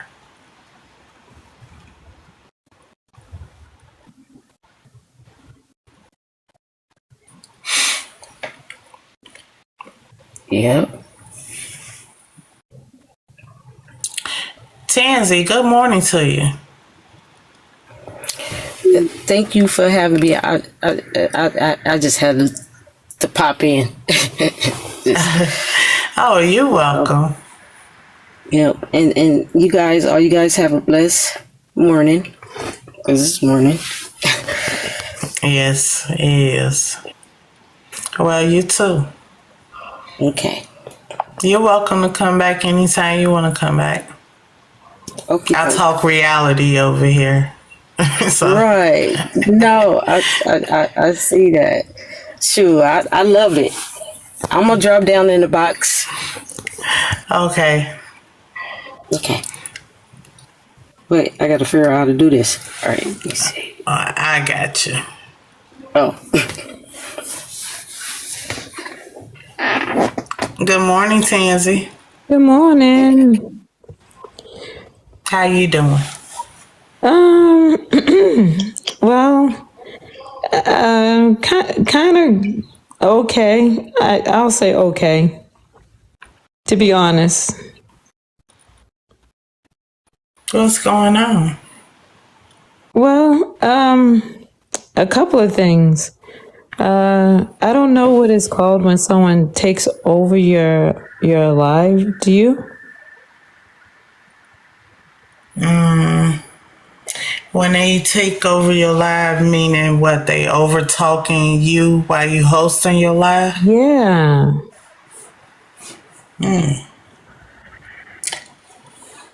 So no, not over talking me, but have control over my life. Like I don't have any control to drop anyone. You can't see the person talking. You can't see the person talking. But they're talking to me, and the people in the audience can't see. Oh, you mean you got hacked? Oh, you experienced that. You experienced the Candyman, the Beetlejuice act that's on here. Well, I hopefully I was able to resolve it because my sister's into computers.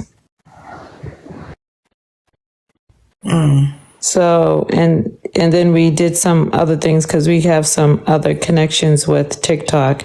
And then we actually found the person and they were using another person's, identity.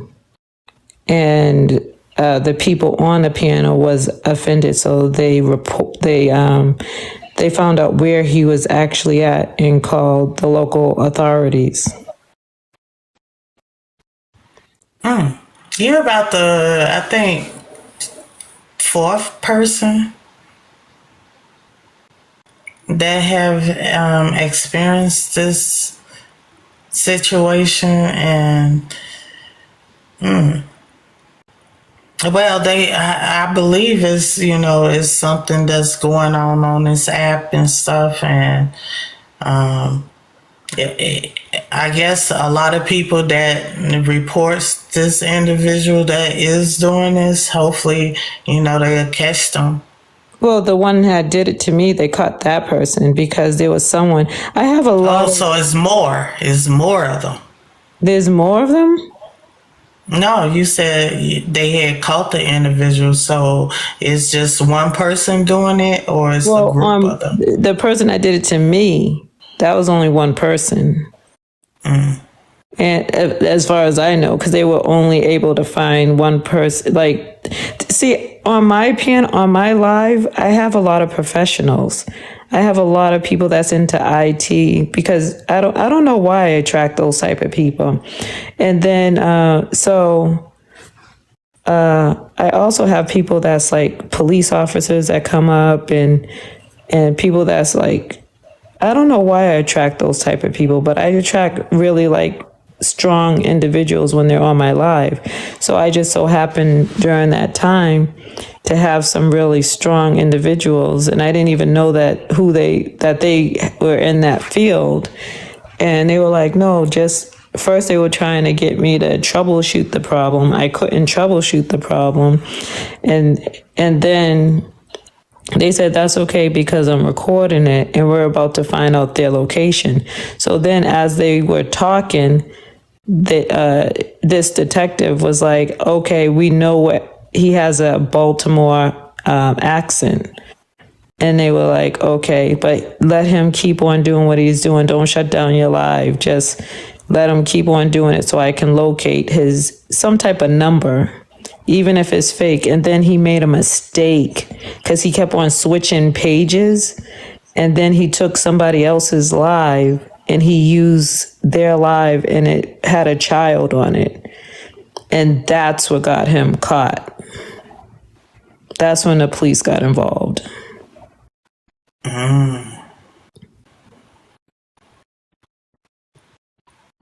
Well, case closed. We caught the hacker.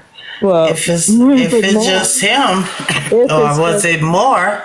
Well, then we contacted TikTok. So TikTok scanned my page and they put some type of protection on my page where I can see where it's secure now, where before it wasn't. And then they scanned everything, every single thing. And today, like just now, they finished with the scanning process and then they pinpoint another person, but they were connected with 3 people, I think 3 or 4 people. So they flagged that one. It was under a username and no picture. But it had 4 people that I actually knew. It was sad. I was like, what? So I don't know what's going to happen. Yeah, I don't know what's going to happen to them. Uncle Bernie, stop. Nothing beyond this is occur. The word for it. Uncle Bernie, it's serious. I mean, it's more than just Tansy telling her story. I mean, Jazz got in the box earlier and she was talking about it. And then I heard other people. You said it's TikTok. Yeah, it's TikTok. And look, that's why the government want to take TikTok down out of the U.S. because of our information. That's they problem.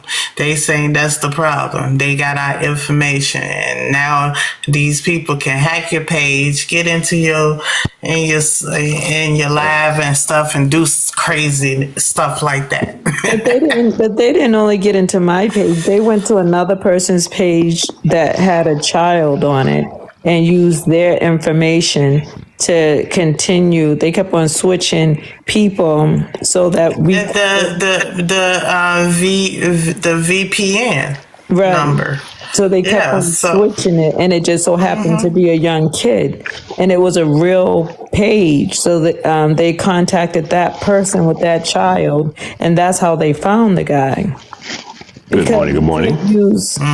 You can't use a child because then it becomes a legal issue for real, not just a TikTok issue, but you can't use someone's child. It was a baby. It was only a 4-year-old. Good morning. Yeah, unfortunately, the sad part about it, this is more of a glitch than really, what you call this. I don't know if y'all remember, James did the same thing, but he didn't do it. He just happened to be in a glitch. He was a ghost in a show, and he was doing all this talking to people. About that. We're not talking. No. That's what I'm saying. I'm saying to you. But you're saying it's a glitch, and it's not a glitch. We found the person. I got you. You think you found the person. You think. No. You think. No. You're minimizing what actually happened, and I'm not going to let you do that. Tansy, but here's what you're talking about, and I'm not trying to minimize what you're saying. No, but you're either going to talk about what I'm talking about, or you're going to change the subject to a glitch, but this was not a Tansy, glitch. I was in your show when it happened, but I mean, I don't it doesn't care. It wasn't a glitch. It was not. If you say it's a glitch and someone's going to court, I didn't say it was a glitch. Listen, you did too say it was a glitch. I said that this thing has happened previously years ago. And I don't care about that. I'm talking about what happened a couple of days ago. Okay, keep it personal for yourself then. I don't have a problem with that. Whatever happened a couple of days ago, that's fine. You knew she was going to do that. But here's the thing about it. No, but here's the thing about it. If we're talking about what happened to me, it wasn't a glitch. If you want to talk about it, but just think about it. I don't want to talk about it with you because you're trying to say it's a glitch. And someone legitimately is getting in fucking legal trouble. Right. No, they're not. They're not going to get no legal trouble. But what the fuck? They use a fucking person's kid. What are you fucking talking about? Listen. The police are involved. He might not go to jail, but he did. The police do have his address. So stop trying to tell people that they can't get in trouble for doing shit like that. But you're talking about Listen, like why don't you talk about something that affects you? Not much affects me except popcorn. If it's not my popcorn, I'm right. I'm gonna do this. What you're talking about popcorn? I know you don't. I know you don't, Tansy. And I appreciate you. Keep it pushing. But Tansy, can I talk on Shy's? Wait, hold on. Can I talk on Shy's live, or did you want to? Wait, hold on. Talk about what happened to me. Hold on. It's not funny. Good morning, everyone that's coming into the live. Please tap the screen, share the live. It's not funny. And the humor that you think. Wait, hold on. I'm making my announcement right now. Good morning, everyone. Tap the screen, share the live. We have 113 people in the live. Please tap the screen, share the live, gift the panel. Our conversation is hashtag write this shit down. What does cyberbullying looks like to you? To you as an individual? Yes. Go ahead, Tansy. How do cyberbullying looks to you? And then this guy, whoever this ghost is, but I could recognize his voice, which is went to this morning, like not even a half hour ago, when TikTok was able to scan my page, and then I was able to see all the people that was on one page. That was crazy. And then he got a nerve to say that he's in love with me. Listen, I don't have TikTok relationships, nor do I want them. I have my own guy.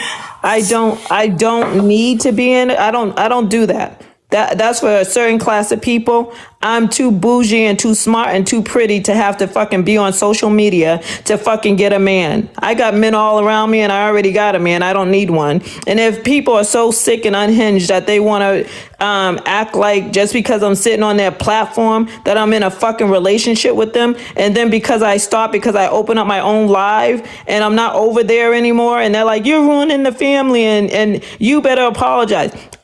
Listen. There will never be an apology. And I believe certain panel was like, just say sorry, Tansy. Just say sorry. I will never say sorry.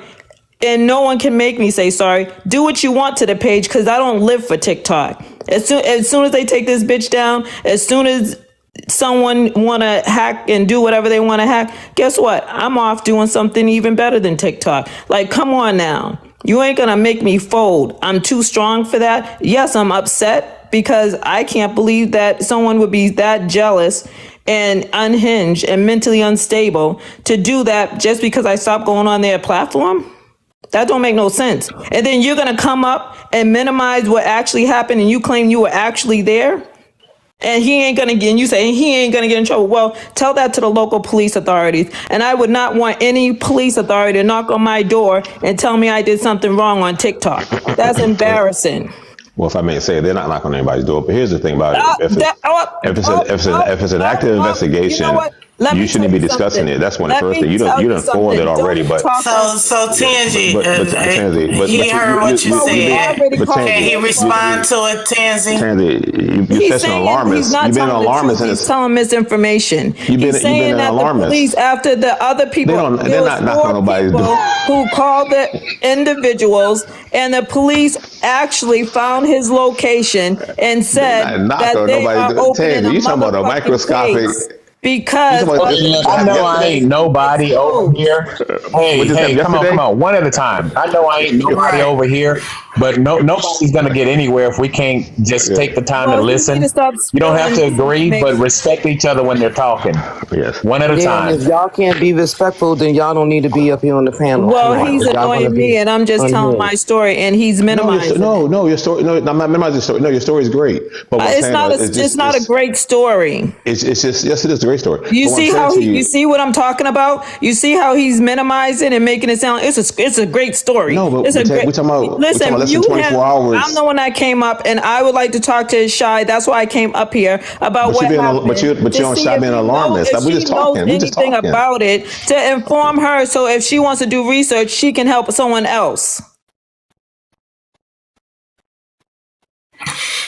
So, Tangi, I mean, they've been doing this for the past couple of weeks, jumping into people's lives. I'm sorry that this had happened to you, and I'm glad that you caught at least one of them, because I believe it's more of them.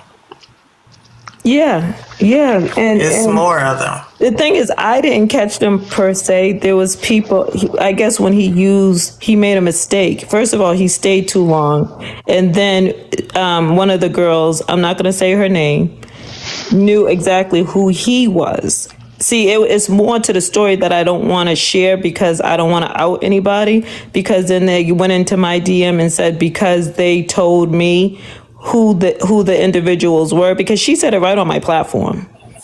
And so and then he said, okay, now I'm writing down your name. So he was saying to people on a platform who decided to help me, oh, now I'm writing down your name. Now I'm writing down your name. So the people on the platform, he then targeted them. And then the one person he came up, he was like, I know exactly what to do in this situation.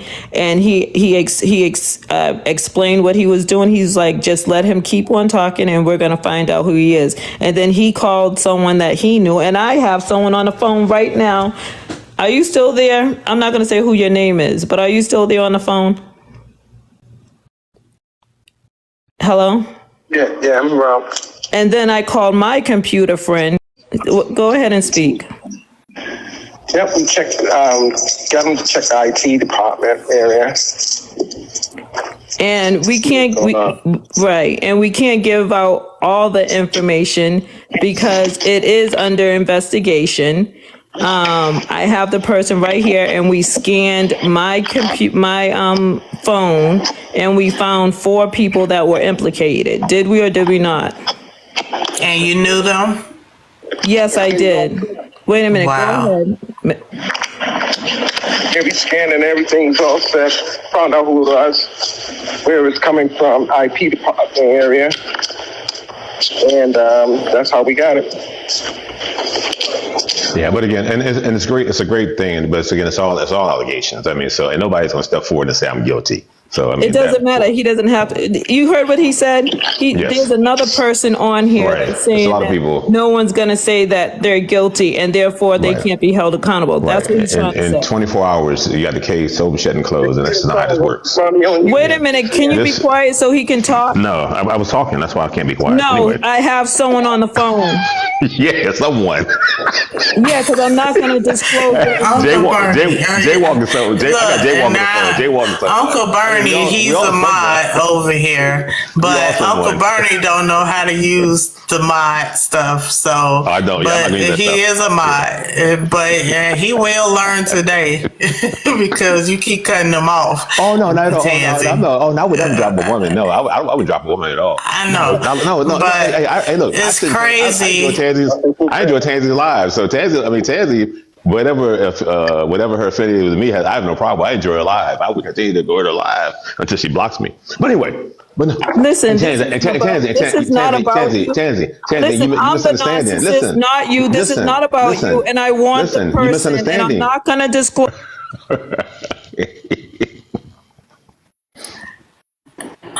Go ahead, Uncle Bernie.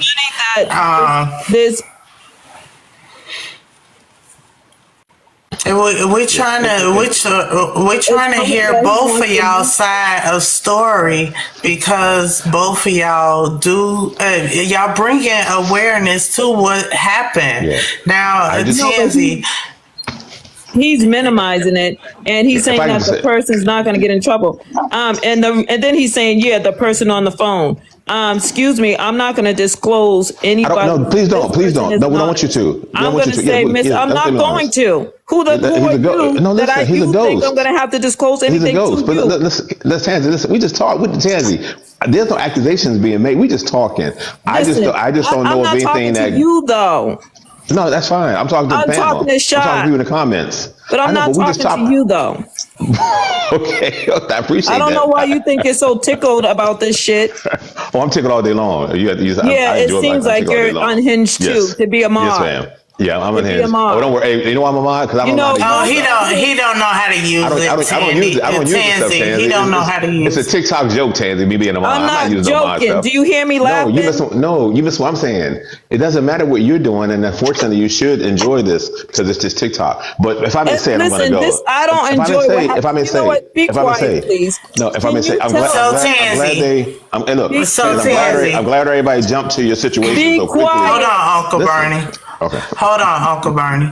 I just want to say this real quick, Tansy, because we listen to the story, and I love the awareness of what's going on TikTok. And you're not the only one that came to the platform and said exactly, how people pages are getting hacked.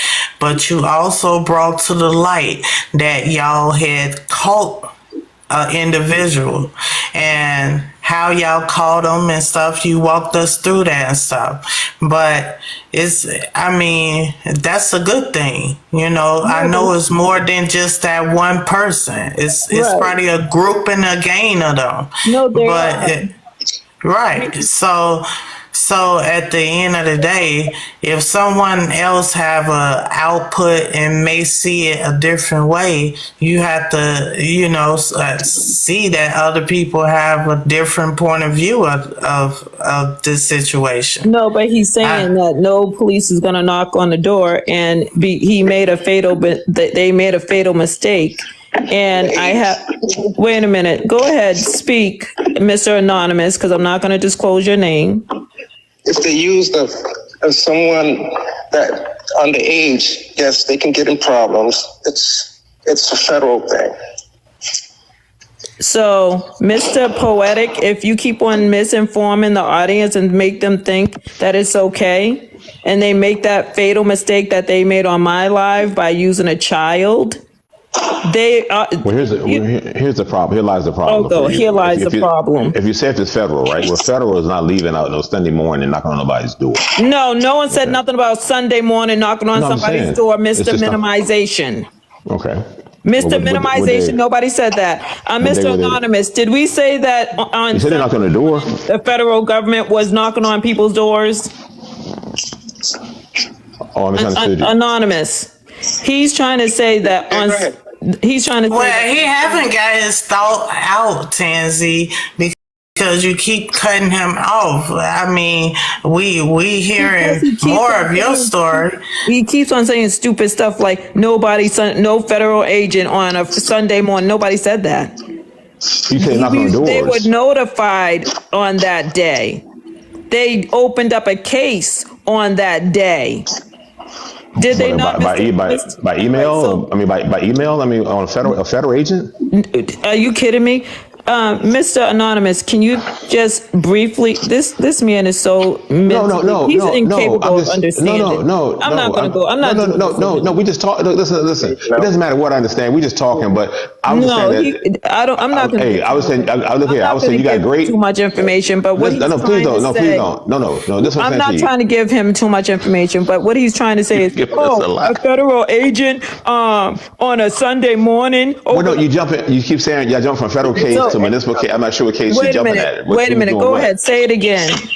Tell us again, Mr. Anonymous. Anytime. Usually they put up a federal stuff that says FBI or whatever, or agent, whatever. They move it anytime.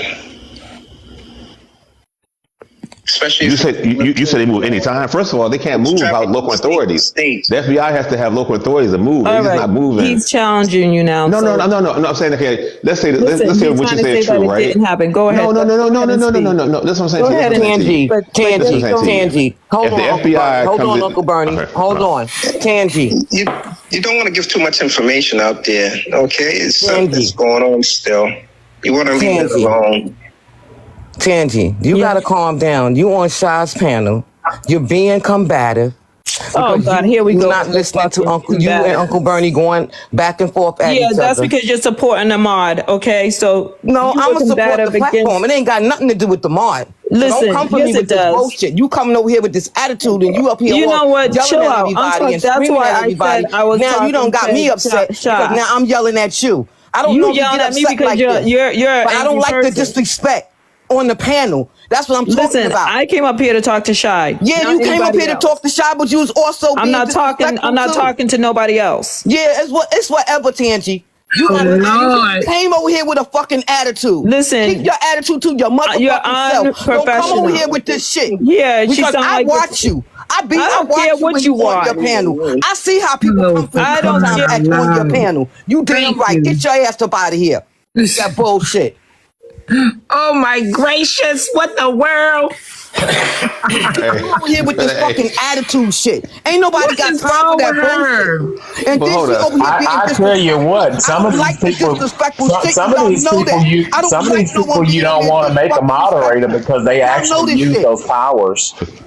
Look, but this is, I mean, and let's be real, everybody. We talking about this happened Sunday mid morning, like Monday, like who in the world moving that fast legally? No, but I'm saying you came over here being disrespectful. That's my problem. I don't give a fuck what happened between you and her, Uncle Bernie. Oh no, that happened to me. Hey, no, on this at this live, that's my problem. Chocolate, I appreciate it. It didn't happen with me at all. I was just an observer, but at no time was she aware of the person's voice until later on in the segment. But forget about all that. But just think about it. What legal? Who knows? You can't even get a parking ticket to move that fast.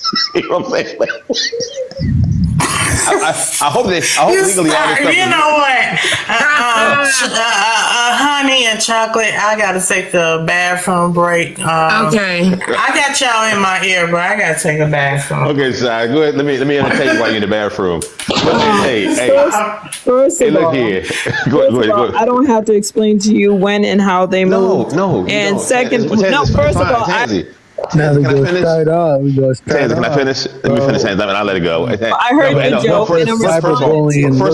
First of all, I hope Tansy gets everything she's supposed to cyberbullying get. looks like to me, you look like a motherfucker. Sir. Bro. Say again, sir. He ain't saying nothing. Go ahead, Uncle Bernie. Thank you, Mr. Turkey. I appreciate you. If I like a bully, Mr. Turkey, then you have a bad view of people. But thank you for that. But anyway, in talking, yeah, and I hope everything comes to fruition for you. I hope everything works out well, and I hope you capture all these people and all this stuff works out, and it's a great story.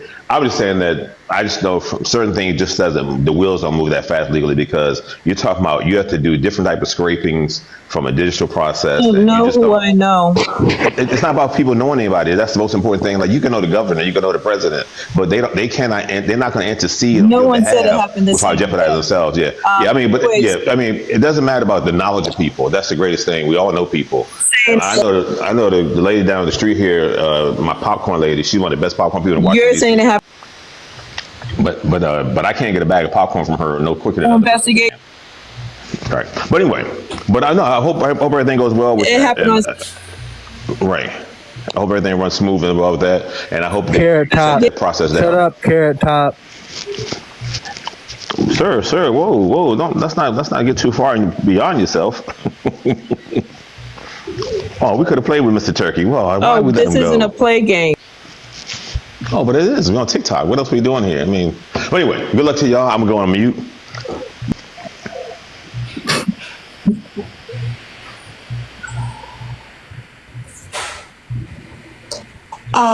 Good morning, everybody. Good morning. Good morning, Mimi. So I was asleep, but I woke back up, and I've been in here for a while. And I just wanted to say that I don't know Tansy. I know Uncle Bernie liked to joke around a lot. So, because I listen to him, I'm in a lot of places where he's at. I hear him a lot. He likes to joke around and stuff. But I think that the reason why she was upset and is because her situation was serious to her. And when someone starts making joke in light of the situation, automatically you're going to get upset because it wasn't a lightly joking situation to her as far as what happened to her. So what I came up here to say was just, Tansy, you did get your story out, and it would be okay for you to respond once he finished saying everything he had to say. But I know it was hard to do because it appeared that he was making light of your situation, which is in itself a disrespect. So I get it. And that's all I want to say. To understand where you was coming from on that point of view. Yes. Thank you very much. Come up to say that. So thank you, because the mods couldn't understand that. No, it's not that I didn't. They didn't like it. It's not that I didn't understand it. I understood everything. It's just the fact that both of y'all was up here yelling at each other, and that's what I didn't like, being disrespectful to each other. It didn't matter that he was a mod. It didn't matter that you was a guest. It's just that the both of y'all was up here on the panel, and y'all both was being combative. Thank you for understanding. I really appreciate that. That was the only thing I was saying. You got mad at me for saying that. I would never come over to your panel and be disrespectful on your panel if I was there.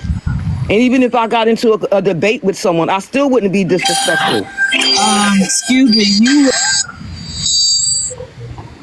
If I may interject, I just want to say that if anybody thought I was disrespectful, I'm not familiar with Tansy to be disrespectful. I'm not familiar with Tansy to be disrespectful. No, I can't respond. If at any point in time Tansy thought I was disrespectful, I can't apologize for it because I don't believe I was. But I will say this: I'm not that familiar with you to be disrespectful. Please don't. Please don't.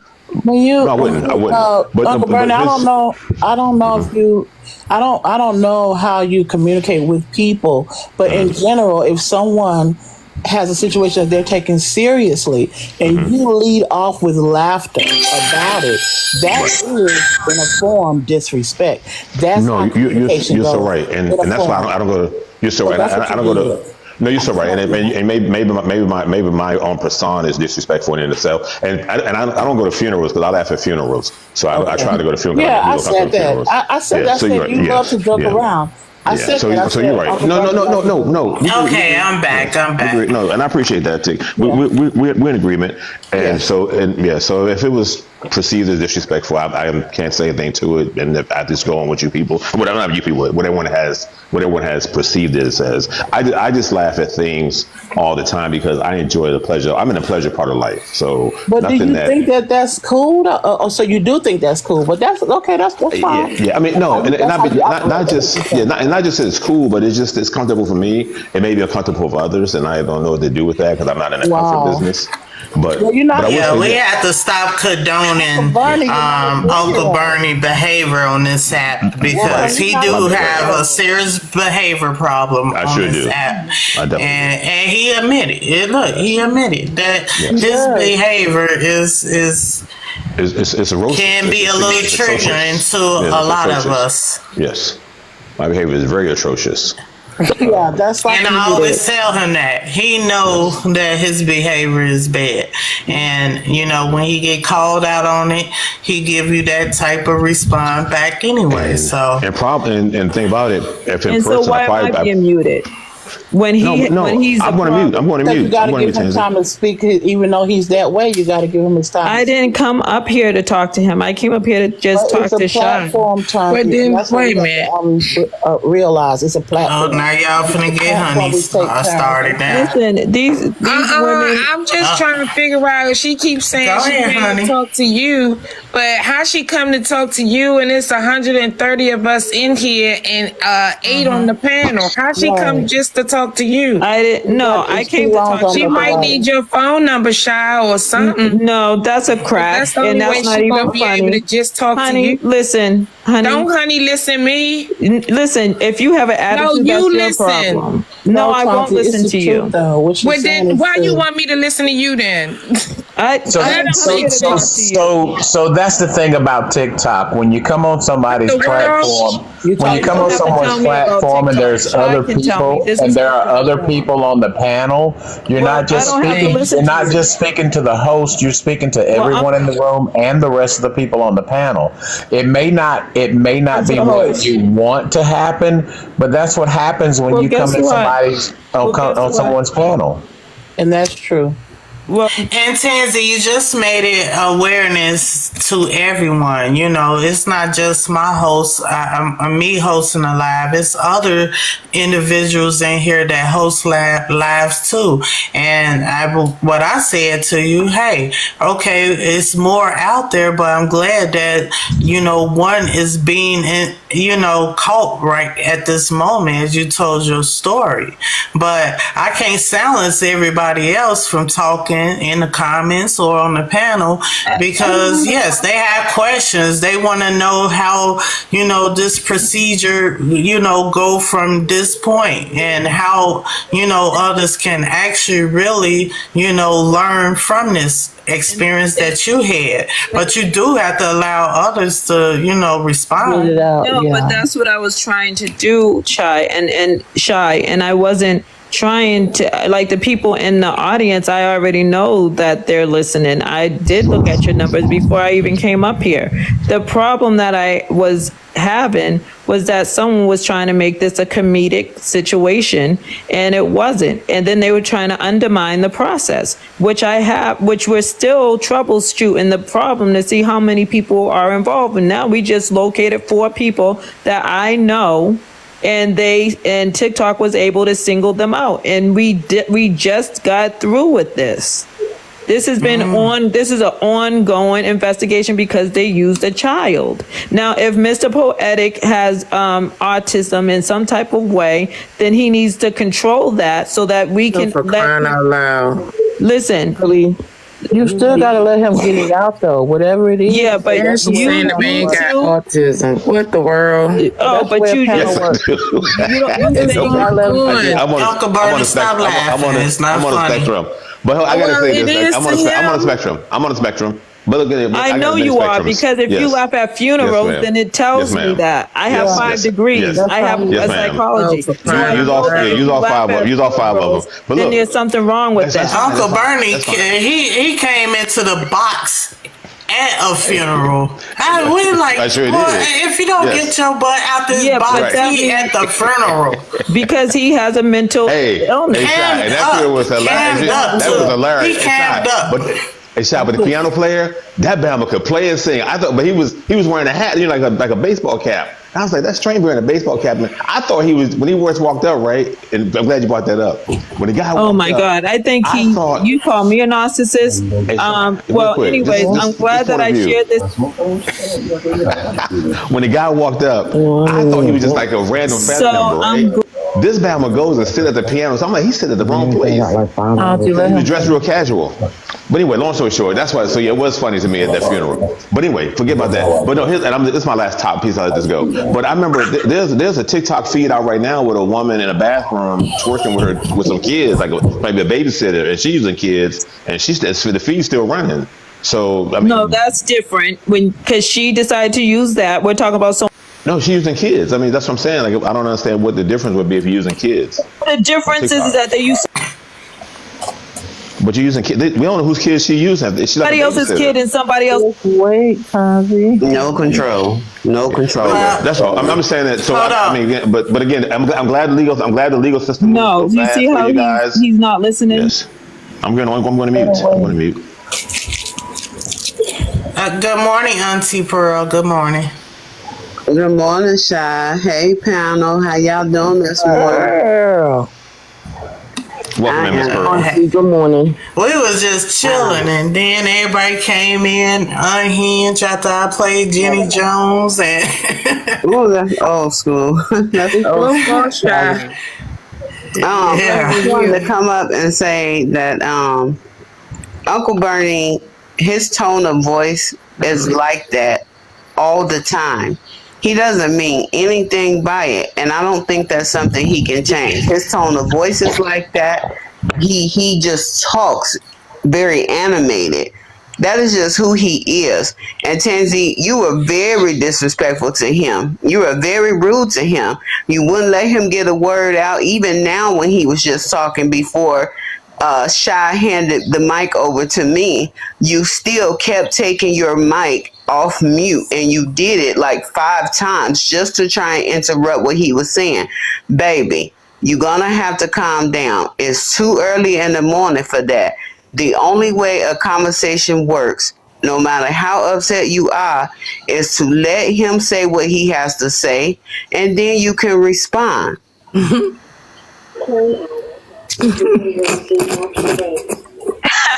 I have to.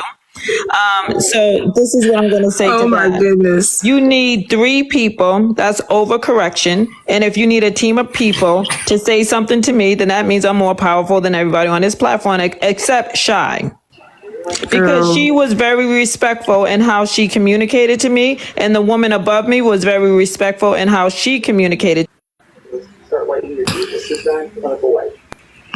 And that's why I listen to them. So you can keep on muting me and silencing me, but it says more about you than it will ever say about me.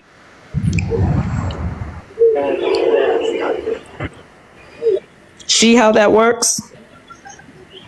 You know, I get it. Some things on here can get pretty heavy. Things can get pretty difficult on TikTok for some people sometimes, but that doesn't negate the fact that we still need to have civility when we're dealing with each other. At some point, we have to learn to respect each other, whether we agree or not. It's real simple to agree to disagree without name calling, without yelling and screaming. You have to follow the decorum in the room. It's real simple. Let other people talk. If you agree, cool. If you disagree, then you can rebut it. But all the screaming and yelling over the top of each other, that's not cool. Yeah, and everybody said it wasn't cool what this poetic person was doing, and then you got these women who are trying to support his behavior on something that's serious, and the only one that's taking it serious is the woman above me and Shy, and the rest of you guys are saying, well, that's Bernie. Well, this is Tansy, right? You want to allow him to be authentically him, but I can't be me. That's a double standard. That's being a hypocrite. But no one said you couldn't be you, Tansy. Yes, you That's did. The thing. You keep involving everyone. No one I'm said talking you about couldn't be you, yourself. You honey, always been and yourself. now And you came Auntie. over here. So how dare you say we never allow you to be yourself? No, Now today. you being a hypocrite. No, you're being a hypocrite. I'm talking about not. today. I ain't never been no hypocrite. I'm talking about but today. I did get an attitude with you two both going at each other on this panel. I'm That's what I talking had about got an today. attitude about. Why It had nothing to do with your check story. him? Why don't you check him? I checked both But you of y'all. said you can't. No, you didn't. I checked Bernie too, and No, I told you him to didn't. be quiet too. You didn't tell him his behavior was unwarranted. Okay, so where do we go from here? So where do we go from here, Tansy? Because you got an attitude. You got an attitude for You nothing. got an attitude too. Yeah, because And you was honey, up here yelling on and the panel like auntie. you Who ain't said had I no got an damn sense, and attitude? you was being disrespectful. I wasn't being- he was being I don't like the disrespectful. disrespect. You was disrespectful first. No, he was Yeah, disrespectful. you was. You Okay, came in with an attitude. okay. You had an So attitude when again, you got up on the panel. Where You do we wasn't go yelling from on here? yourself. You already was unhinged when you No, got I on was the panel. talking to Shy You very wasn't yourself. respectfully. And if Shy thought I was And if you wanted to disrespectful speak to Shy her, respectfully, she would've if you said wanted to speak to something. Shy only respectfully, Listen, you should've called respectfully. Shy number and call Shy. You know and what? speak to Stop Shy with the number, only phone number. I don't need her respectfully. number. I Well, don't then need her how you number. gonna talk to I don't need her number. All of us up here. You know I how don't many need her people probably number. screen recording you right now? I don't care. Then how in the world you think you just talking to Shy? No, they're talking about their screen recording me right now, like I give a hell. Like what the hell is that No, supposed to no. do? What I'm I don't saying care about no to you screen is recording, 'cause this. I don't care about that either. They're trying to use that as a threat. I don't know No, what the hell I'm that's not supposed using to it be. as a threat. I'm We don't telling care you, about that. How can you only be talking to Shy? Listen, no one said I'm only. I seen the numbers when I came up here. You're doing is you're making it about everybody in the audience. I'm not talking about them. I know they're listening and I know they're commenting. then I how don't in the pay world attention you to that. only talking to What Shy? I am Okay, talking so about. what? Why are you interrupting me? Then now? why you're talking? You're then talking at the same time that I'm everybody else talking. We're gonna not listen. We just gonna let you and Shy Sky talking. Everybody else, y'all do not. No, then I could have dropped. Just like the other girl, when she was talking, it was her and Shy, and you guys didn't say shit. And then she dropped. And then it was my turn, and then I was going to drop. Until Mr. Autism decided that he was going to freaking say whatever he wanted to say. Why do you keep disrespecting him by calling him out of his name? Come up here and protect me when he was berating me. Because I didn't see him berating you. I saw him see it Auntie Pearl. Okay, you being biased. So and you girls, ladies, think that you can jump on one female because you got some internal hatred. Why would anybody hate you? I said internal hatred. I didn't say right. Why would anybody have? Do you know what internal hatred means? Do you know what internal hatred means? Internal hatred. It means within yourself. Okay, I get it. I do have some of that. Have internal hatred towards you, Tansy. No, I didn't say towards you. You said that. Honey, I do have some internal hatred for when I definitely used to be like her. That's what I'm talking about. When I used to be like Tansy, that's where my internal hatred came from. I hated when I act like that. I hated when I act like I was better than everybody else around me. I hated that for myself. Yes, I did. But that's not me anymore. Tansy don't think that. Yes, that is what I thought. That's why I use the terminology. I'm very intelligent. I know why I use words. And no, I didn't say you guys were she said that you think you're better than everybody, Tansy. That means you think hatred you're better within than everybody? It means you have internal hatred inside you. Tansy. Yo, I'm asking you, do you think you're better than everybody? Listen, we're not talking about that. I just talked about what happened on my live. What the hell are you talking about? Do I think I'm better than everybody? Well, that's not what this Auntie Pearl just said. I don't come on Shy's live you so talking about. You're not even listening. I don't need to answer that question because that question isn't about why I came up here. Exactly. So my question is right now. That's not how you feel. You don't think that you're better than everybody. Listen, you have to internalize that yourself. Do you think I'm better than you?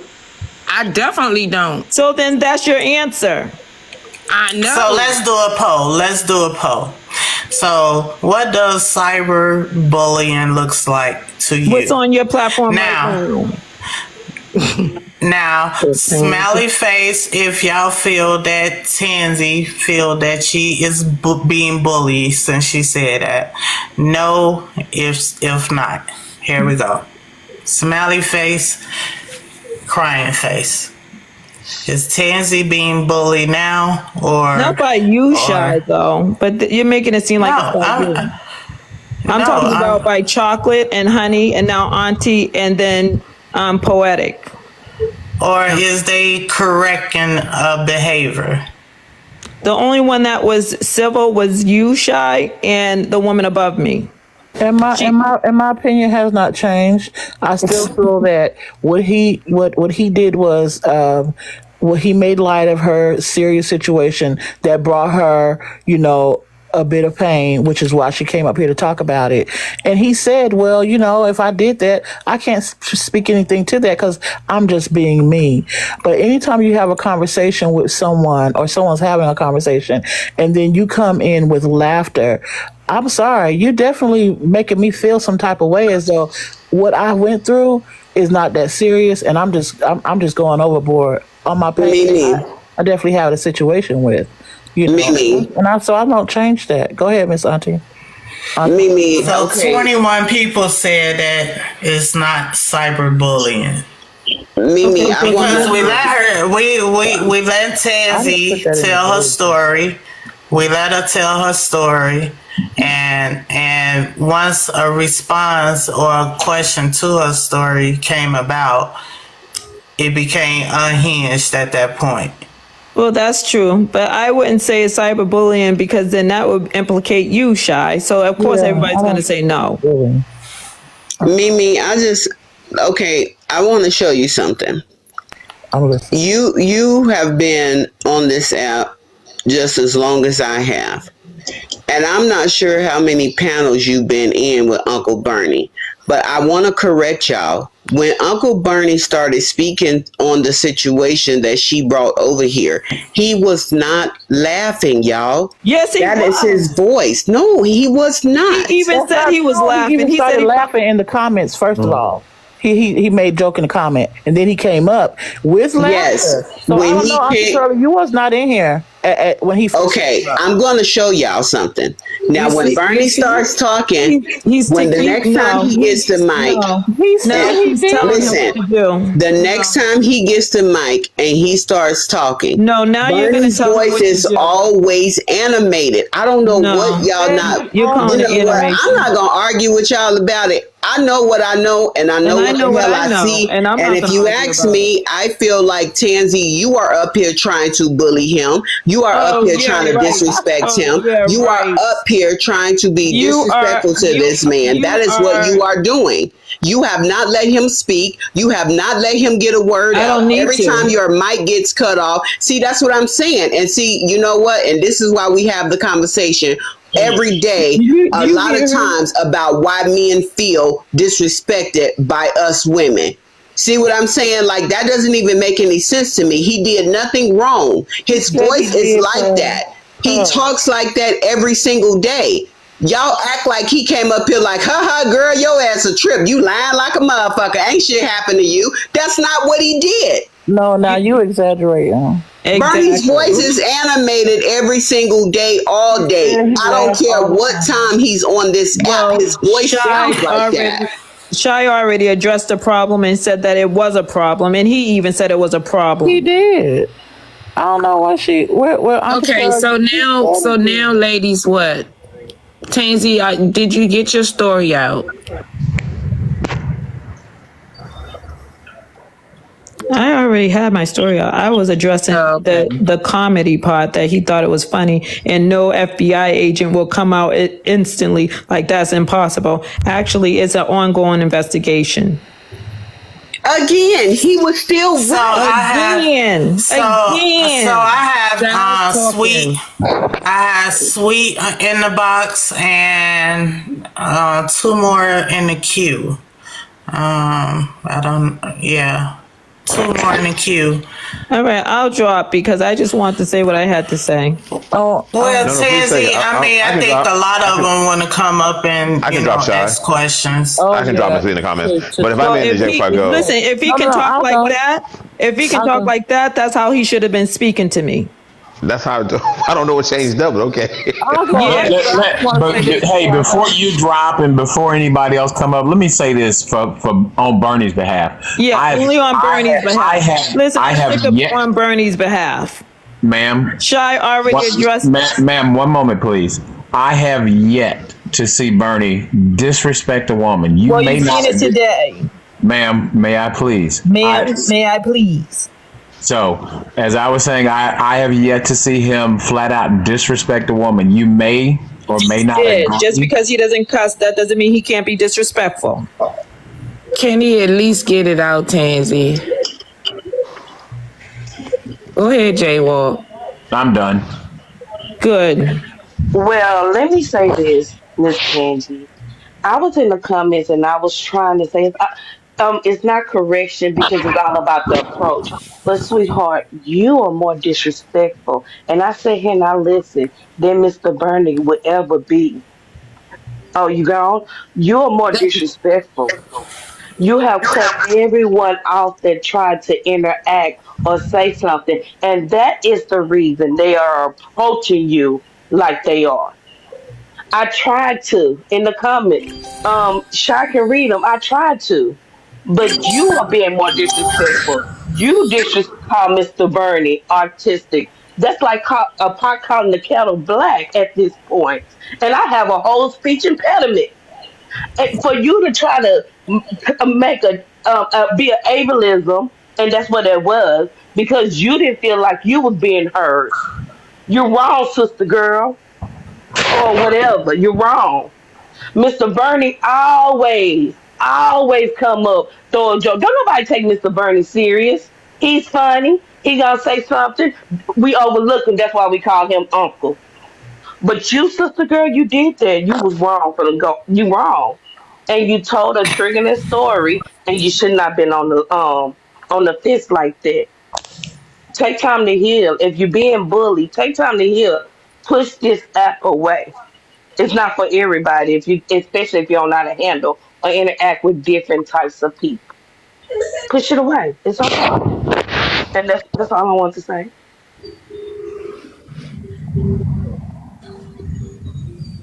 If you need me.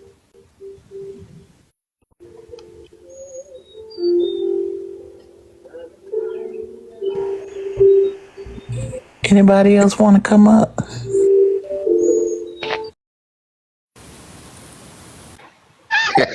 If I may say before I go, I got the screen closed, y'all. I'm sorry. I have much admiration. I was just like, okay, next. I'm sorry. I have much admiration for Tansy, and I enjoy her lives also. So I don't know much about what else is going on beyond that. I don't like nobody getting bullied on this app, so my heart was going out to her. But she was so triggered, she kept being disrespectful to everybody. It was hard to not let her know that she's being disrespectful. Oh, yeah. I'm gonna leave it alone. Chastity. I'm not argumentative. I'm not. You can talk to me. I'm not argumentative. I've already said it like several times. That's why I said I'm gonna leave it alone because everything comes from. There's always a reaction. There's action and reaction, and so some things are reactive based on action. So like I said, of course, if I have pain and I'm sharing my pain, and then I hear laughter behind my pain, regardless of who it is, uncle or no uncle, regardless of who it is, that's hurtful. And so therefore, that's probably going to anger me a bit that I'm being vulnerable. I'm telling you a situation that was, touchy to me. And then I hear laughter. It's hurtful. So that's all I want to say. And yeah, it doesn't matter who it is. It really doesn't.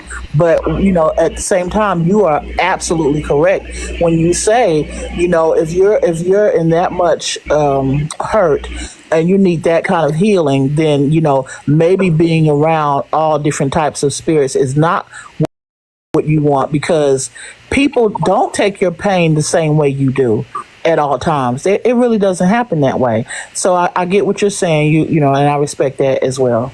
That's all.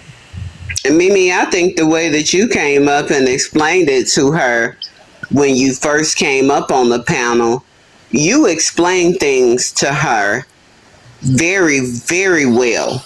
Mm-hmm. I mean, I don't think you could have simplified it anymore. You were very fair the way you analyzed the situation, analyzed the conversation in itself.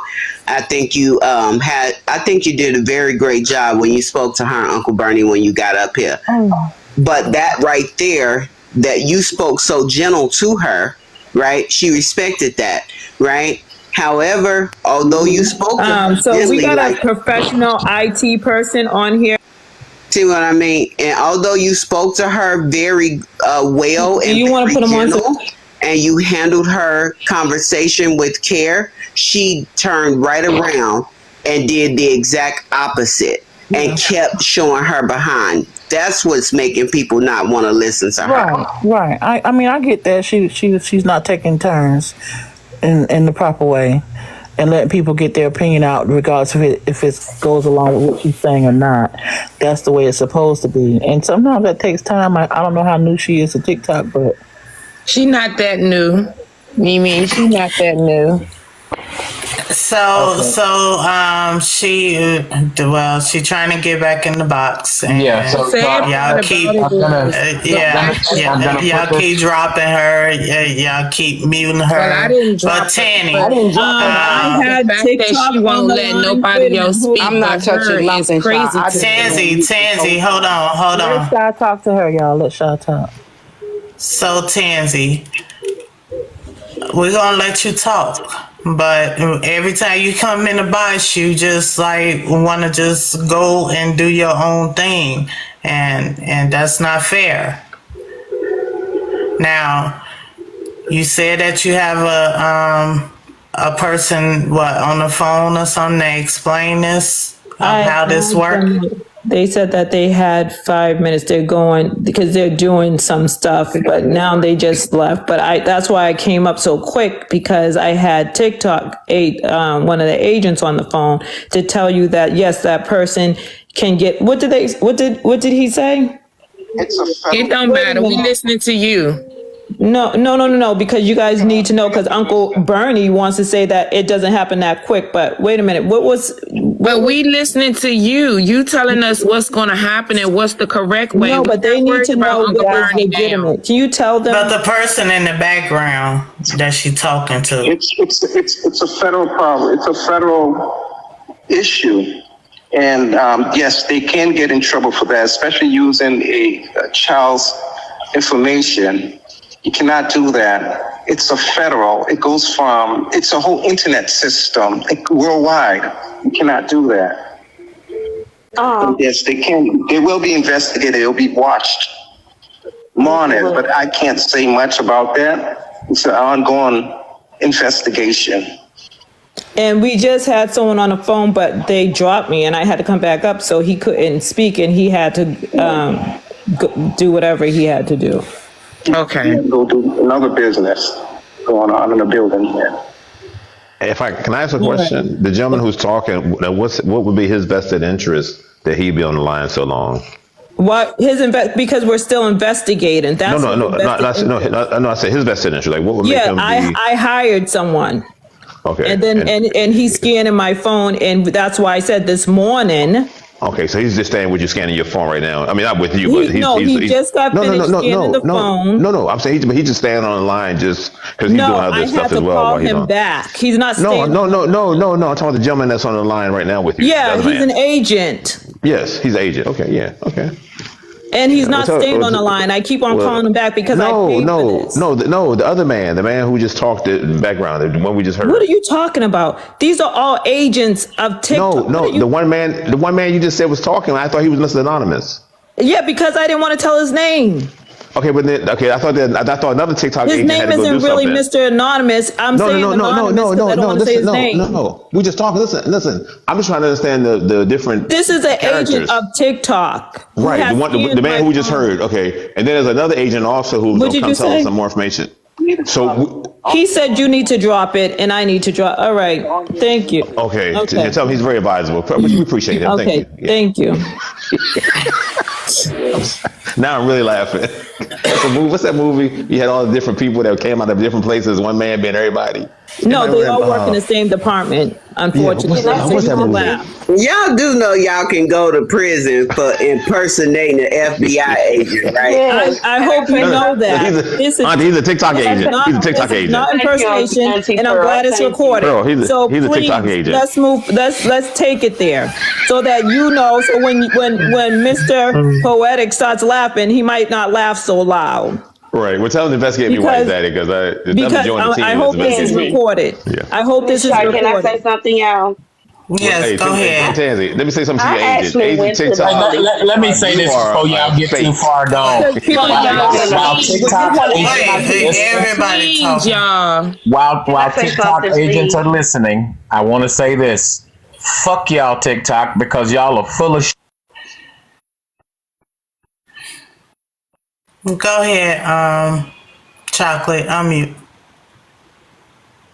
What? I ain't got nothing to say, Shaw. You know, I had to do Showtime because it's just fine. too much. It's fine. I'm sitting up here on mute. I'm just being quiet. Okay.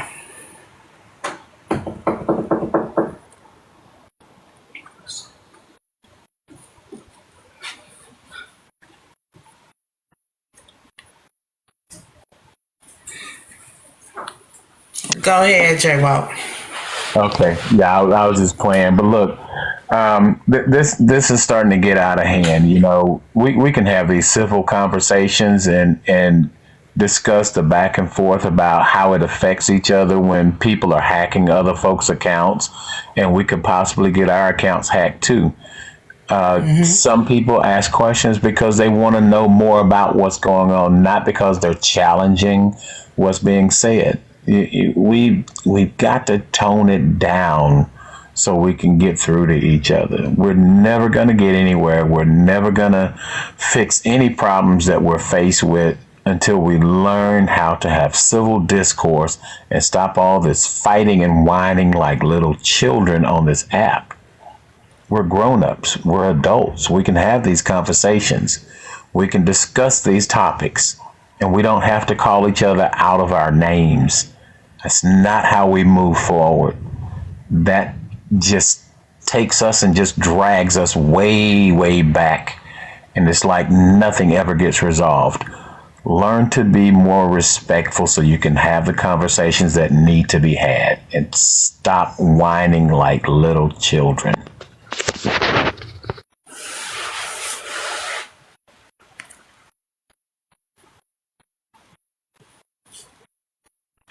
Well, first of all, I want to say thank you, TikTok, and thank you, Tansy, for sharing the things that are going on. Also, I would like to believe that I wish things were so tailor-made, not just in TikTok, but in the total world, that the world was tailor-made to our liking, and unfortunately it's not.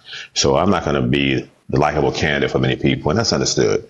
What I will say is that I do find humor in many things, and especially legal things, because I've been wrapped up in so many legal things most part of my life. So when I hear things that seem accelerated, it really appeases me, because I'm just thinking, wow, those wheels of justice move pretty fast in such a short period of time. And that's not to say it's a lie, and I say it isn't. I think that's just rapid fire, and I appreciate it. And I hope that other things that people encounter on TikTok and also in the rest of the world gets that accelerated speed to resolve or to begin working on. And then to have the agents, both TikTok and the other agents, available to one's disposal, whether you purchase them or you sleep with them, whatever the case may be. But just the fact to have them available, I think that's great. I wish I had an agent in my pocket. I would do very well in life, but I don't have one. So this is where we are. And again, much admiration for Tansy. I like her. I enjoy her lives. So whatever part of this she's going to take away from it, I hope she takes the best part of it, that she's a great host, and I enjoy being in her lives and listening to her lives, and hope this does not create any type of separation between us. But if it does, that's the way of TikTok. You get an asset and you lose an asset. The beauty of life.